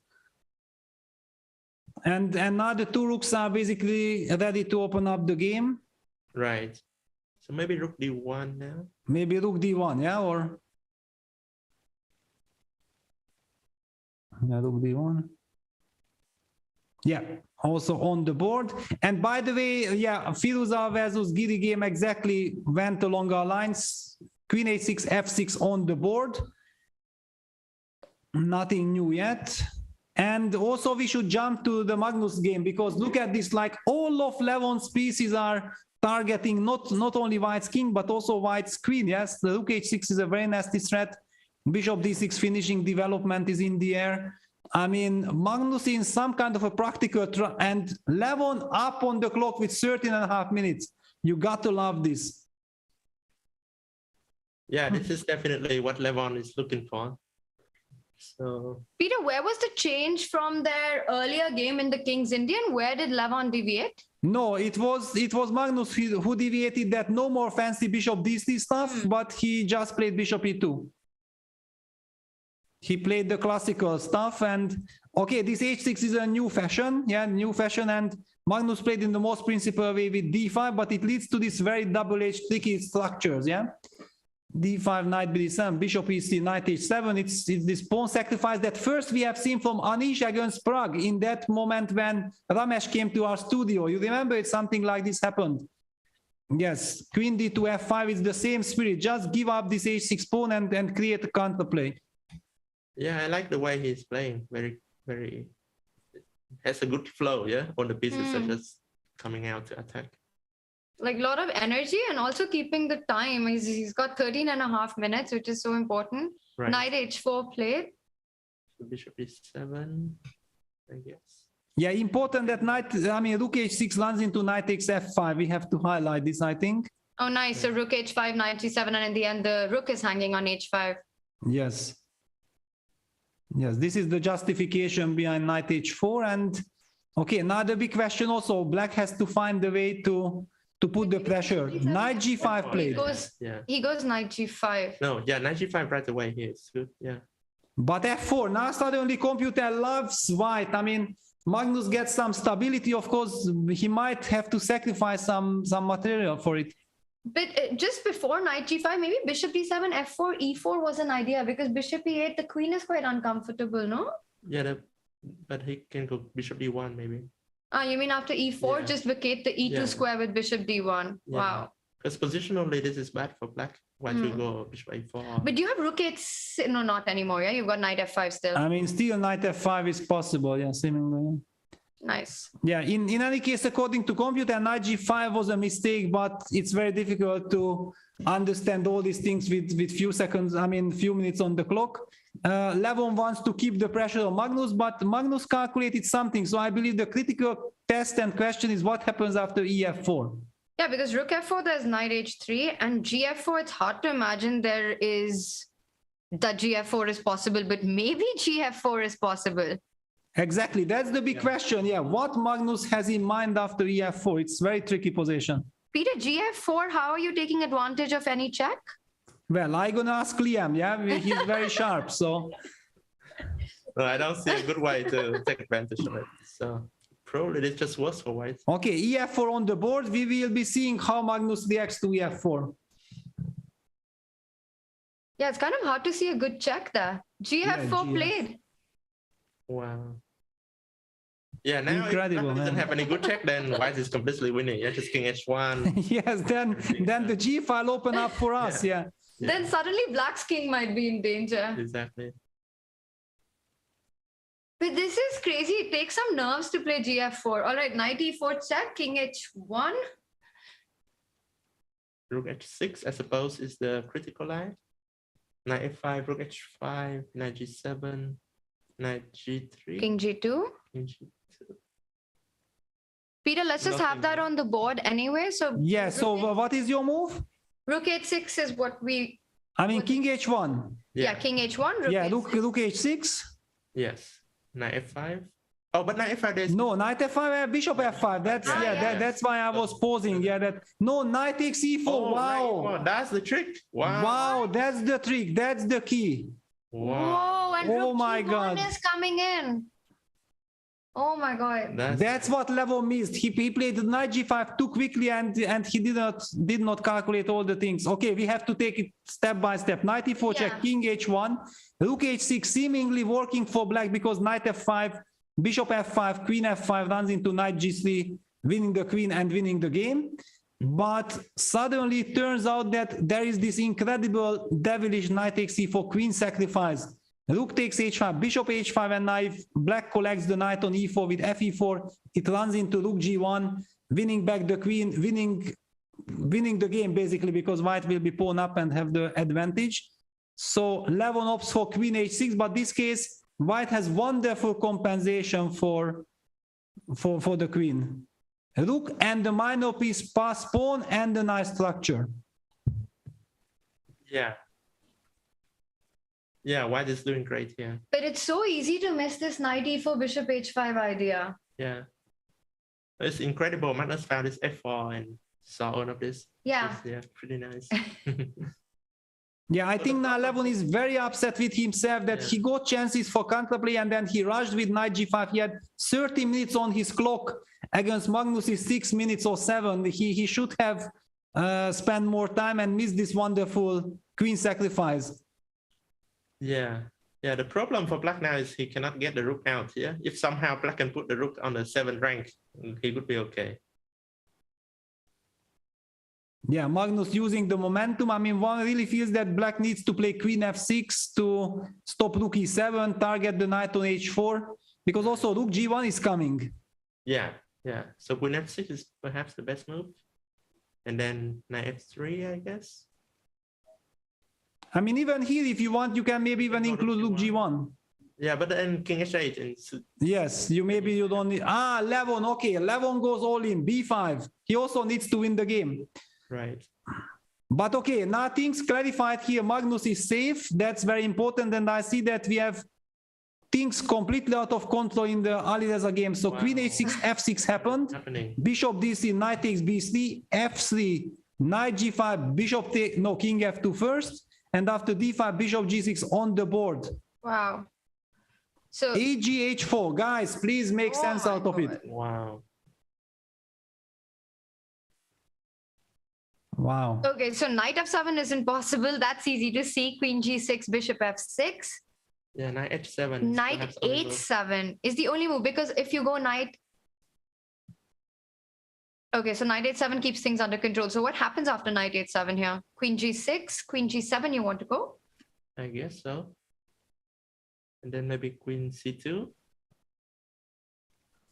Coming back, yeah? Wow. And hitting the knight and then bringing the knight into the attack from either f5 or h5. Queen c2 is a nice move. But I think I can go king h8, yeah? Yeah, yeah, for sure. Knight f5. Queen f7? Is that an option? That is an option, yeah. I mean, I feel that this is fine for me. I don't know what Alireza has in mind. Does he want to go h5 after knight h7? Could it be that he wants h5, g5, and then knight f5 check, king, queen g6? Yeah, h4, queen h5, do you have queen g7? No, then we sacrifice h6. You open up the files. Queen h6, there's rook h6. Rook h6, yeah? Yeah, I think Alireza, knowing Alireza, he wants to go h5, I believe. Right. But is it working? That's the big question. I mean, h5, we're going to go g5. Then knight f5. Knight f5, we go queen f7, and queen g6 check, we go king h8. Yeah, yeah. And we just sit. We just sit tight. You can't take on g6. Yeah, we just sit tight. I mean, we are opening some... Yeah, no, he takes on g6, okay. King h8, So and what is he- apparently computer says white is clearly better. What are we missing? Clearly better. He just takes on d5. Just cd5. And our Evalbar approves of this move. Yeah. But okay, I mean, the position is so complex. Okay, Anish is down to 1 minute and 10 seconds. Rook g8. So do you come back with your queen to c2 to hit the knight? Probably, yeah. You also have knight F. No. Knight F. I mean, be careful. There might be some counter chance with queen g7. Yeah. Oof. There might be. And then rook h3, bishop c8. Yeah, you can't even really hang on to this. That's a nice spot, Peter.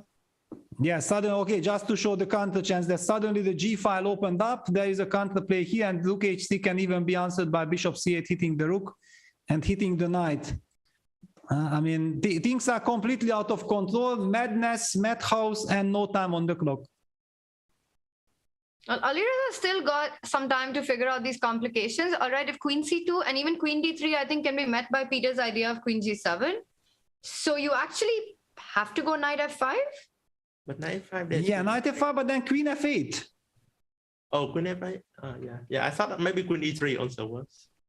You can even take, yeah. But also queen f8 kind of looked tempting. Yeah. I don't know what is computer thinking here and what is Alireza thinking. Queen h6 played. Okay, wow. And while we can't seem to find it, Alireza is finding all the right moves. Yeah, I mean, he's playing the game. He's focused. He knows why he sacrificed. Yeah, it's his spirit. Okay, now Black also has to watch out for stuff like knight h5 hitting on f6. Right. Yeah, queen g7 played. And this is such a decisive game, yeah, because the match score is tied. Whoever wins this game wins the match. But it looks like you have to trade queens now, no? Yeah, and then knight f5. And then go knight f5, e4, and then play push g4. I mean, it can be very nice for white. Yeah. White is probably better here, right? Queen g7. Yeah, the only question with which move order do we start if we take, because e4 runs into rook dg8 and bishop c8 and first. Yeah. knight f5. Can we take on d? But then the d file opens up. Yeah. Yes, because we can't take with the bishop, then we will be losing material after e4 due to the pin. And wow, but he doesn't trade. He goes queen f4. And that's the moment that something's gone wrong. Now does Black simply pick up the d5 pawn? But there's knight h5. No, there's no knight h5. Maybe you can just pick up the d5. You should take the d5 pawn. Maybe you can just take, and bishop takes d5 on the board. Exactly. Anish, 55 seconds. And look at this. There was a body movement by Alireza, like if he has blundered something. I think he just missed bishop takes d5. Yeah, I'm sure he... That he's not settling to move with the knight, yeah, due to the queen g2 threat. So now he has to go maybe rook g1, yeah? Rook hg1. Very sad move, yeah? Yeah. Very sad move. Peter, I really want to get Liam and your update even on the Magnus board. Yeah. We will come back straight to this, but let's have our live position up. Well, I guess we can very easily conclude and agree that Magnus is probably crushing, yeah, because knight h5 is also coming. Yeah. Looks... Is this just busted? Lost for Black, yeah. I mean, all of white's pieces are coming. Yeah, it's just incredible. Yeah, knight h5, then also even rook e3, rook h3 ideas appear. I just don't see it defensible for Black. And Lev really got a chance now with this King's Indian, with this amazing queen sacrifice. Yeah, knight h5 now, queen h6. And then...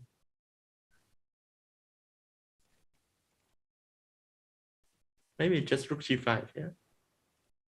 Just putting one more rook over g5. Yeah, just brutal. Yeah, I mean, rook g5, then it's complete Paketovich for Black. Yeah, nothing moves. Yes. Just nothing moves. Yeah, we are threatening rook g1, rook g7, checkmate. Yeah. Wow. This is a nice move, rook g5. Yeah, sometimes the simplest moves are the most difficult to find. Yeah, because so much action was going on the g file, and yeah, suddenly rook occupies the square. And by the way, also let's have a very quick update on Prague's game against Hans. The scores are tied, and it seems like Prague is getting to the f6 pawn. Yeah, it must be winning, right? Yeah, look f2. It feels like there should be. Wait, okay, so do we go g4, but then some danger eventually on h2 is possible? Or do we just give a check? Ah, yeah, we can just check and take pawn with the rook. Okay, king c5. Right, yeah. And then just take. But then our pieces are a bit strange, yeah? Yeah, but you will push f6, f7 very quickly, right? Maybe Hans, I mean, knowing Hans is a big fighter, you're gonna try something, yeah? King b4? Yeah, sure. Okay, not over yet, but definitely the highlight is at the moment because Magnus is winning. Alireza versus Anish, all to play for. Finally, rook g1 was played. Bishop e6 takes, bishop c6 on the board. Anish down to 20 seconds. c4. Tricky. Trying to get the knight back. Wait, what's going on after knight h5? He goes knight e4. Yeah, takes, and then g4, g5, push. Yeah. Rook d3. Clearly, Anish will sacrifice on c3. Or maybe even after knight h5, there was knight c5, Knight knight c7, c5, knight yeah. d3. Yeah. No, I think g4 may be a mistake. Maybe he should have gone rook b1 because now this is a bit passive. Rook c3 Okay, he gonna go king g3, but then queen d6, yeah? Maybe can you take rook c3 anywhere? You want queen d1? Queen d2. Yeah, but also, I mean, king g3, just queen d6 is kind of good enough reason probably not to be happy with white. No, white has to take f6 maybe. Bishop f6. But giving up that bishop is also such a hard take, no? Yeah, but you have 4 pawns over there. And also, like, rook c3 is a massive threat. Yeah. It's a massive threat. Yeah, I mean, okay, but I still, even if king g3... Maybe e4. Peter, maybe e4 is an alternative if you don't want to give up bishop f6. But I also don't want to move the e3 pawn. Yeah, e4 on the board. Okay, Alireza listens to you, Tanya. He goes e4. So maybe king g8 now? I mean, I still have the feeling that there is a tendency that this game ends in a draw because there is so much tension and Anish is so low on the clock. But yeah, you see, he panics, he takes, but and queen e3. And what happens after queen e3? Well, nothing. He will just move king g7 and so on. But I told you that the draw is in the air. But this is crazy. This is the second time we've seen something like this today, no? With Anish having that edge and then immediately there's a bailout. Yeah, but I mean, even there is no clear way because maybe white will play king g3, f4, f5, not allowing black activating the knight, and those pawns are going to be pushed. I'm not sure how safe is this. King g3 played. I think he has... Maybe queen d1 now. But queen d1, yeah, maybe queen d1. No, he's going to go king g7. Oh, yeah, knight d7, knight b6, knight a4 maybe. Wow, I mean, he really believes he has all the time in the world. Okay. Why not? But white will always have queen h6, queen g6 stuff. King can go to f8. I am. Wow. Not easy. So can you go queen h6, rook c1 and try to play that? Well, also Alireza down to a minute. It's actually Anish for the first time in the game up on the clock. I think he's going to move the rook now, either to c2 or to c1. Maybe c2 with the idea of rook d2. Okay, queen g1 against queen g1. Rook c1 makes sense. Now c3 maybe. Yeah, but now clearly black is in control, yeah? Yeah, but still white has this idea with h5, queen g6, h6. So oh, nice. still... That's nice. Yeah, there is this idea, yeah, h5, queen g6, h6. Push the pawn, create counterplay. Yeah, c3, I mean... We might see this actually, we might see h5. Yeah, h5 is the only move here, I think. You need to create some counterplay, yeah? And both players have 1 minute now. At some point, Alireza had like a 10-minute lead on the clock.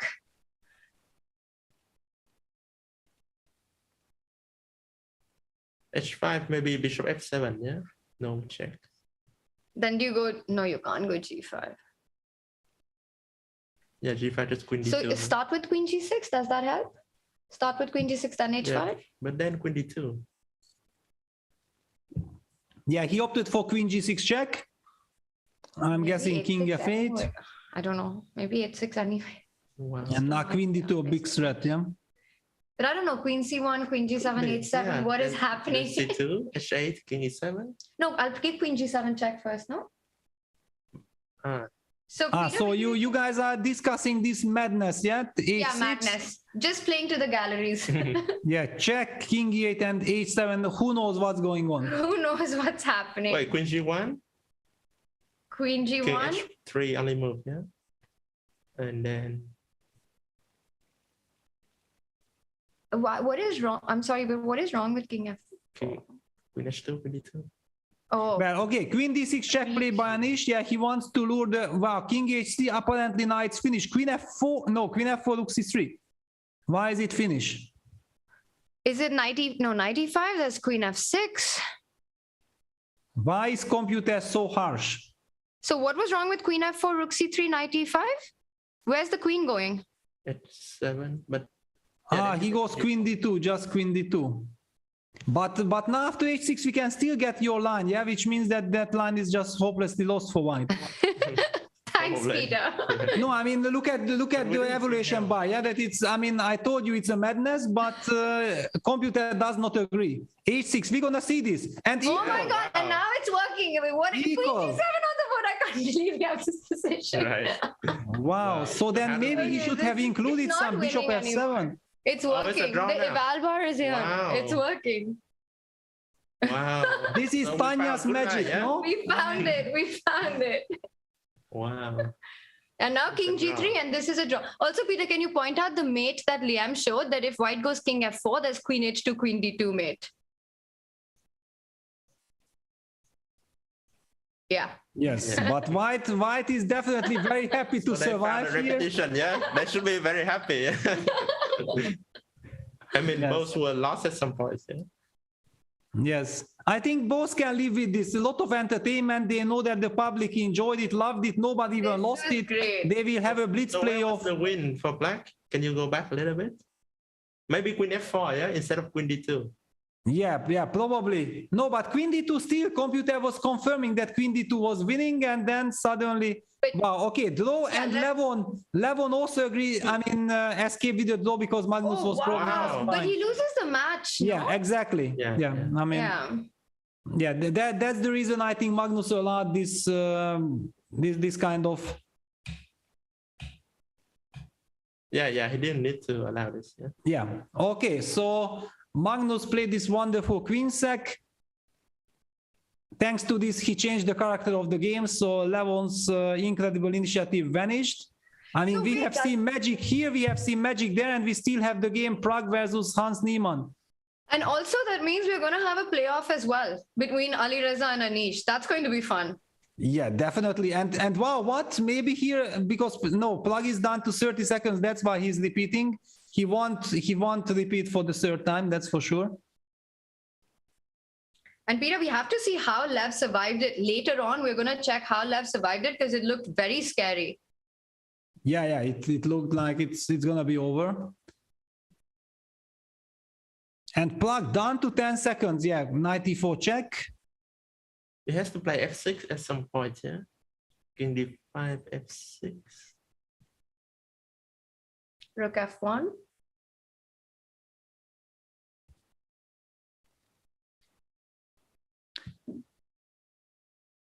Wow, Prague down to 6 seconds. Yeah, not easy.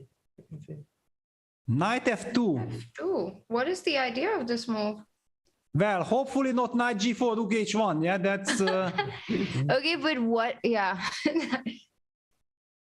No, I mean, he somehow wants to control black f6, yeah? He wants to go f6 next. Yeah. But rook g2, look at this. Hans using the momentum. Bishop g3 check is a threat. But do you have time for that? Okay, he goes rook d2. Pushing the king away. Yeah, there is time because actually I can take and then... Oh. Wow, bishop d4. Now e4 is only move now, yeah? Nice. Knight e4, Liam's pointing out. Wow, I mean, okay, but Prague in some trouble with 5 seconds. Yeah, he finds knight e4, but this went completely out of control. Yeah. But maybe still fine for white, yeah? Yeah, but I mean, he was fighting for a win. Yeah, Black has to exchange the rooks now because rook g1 runs into knight c3 and rook e4. Yeah, no, definitely we're gonna trade. Yeah. Actually, no. But Wait. that's king c4, king c3. No, you should just go king e5 because rook d4 is rook h1. Oh, yeah. Yeah, but rook g1 maybe knight f6 or something. I feel like that we should be very happy trading, but on the other hand, white has this very straightforward plan of king h5, king h6. Maybe knight g3. I'll be happy to see another playoff in this matchup, by the way. Yeah, would be lovely. Yeah, so we are rooting for both players to find the drawish line here. So rook g1. Why then it's a blunder? Why is knight it? g3. Knight g3 wins. Knight g3 wins? Yeah. Wait, why? Knight g3. Wow. He plays it immediately. Prague is such a beast. Wait, what is happening here? What's your idea? Knight e2 and rook No, e4. so if you start with king e5? Rook e4. There's no rook h1. That's the point. Yeah. Wow. Oh my God. I mean, Hans will be kicking himself. Yeah, this is very painful. I mean, exactly when you survived, yeah, kind of, you feel like it's one move away from a draw, and then you lose it like this. And he was up on the clock. And rook d2 was just draw, yeah? I mean, okay, at least the computer shows more or less zeros. It's still tricky because white had a clear plan, but probably it was drawable, yeah. And now the problem is that white has got a threat of rook d4, and if you move the rook anywhere, there's knight e2. Yeah. Oh my God. Yeah, chess is brutal, yeah. So king e5 maybe the only practical chance. Rook d4, king d4, knight e2, king e5, knight g1, king f5. But yeah, that should be lost.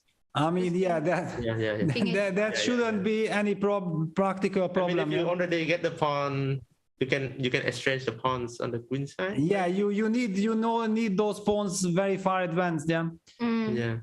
Yeah. Wow. I mean, poor Hans is in a state of shock.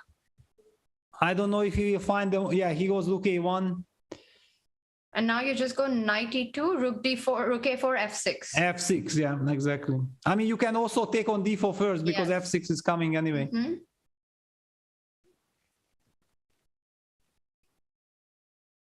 Yeah, you can take on d4 with. Yeah, it just does not change anything. Yeah. Yeah.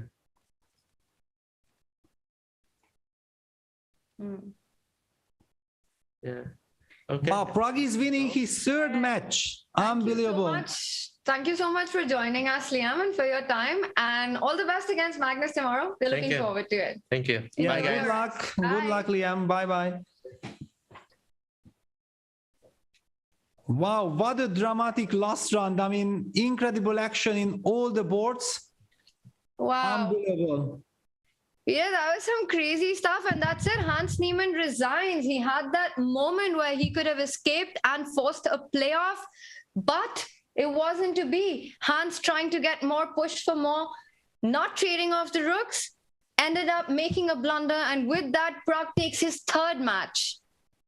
Unbelievable. I mean, really incredible performance, but how he's controlling his nerves and the time. Yeah, I think that Hans fell victim of it. Yeah, that Prague was down to few seconds on the clock many times. And then he was the one who went on to blunder.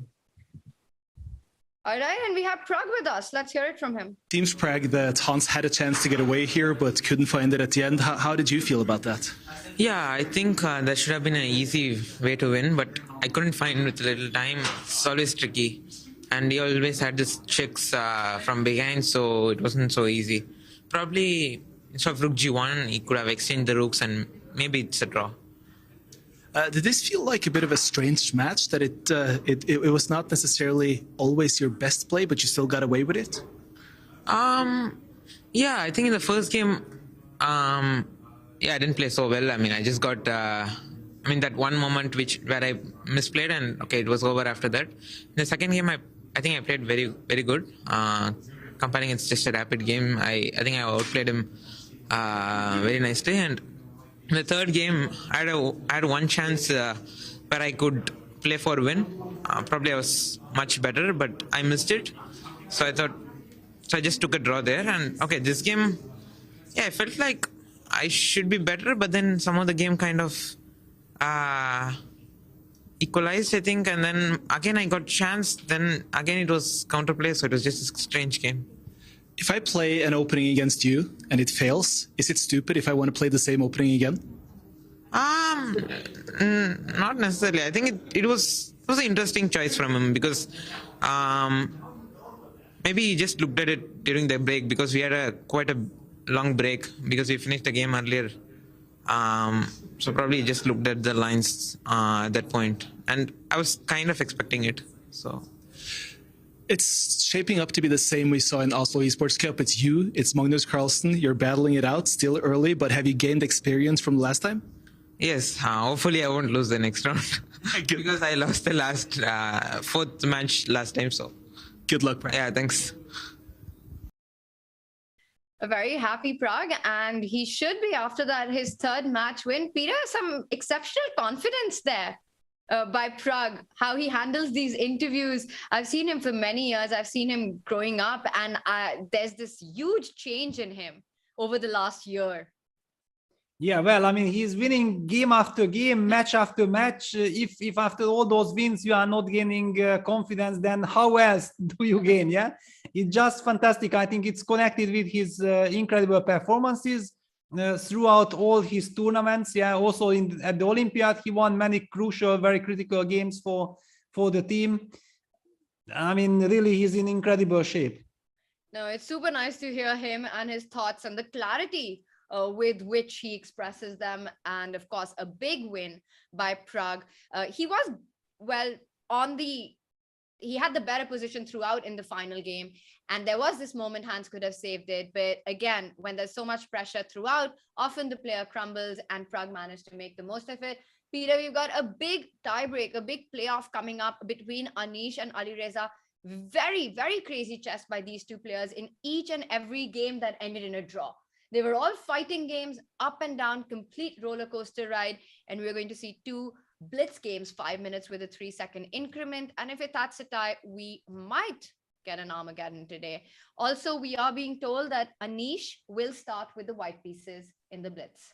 Yeah, Anish chose white. Well, to be honest, after what we have witnessed today between these two incredible players, an Armageddon would be the fitting finale for this game. Yeah, I mean, for this match, because really it was such an up and down match. Now in the last game, of course, Anish probably now banging his head because on the wall there was a chance at the end to win the match and win the game and win the match, but with so little time and with so much pressure on, it was somehow basically destined to finish in a draw. That's what I felt like. The tension was too high, and finally, with your saving idea, Alireza managed to save the match.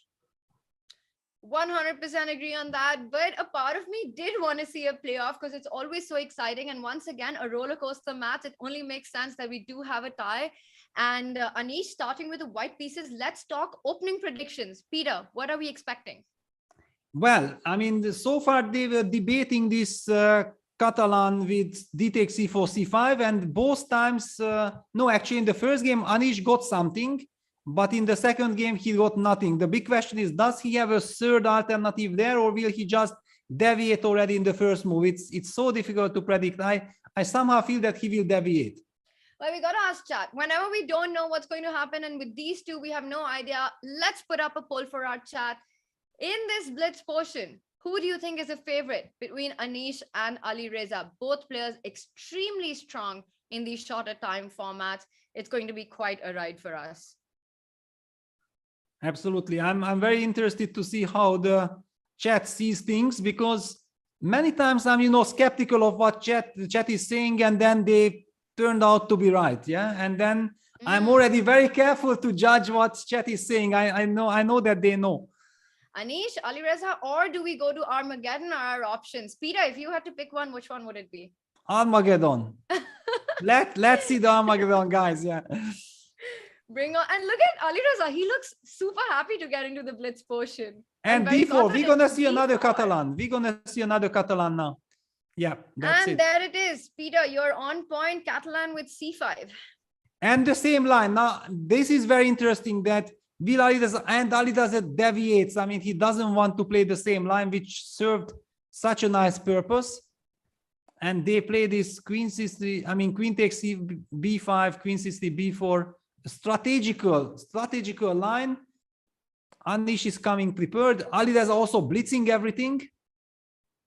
Wow. Wow, look at that arena there. You can feel the tension. This is amazing stuff. It just feels so modern, and this is how chess is played now. And one couldn't have imagined it, Peter, a couple of years ago, having these players in this beautiful place, playing on their computer screens as an esport. And look at this. I mean, Anish is now 5 minutes 41 seconds on the clock.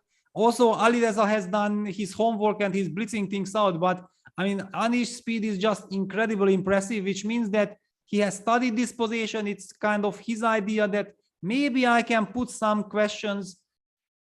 Knight g4, bishop, all these moves. Usually you would spend minutes, if not, many minutes to decide on all these moves. This is amazing stuff. So what's the situation? Black has an extra pawn for the time being, but the d4 pawn will eventually fall. Black has got two bishops. Peter, to me, it looks like despite what the evaluation bar says, Black should be fine here.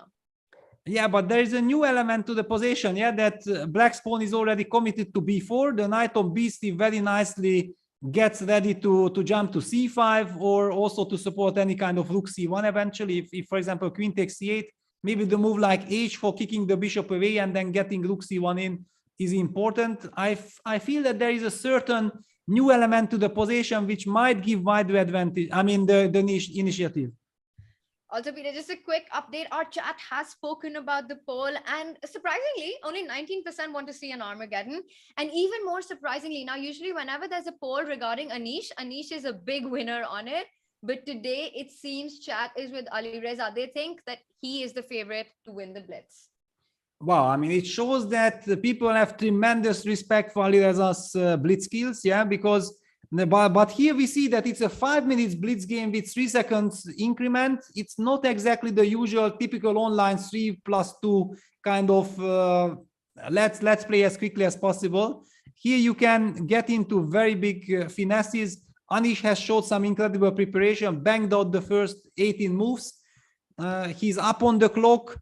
But maybe Black's position is perfectly fine, and if it will become a normal game and the blitz game, then probably Ali Reza is having a little bit more experience. Bishop takes c8. I like this choice. Bishop takes c8. It would be very tempting to take with the queen to get the open file, and Anish goes h4 anyway. He So kicks after this. bishop falls back, queen takes d4 is a move that comes to mind. But again, then the question is, do you want to take with the queen or the knight? Yeah, well, or maybe to include first rook c1 and then still decide, do we take with the queen or not? But then you have to watch out for stuff like h5. Well, he goes for queen d4, picks up the pawn. Yeah, he picks up the pawn before this pawn gets protected. But yeah, now queen b6. I mean, I was not feeling that this is so much for white. Can he try to get that knight to c6? Let's say knight e5, trade on d4, bring that knight onto c6. Yeah, but with the two bishops, I mean, we will be also activating our bishop c5. Anish goes queen b6. Okay. But now I already do see that black should not have any problems here. A b6. Knight. Wow, so he doesn't care about the hideous pawn structure after bishop d5. Believes that the two bishops will more than enough compensate. Yeah, but rook c1, I almost, felt like I mentioned knight move somewhere because I was expecting that, yeah, knight d5 or something happens. But yeah, Anish still keeps his knight on g4. And one of the reasons is that he doesn't want to allow that bishop to f6. Knight on g4 perfectly stops that bishop coming to f6 and hitting that b2 pawn. Exactly.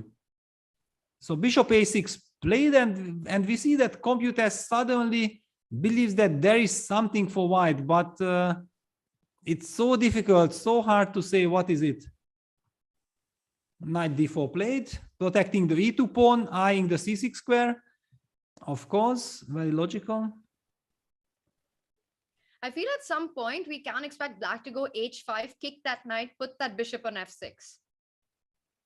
Yeah, but now it was very tempting to go bishop, yeah, bishop c5, because actually the pawn on e2 was hanging, so white was forced to play e3, and now actually black has the chance to destroy white's pawn structure if he wants.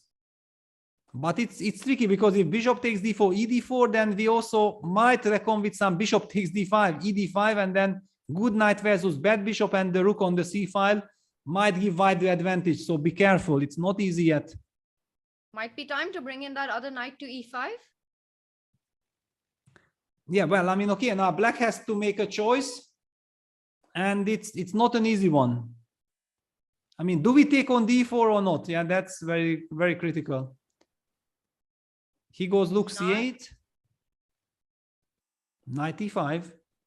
So bishop d4, you will take on c8 and then take on d4. Yes, and now bishop, if this, then actually I felt like black should have taken on d4 first, not allowing this, that you take on c8 and then ed, and yeah, bishop d6 played, logical. You want to keep the two bishops, because otherwise white's threat of eventually taking the d5 when it will hurt the most is really annoying. Rooks are traded. And now if you go knight c4, hitting the bishop, you can just come back. Bishop c5. Then bishop c5, yeah. But it's kind of logical, yeah. Knight c4, bishop c5, and then try knight b3, but bishop a6 comes then. Should be fine. Just to highlight, yeah, if knight c4, bishop c5, knight b3, then suddenly black jumps out with bishop a6, and it's probably fine.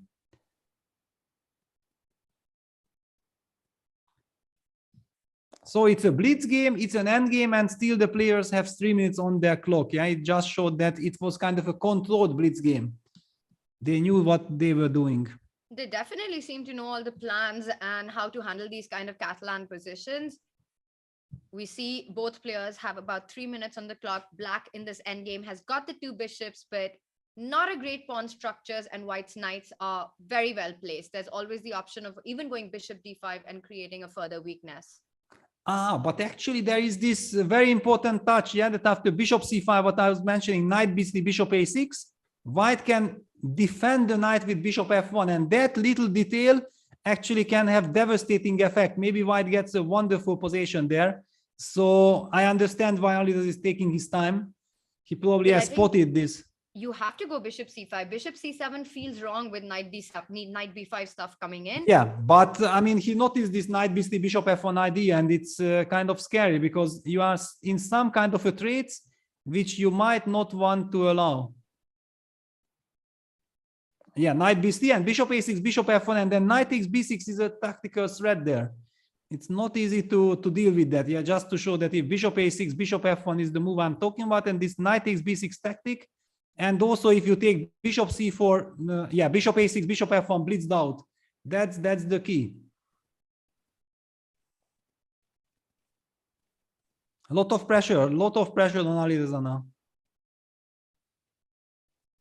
Not easy. Bishop f1 on the board, nicely spotted by Anish.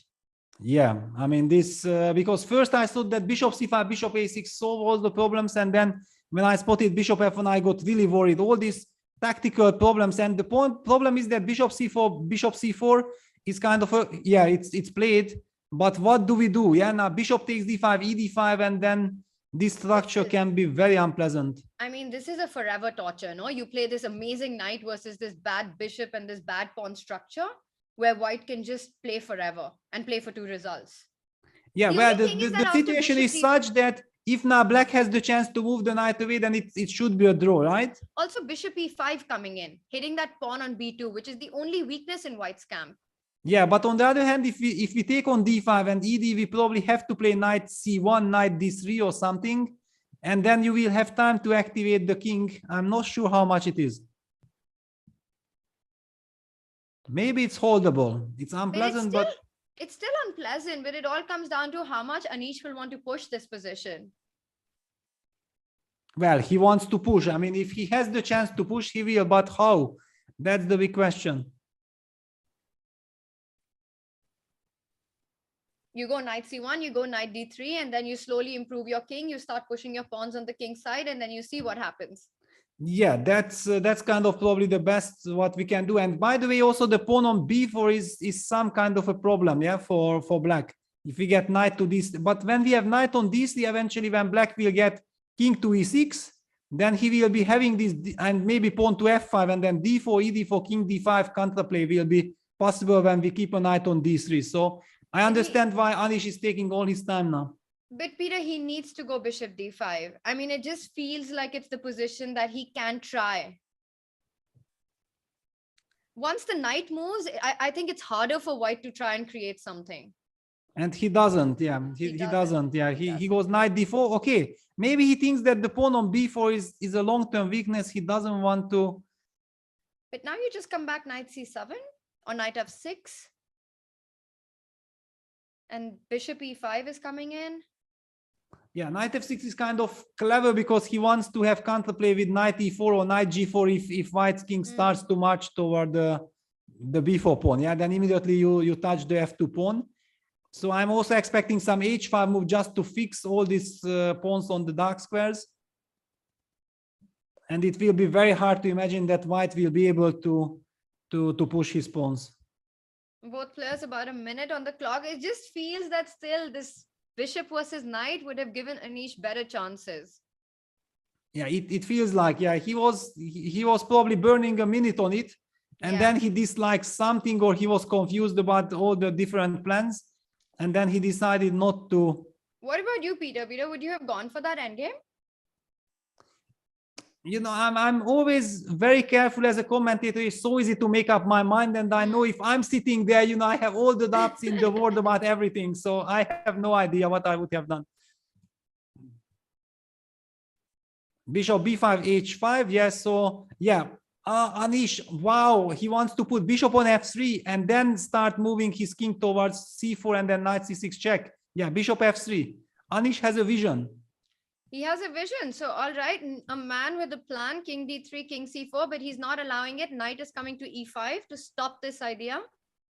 Yeah, very well played by Alireza. So bishop moves back to g2. So he wants to go f4 and then put the bishop on f3, cemento. Knight e5.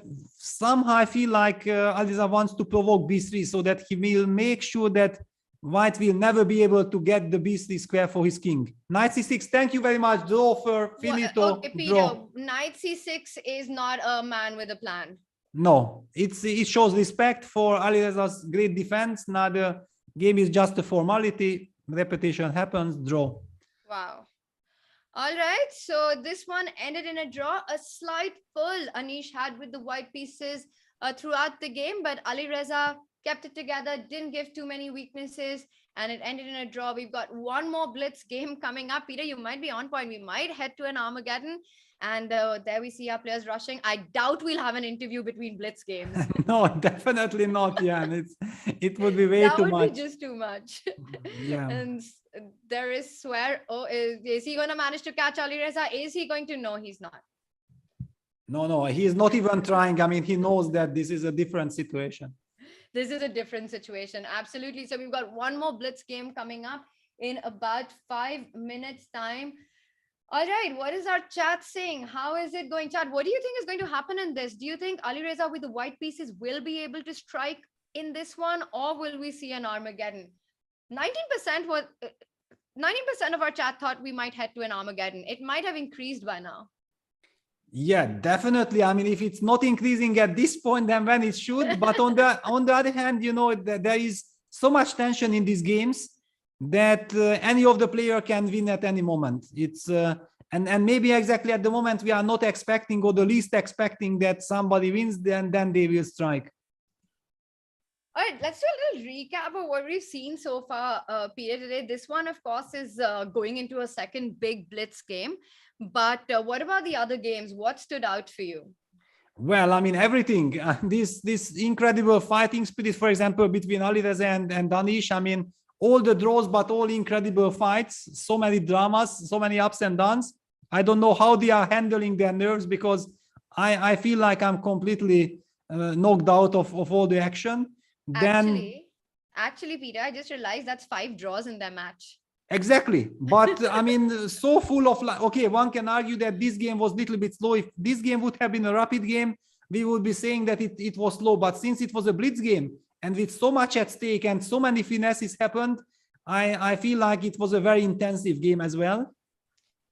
And a part of this, we have seen, I mean, Prague coming back after this terrible loss in the first game. Hans was fighting back as well. I mean, this last game was a very tough fight.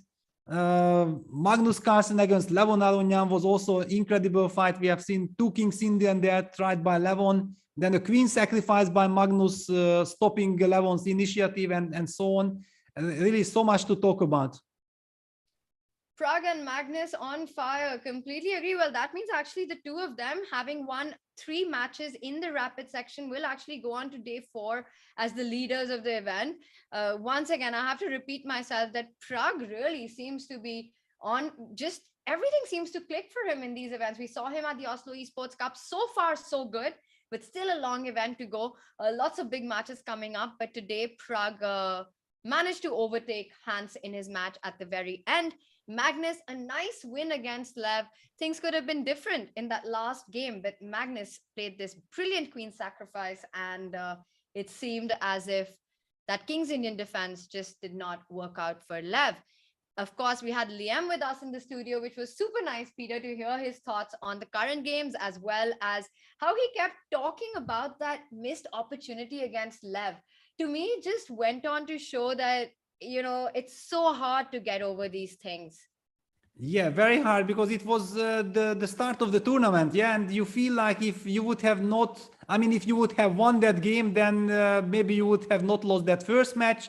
If you would have not lost that first match, you probably would have not lost the second. Yeah, it's always like a chain reaction when you disbalance yourself, and it's so difficult to build yourself up again. Yeah, it's so difficult. And now, after surviving that incredible scare in the very first game today against Duda, he gets the confidence that things are not turning in his favor. He will have a much better sleep. You know, all the natural routines, you start to think like everything will start to be normal. And when you lose an ugly game or a very unlucky game, then you always think like, oh, what happens next? Yeah, maybe something bad will happen as well.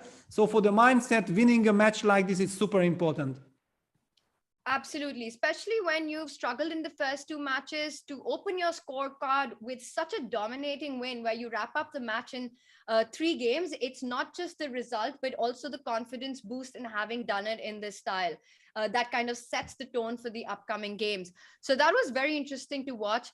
Coming to the Prague Hans thing, Peter, I think at some point Hans needs to stop those post first game interviews. Exactly. I mean, he promised not to give an interview, and after he won that game, he was treating the interview very professionally. But simply he decided not to. He should have stick to his original intentions. And yeah, well, actually, the second game, as Prague mentioned, he was very proud. He played a wonderful game. But we already have a lift off. Alireza goes for e4. No Nimzo. It might be bloody bloody Najdorf. No, Anish says e4, e5. No Najdorf at all. Or no blood so far either. Yeah. Wow. I mean, okay, but this guarantees a very rich middle game. A rich middle game, a strategic one. So we've got Roy Lopez, a Spanish, and he's going to go. Will he go for that knight b8 line again? No, it's slightly different because it's with d3, but this d3, h3, c3 business is very popular. Black has many options. Yeah, go knight b8, knight d7, or knight e5, c5, going in the Chigorin spirit. I mean, not even a Chigorin, because this is the Zaitsev spirit. The bishop is already on b7. But I like the c5 setup against the pawn on d3. It always means it's going to be a fun. And now after achieving this, the knight goes back. Black wants to try and get d5 at some point. So he prepares that with moves like rook e8, bishop f8, really trying to get that d5 break in. But I would highlight that actually I think knight c6 is a terrible mistake. It's a strategical mistake. It's the right idea when the bishop is on c8 and goes to e6 in the anti-martial structures. But when you committed bishop to b7, you are not supposed to play like this. Anish just mixed things up. All right, but it looks like with the speed that he's blitzed out the other moves, he still feels comfortable with what he's done? Will Alireza be able to make the most of this inaccuracy? He's played 8-6, stopping bishop g5. And then at some point after knight f5, for example, black can retreat with the bishop from e7 to f8. Yes, of course. That's the typical way. And Alireza slowed down because but bishop d2 is a wrong move. I mean, he D5. had to play. He had to play for D5. knight h2, knight g4 immediately. This is a big waste of tempo for nothing. I want to see d5. Will we see d5? We will be seeing d5, and now also the bishop on d2 is kind of hanging. Yeah, after d5, queen f3, d takes e4, you can't recapture with the pawn because the bishop on d2 is hanging. So it's actually just backfiring. You lost the tempo, and you are kind of d5 on the board. d5 on the board. That's how we like it. Yeah, knight g4 had to be played. It's clear, but now black has all kinds of normal positions here. No, but d takes e. I believe that it was d4. It's simply Anish is, because I used to play Zaitsev when I was like 15, 16-year-old, and I was studying with Zoltan Almash. He was a big expert. And I remember that with bishop on b7, completely different ideas were usually the right way to go. Yeah, d into e4 just feels like it was played too fast. It wasn't necessary to take a decision in the center in that moment and fix the structure. Maybe Anish is playing to the galleries and we might get an Armageddon. Of course, he trades on g4. You have to pick up with the h-pawn. That d2 bishop is hanging. Yeah, he goes. I mean, he does everything in the spirit like when his bishop is on e6. Yeah, but his bishop is on b7. This is the big difference.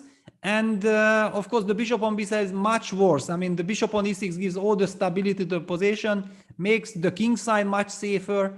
I mean, Alireza will try to play rook d1, knight f5, maybe eventually also try to break with b3, which would be absolutely nothing when the bishop is on e6. But with the bishop on b7, such things like b3 might be very unpleasant. Queen f6. So he wants to put his own rook to d8 after you go rook d1.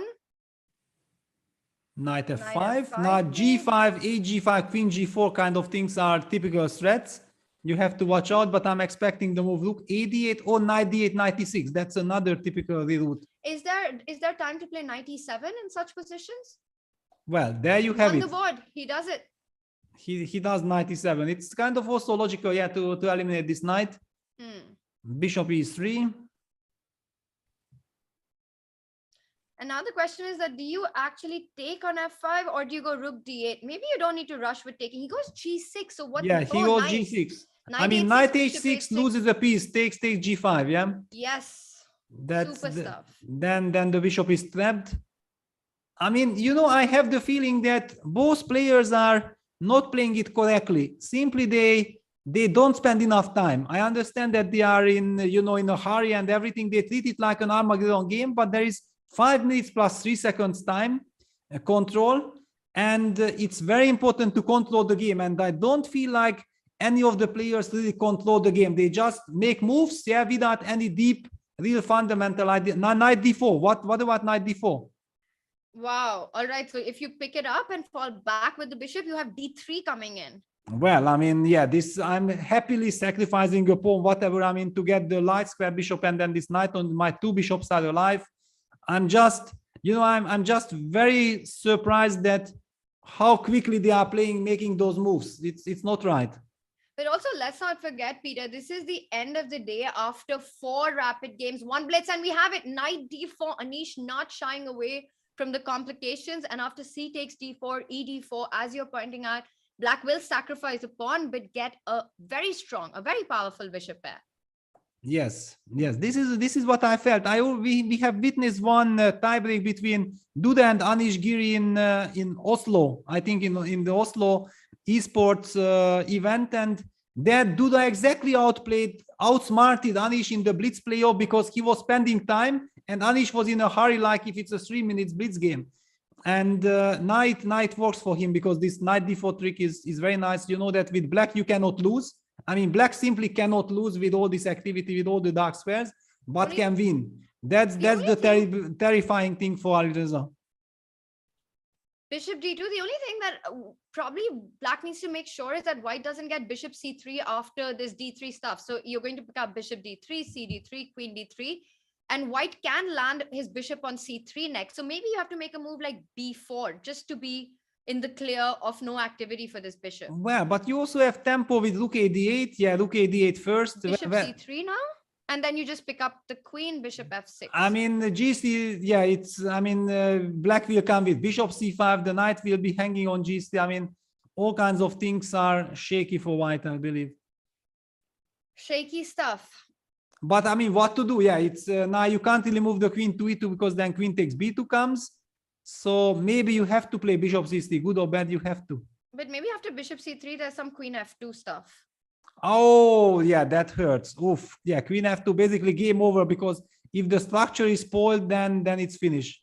So if there's no bishop c3 coming in, then rook d8 feels like the right way to go. So where do you move the queen then? Yeah, I don't know. Yeah, I'm Queen just. c2 perhaps? What's wrong with queen c2? Well, it's. And then if you go rook c, he goes queen e3, all right. He chooses the e3 square. Yeah, he chooses stopping the bishop e3 c5. square. Yeah, but I mean, this whole stuff. But on the other hand, okay, he also has some maybe e5, knight e4 ideas, but e5 will be always met by the queen c6, threatening queen g2 checkmate, and f3 runs into bishop c5, knight e4 runs into rook takes e5 probably. So yeah, it's still not clear what's white's next move. Next move, I think, is bishop c3. If he Yeah, gets the but I mean, if for example, if black just plays your move b4, yeah. Do we have the time to play this move? It's of course very tough question in a blitz game with 2 minutes on the clock, deciding on this move or something else. Queen takes b2 played. Oh wow, this is scary. So bishop c3, he wants to go queen b3. Yeah, this is super scary. I mean, especially against Alireza, who knows, maybe blitzes out some knight h5 ideas. You never know. This is getting a bit tricky. I just feel like, I don't know what it is, but this bishop on c3 is a bit terrifying. Yeah, I mean, something with this knight f5, knight h5 ideas, I don't know. It's so very difficult to rook c1, maybe even some queen b6, queen f6 idea. I love that, Peter. Queen b6 with a tempo, hitting that bishop on b7 and queen f6 could be the path. And I wonder if Anish missed this maneuver. Yeah, probably he missed it. Yeah, because just taking on b2 for just no reason. I mean, it just felt so shaky, right, to allow bishop c3. Yeah, I mean, he had everything under control. White was not be able to move. Yeah, there was just no move to be played. And then queen takes b2 would be a threat. All the pressure would have been on white. And now suddenly he is dealing with the fact that how he stays alive. Yeah, because this queen b6, queen f6 is a devastating threat. And now he goes into a thing because now he spots this idea. Yeah, it's to his horror. Yeah, now he spots it and he knows that it's probably too late. He goes queen d3, queen b6 will be blitzed out by Alireza. Because Alireza doesn't miss this kind of stuff. Yeah, of course. He jumps on this immediately. Yeah, this is the kind of maneuvers and the kind of initiative that he lives for. Queen b6 attacking that bishop. So maybe rook c8. Maybe rook c8 is only move so that after queen f6 we can at least sacrifice on c3. It's bad, but we have to stay alive. Yeah, rook c8 played. But can white actually get greedy and go bishop a1? I know it's too much, but just asking. Well, if it's possible, it's possible. I don't know. I mean, it's also a question of the nerves of the white player. I mean, it's a very difficult move to make when you can win an exchange on the spot. Yeah, on the other hand, you don't want to lose the momentum. Yeah, because then black will have the two bishops. You never know. The knight on g3 is ugly. It's out of the game. So maybe there is a big temptation of moving the bishop somewhere. Maybe even bishop b2. Bishop b2 just felt like it could possibly come into attack with by the queen, but of course it's definitely possible. I'm just wondering, Peter, what Alireza will go for. Will he go for queen f6, win the exchange, or keep the initiative with the Yeah, he goes bishop a1. Yeah, oh he goes. Okay, I'm thinking about rook takes c1, rook takes c1, queen a3. That was the reason why I mentioned bishop b2, because this was slightly, and then if you go queen f6, I'm gonna take on c1 and I'm gonna sacrifice my queen on a1. And I keep on fighting. Sorry, so rook c1, queen a3 is what you're looking at. And what if you move the rook? Where do you move the rook? First question. Yes, but probably that will be key. Yeah, maybe you just move it to f1, just hide it. Just hide it as far as possible. But then there's queen e7. Ah, wow. Then, I mean, we're going to see queen a3 for sure, because black has to play this move. And we might see the queen sacrifice, but I kind of like that for black with the two bishops, the one that you Exactly. pointed out. Exactly. So maybe there is some magic in there for What about Armageddon. Yeah, I mean, black has to survive with the queen sack. I don't know, Bida. Queen a3, rook f1, queen e7, bishop f6, queen e6. Okay, no, but this then we are doesn't- alive. Yeah, exactly. Queen AC on the board. Anish with 28 seconds finds queen a3. Rook f1 and queen e7. Anish, you have to find Tanya's move. Queen e7, He stability. will find it, Peter. He will find it because everything else feels lost. Yes, he does on the it. board. This is crazy stuff. Okay, this is super exciting. So bishop f6 is not possible. Queen e6 just controls everything. I mean, at least Anish survived the biggest blow, yeah, because there was the chance that he might lose on the spot. He still gets a chance to fight. He's alive. He's alive, But but hang his on, camera's queen dead. d4. He didn't play, but queen d4 was possible. Then black would have had to play f6. Okay, yeah, f6 and we sacrifice. So now Anish, okay, but this is also miserable. I mean, this bishop on b7 is a horrible piece in the blitz game with 20 seconds to defend 4 versus 3 with knight against a horsey against the bad bishop. I mean, give now a dark square bishop for black, yeah, on e5, and we will have a completely different conversation. It's not a horse, it's a horsey. Yes, this knight will do nightmares in black's camp. For sure. And he's down a pawn. This is going to be a tough one to defend. But Anish has to, you know, compare it with his previous situation that he almost lost on the spot. Yeah, so then you always, whenever you feel that there is a problem in your position, you have to see the bright side, that it's better than it was, for example. Yeah, and then get confidence, believe that, okay, if I survive that, I have to survive this as well. Anish down to 12 seconds. He has to find the setup. Queen to f6. Probably he will play queen f6. So No, he what's goes the queen defending setup? a7. He goes queen a7. Maybe he wants to come in with queen f2, but it's not really helping. No, he just says queen h4 check is a major threat which will win the knight. So watch out. Yeah, queen b2 check. Yeah, stabilizing. Also asking black, yeah, how do you want to play? Queen f2, exactly. Yeah, this is nice. Bishop at least gets to e6. But some e5, knight e4, knight f6 ideas also, yeah, e5 played on the spot. Ali Rezana in his element, yeah. Wow, hang on, f4 and knight e4 is a triple fork. I mean, f4 and then knight e4 on the board. Queen So h4. Anish had to go queen h4, but now, okay, he will be over, I mean, rolled over with f5, with, I don't know. You mean if queen into g4, knight e4 would have resulted in one of the forks for sure. Exactly, yeah. Very nice. The triple fork if queen g4, yeah. Aliza also done to 18 seconds. And he goes for f5. He goes for the most direct one, gf, gf, bishop d5. Peter, Armageddon or not? Anything is possible. Now with 15 seconds on the clock, anything is possible. So much at stake for these players. Yeah, Queen queen G4. g4. I mean, yeah. At least tying down that knight, putting a threat on g2, rook f1 with the idea of rook f4, trying to get that queen out of the way. Yes, but he just goes rook f2, just stability. h4, he jumps back with the knight. If Wow. And this is what I was worried about, because now queen h3, you trade, pick up e5. yeah, and that should be holdable. That should be holdable. I mean, still, well, even not really unpleasant, because f5 pawn is very vulnerable. Some work to be done still, because Alireza is going to play this. Yeah, but now already also Anish in a comfort zone. Yeah, maybe bishop f3 just fix everything, and then king e5, king f4. Yeah, I don't see Anish losing this. Yeah, rook a2 will be played, king e5. Just black is super active.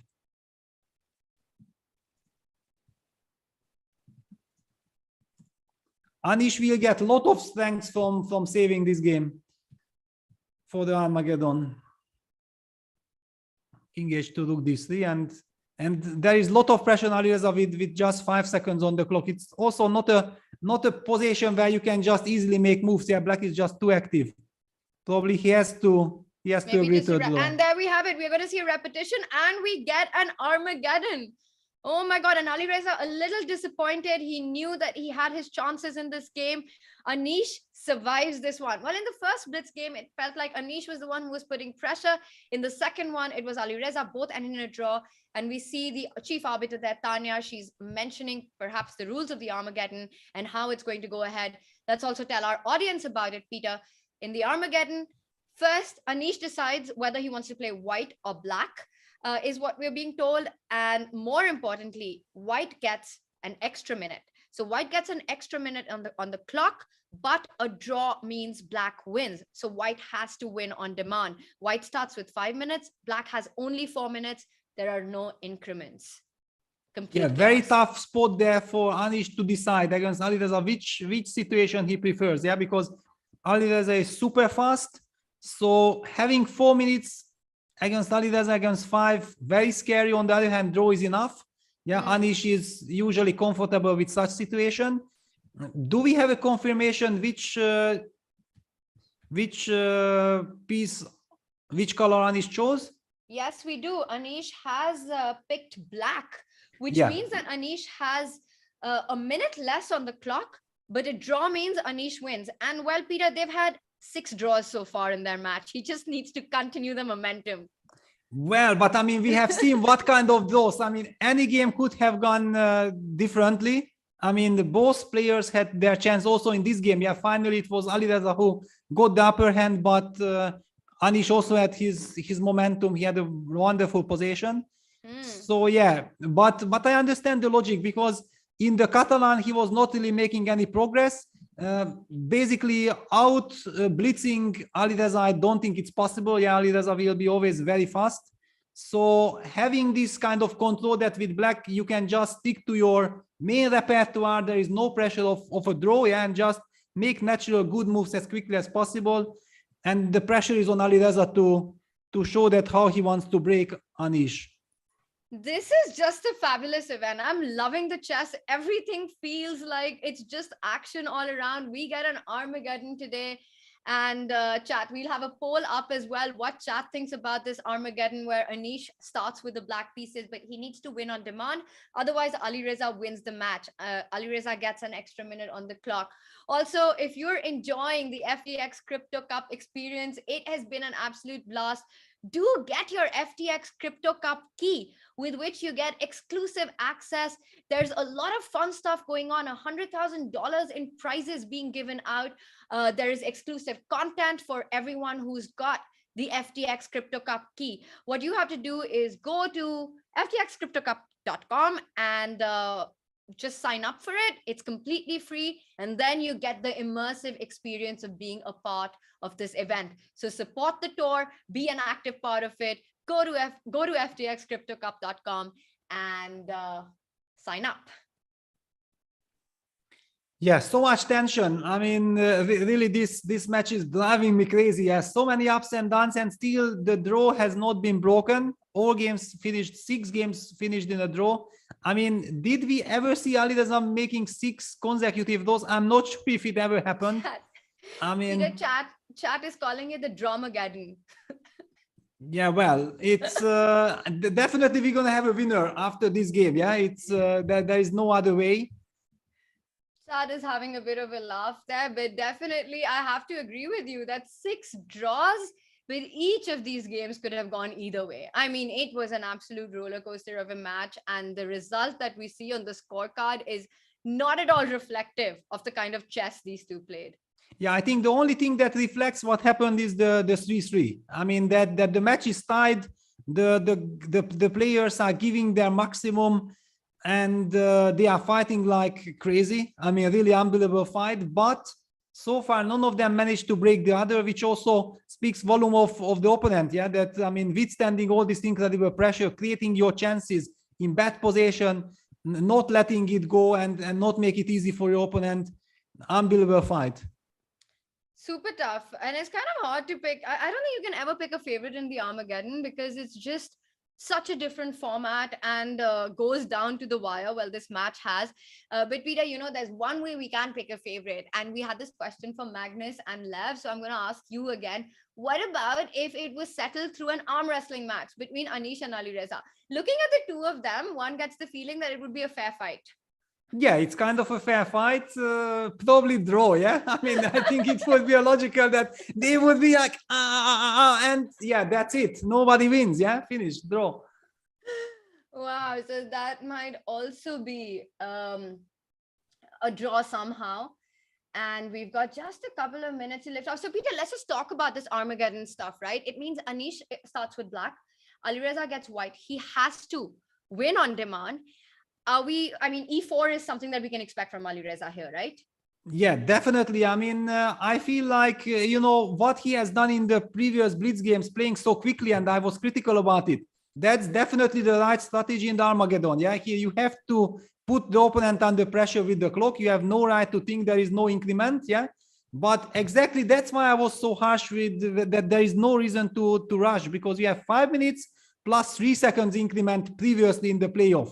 It's a completely different story. Now, of course, Alireza's incredible experience of playing as quickly as possible, not blundering anything and using any kind of chance that the opponent gives might play in his favor. On the other hand, also, we have seen Anish playing incredibly fast. Yeah, so he's also used to blitzing very quickly. Yeah, he does not, somehow it feels to me like his brain kind of gets into this mode that this is now blitz, I have to play as quickly as possible. Yeah. So it might be an even match between these two players. And there we have our two players. They are ready to go. Well, Alireza has so much practice with this mouse movement. If it just comes down to second, he goes for E4. And will Anish start with E5 again? For sure, yeah. We're going to see probably the very same line.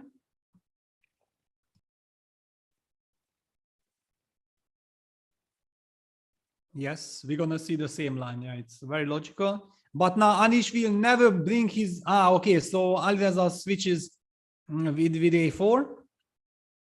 It's a clever choice. I mean, he needs to disbalance Anish somehow. A4, knight A5, bishop A2, C5, knight A3. Old classical stuff, queen D7.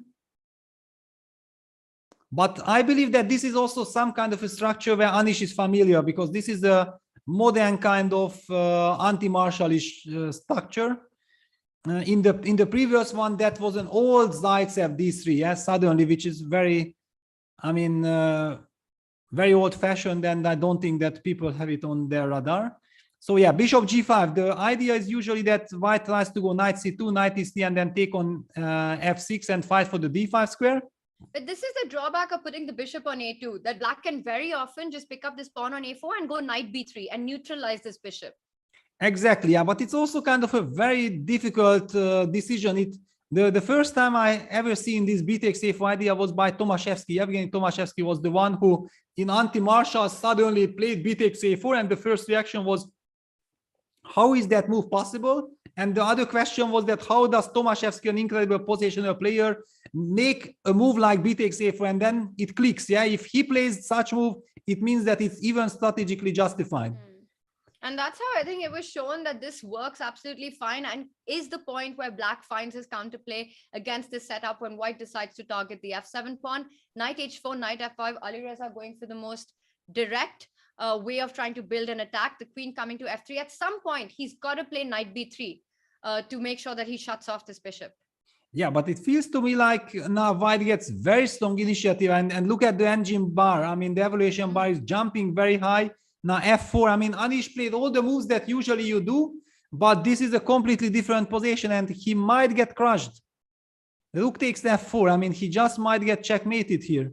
And it's super hard to try and defend this position with no increment on the clock. Yeah, you have to kind of blitzing and okay, white is coming, queen FC, rook F1 just brings all the pieces there, and then some sacrifice Knight G7 stuff in the air all the time.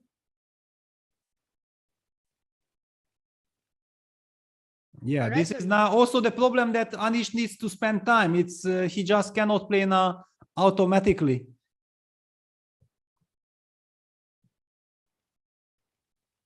Wow. Okay, so rook f4 and Anish spends some time, but he needs to be careful. He decides to go knight b3. Takes, and just ignore the pawn on b3. Just go Yeah. queen f3 and rook f1 and bring all the pieces. So queen f3, black will probably go queen e6, trying to fight against the idea of knight g7, and then you bring the other rook onto the attack with rook f4. Exactly, and then we are still threatening. The big question is not to run into some knight takes e4 trick.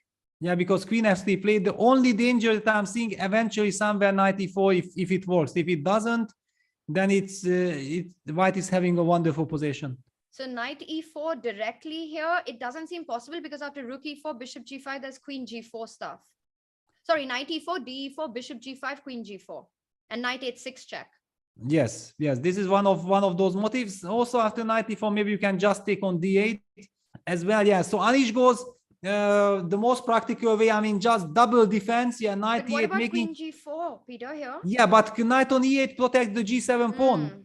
So that's kind of, so white is better. Yeah, white is clearly better. It's no doubt about it. But at least black kind of stabilized, made sure that he's not getting checkmated. It will be a chess game, and then playing it quickly is the most important. I mean, honestly, it was looking super scary, and kudos to Anish to find this kind of a way to get out of the attacking mess and all these tricky ideas. Yeah, but I mean, unfortunately for him, yeah, knight is coming, knight ac4, knight c3, and then the pressure is still on, and he's 1 minute behind on the clock. Very unpleasant. Yeah, queen b7. Trying to get the bishop to e6, so trying to eliminate the knight on f5. Also trying to break with d5. Yeah, it's a multi-purpose move. Bringing the queen to b7. But Alireza will not let that happen. I mean, I'm kind of sure knight c4 to e3 will be played. That's kind of my guess. Just keeping the bind. Yeah, keeping the bind and making black to decide. Do you really want to take on f5? I don't think that black really wants. But Anish is super happy. At least he forced Alireza to think some 25-30 seconds, making up his mind. And the clock situation equals out. Yeah, finally he plays knight c3. The evolution, I mean, the engine bar does not like it. Bishop e6, that's a normal move, just controlling the d5 square as well. Maybe someday black can actually dream of going king h8, g6, pushing that knight out. Yeah, and also somewhere e5, a4, a3. Yeah, that would be queening the pawn. I mean, just to destroy the structure. Yeah, it's a clear-cut direct counterplay. That's actually a really nice idea. Suddenly on the other side of the board. Exactly. I mean, if you are not getting mated and now with the bishop on e6, it seems quite solid. Then in a blitz game, you know, if you have a clear idea, it's wonderful. Rook f3 and Alireza a little shaky there while he's down to about a minute and a half, both players. Our rival bar didn't seem to like that last move. And wow, Anish goes for your plan, Peter. He tries to queen, but Alireza puts a stop to it immediately with rook a1. Yeah, exactly. He needs to, but now it becomes a very static play, and the clock will be super important. He keeps the queen on c7 finally. Queen c7, d4, cd4, knight takes d4. And maybe the other knight is going to jump to f5 or d5, depending on where the bishop moves. Yeah, I feel that this is not good development for Alireza because he wasn't exactly sure how to play the position. And now he gets new target, new jumps with his knight. Bishop f7 played. Maybe you go knight d5 anyway, because after this trade, knight e6 will be a massive square. Exactly, but otherwise now also the f6 pawn is hanging. Yeah, so Anish goes for it. Ah, wow, queen c5 pin, and he's trying to get to the d5 pawn. Nicely spotted. He gives it up. Alireza doesn't care about the pawns. It's all about the initiative. He has to win on demand. A draw isn't good enough, so this is the only way to play. Knight f5 with a sneaky threat of knight h6. Yeah, wow. I mean, look at this. That humanly doesn't look clear at all, but the computer thinks that white is really so much better. But black is jumping out.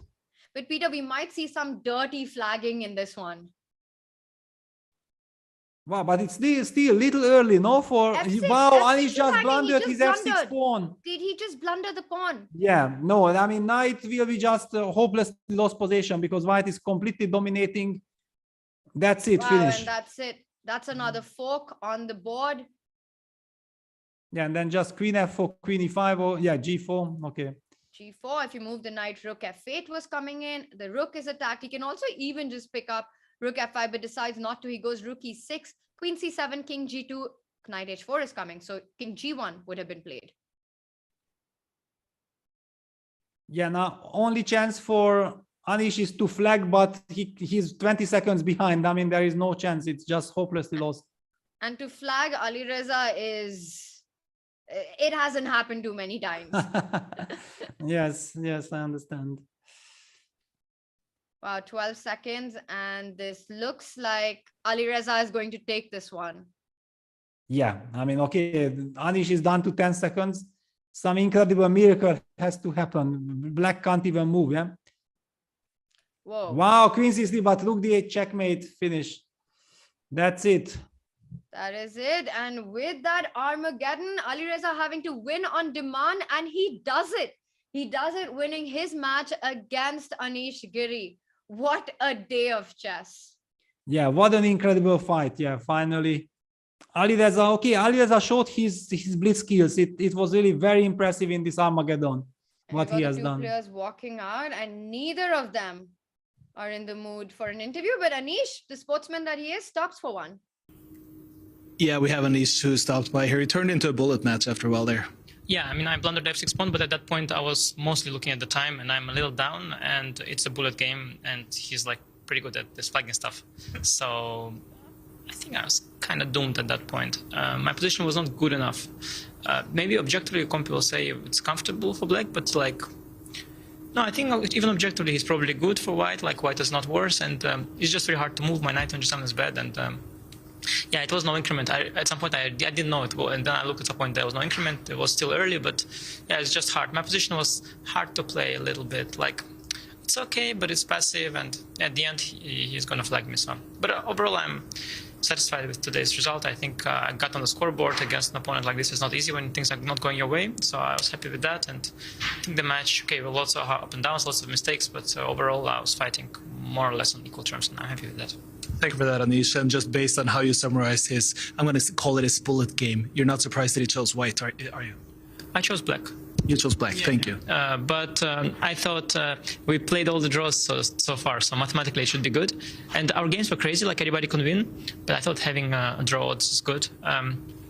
Yeah, I think my position was just never comfortable enough, like in blitz bullet terms. But it was, I don't know, it's hard to say. Like, it was an okay game. Maybe, you know, he could also blunder at some point. He just didn't, so. Thank you so much for taking time, Anish. And as we hear here, it was actually a decision that we were not aware of, where the... Wow, I wonder what was that decision that we were not aware of. No, I think that it was Anish who chose the black pieces. Yeah, probably people were thinking that Alireza clearly, because he's such a monster with the extra time, that he chose white. That's how I feel it, but maybe I'm wrong. No, you're absolutely right, because we were informed by Tad that Anish chose colors, and because of his higher seed, because of his performance in the tournament on the tour so far, he gets to pick colors, and he's the one who chose to go in with the black pieces. Yeah, it kind of was the logical choice. I mean, we knew that this is not this blitz game where you have the extra increment, yeah, with the 3 seconds like before, and it will probably suit Alireza. And no matter if you pick white, then Alireza will anyway be incredibly fast. Yeah, you will never be able to use the time advantage. Yeah, you have to outplay him. Yeah. And okay, in retrospect, clearly when you lose with the black pieces, everybody will tell you should have picked white, but you don't know this. That's the main thing. And as he mentioned, and this is what we were discussing as well, with the history, the way match was going with 6 draws, you know, and you have only that much time to pick your color. You have to make your choice.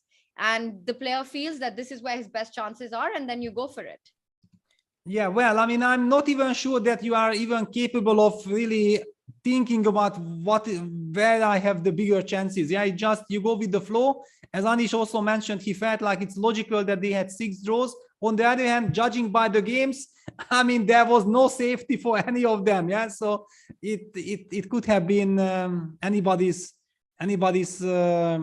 game. Alireza simply got a very comfortable position right from the beginning, and this is what Anish was mentioning that if he would have settled in, with a comfortable position, I think he would have had no problems. But Alizan managed to pose him problems, get him out of his usual kind of structures, and then it was very difficult. Very difficult. We've had a fantastic day of chess with one match going down to the wire. Loved every bit of it. Loving the FTX Crypto Cup, Peter. And of course, day 4 coming up tomorrow with all the action. Chat, thank you so much for joining us. We'll see you tomorrow. Yeah, thank you. Bye-bye. Air quality isn't the first thing that comes to mind when you think about chess and esports, but it affects our focus, decision-making, health, sleep, and more. What's in the air you breathe? Find out with Air Things.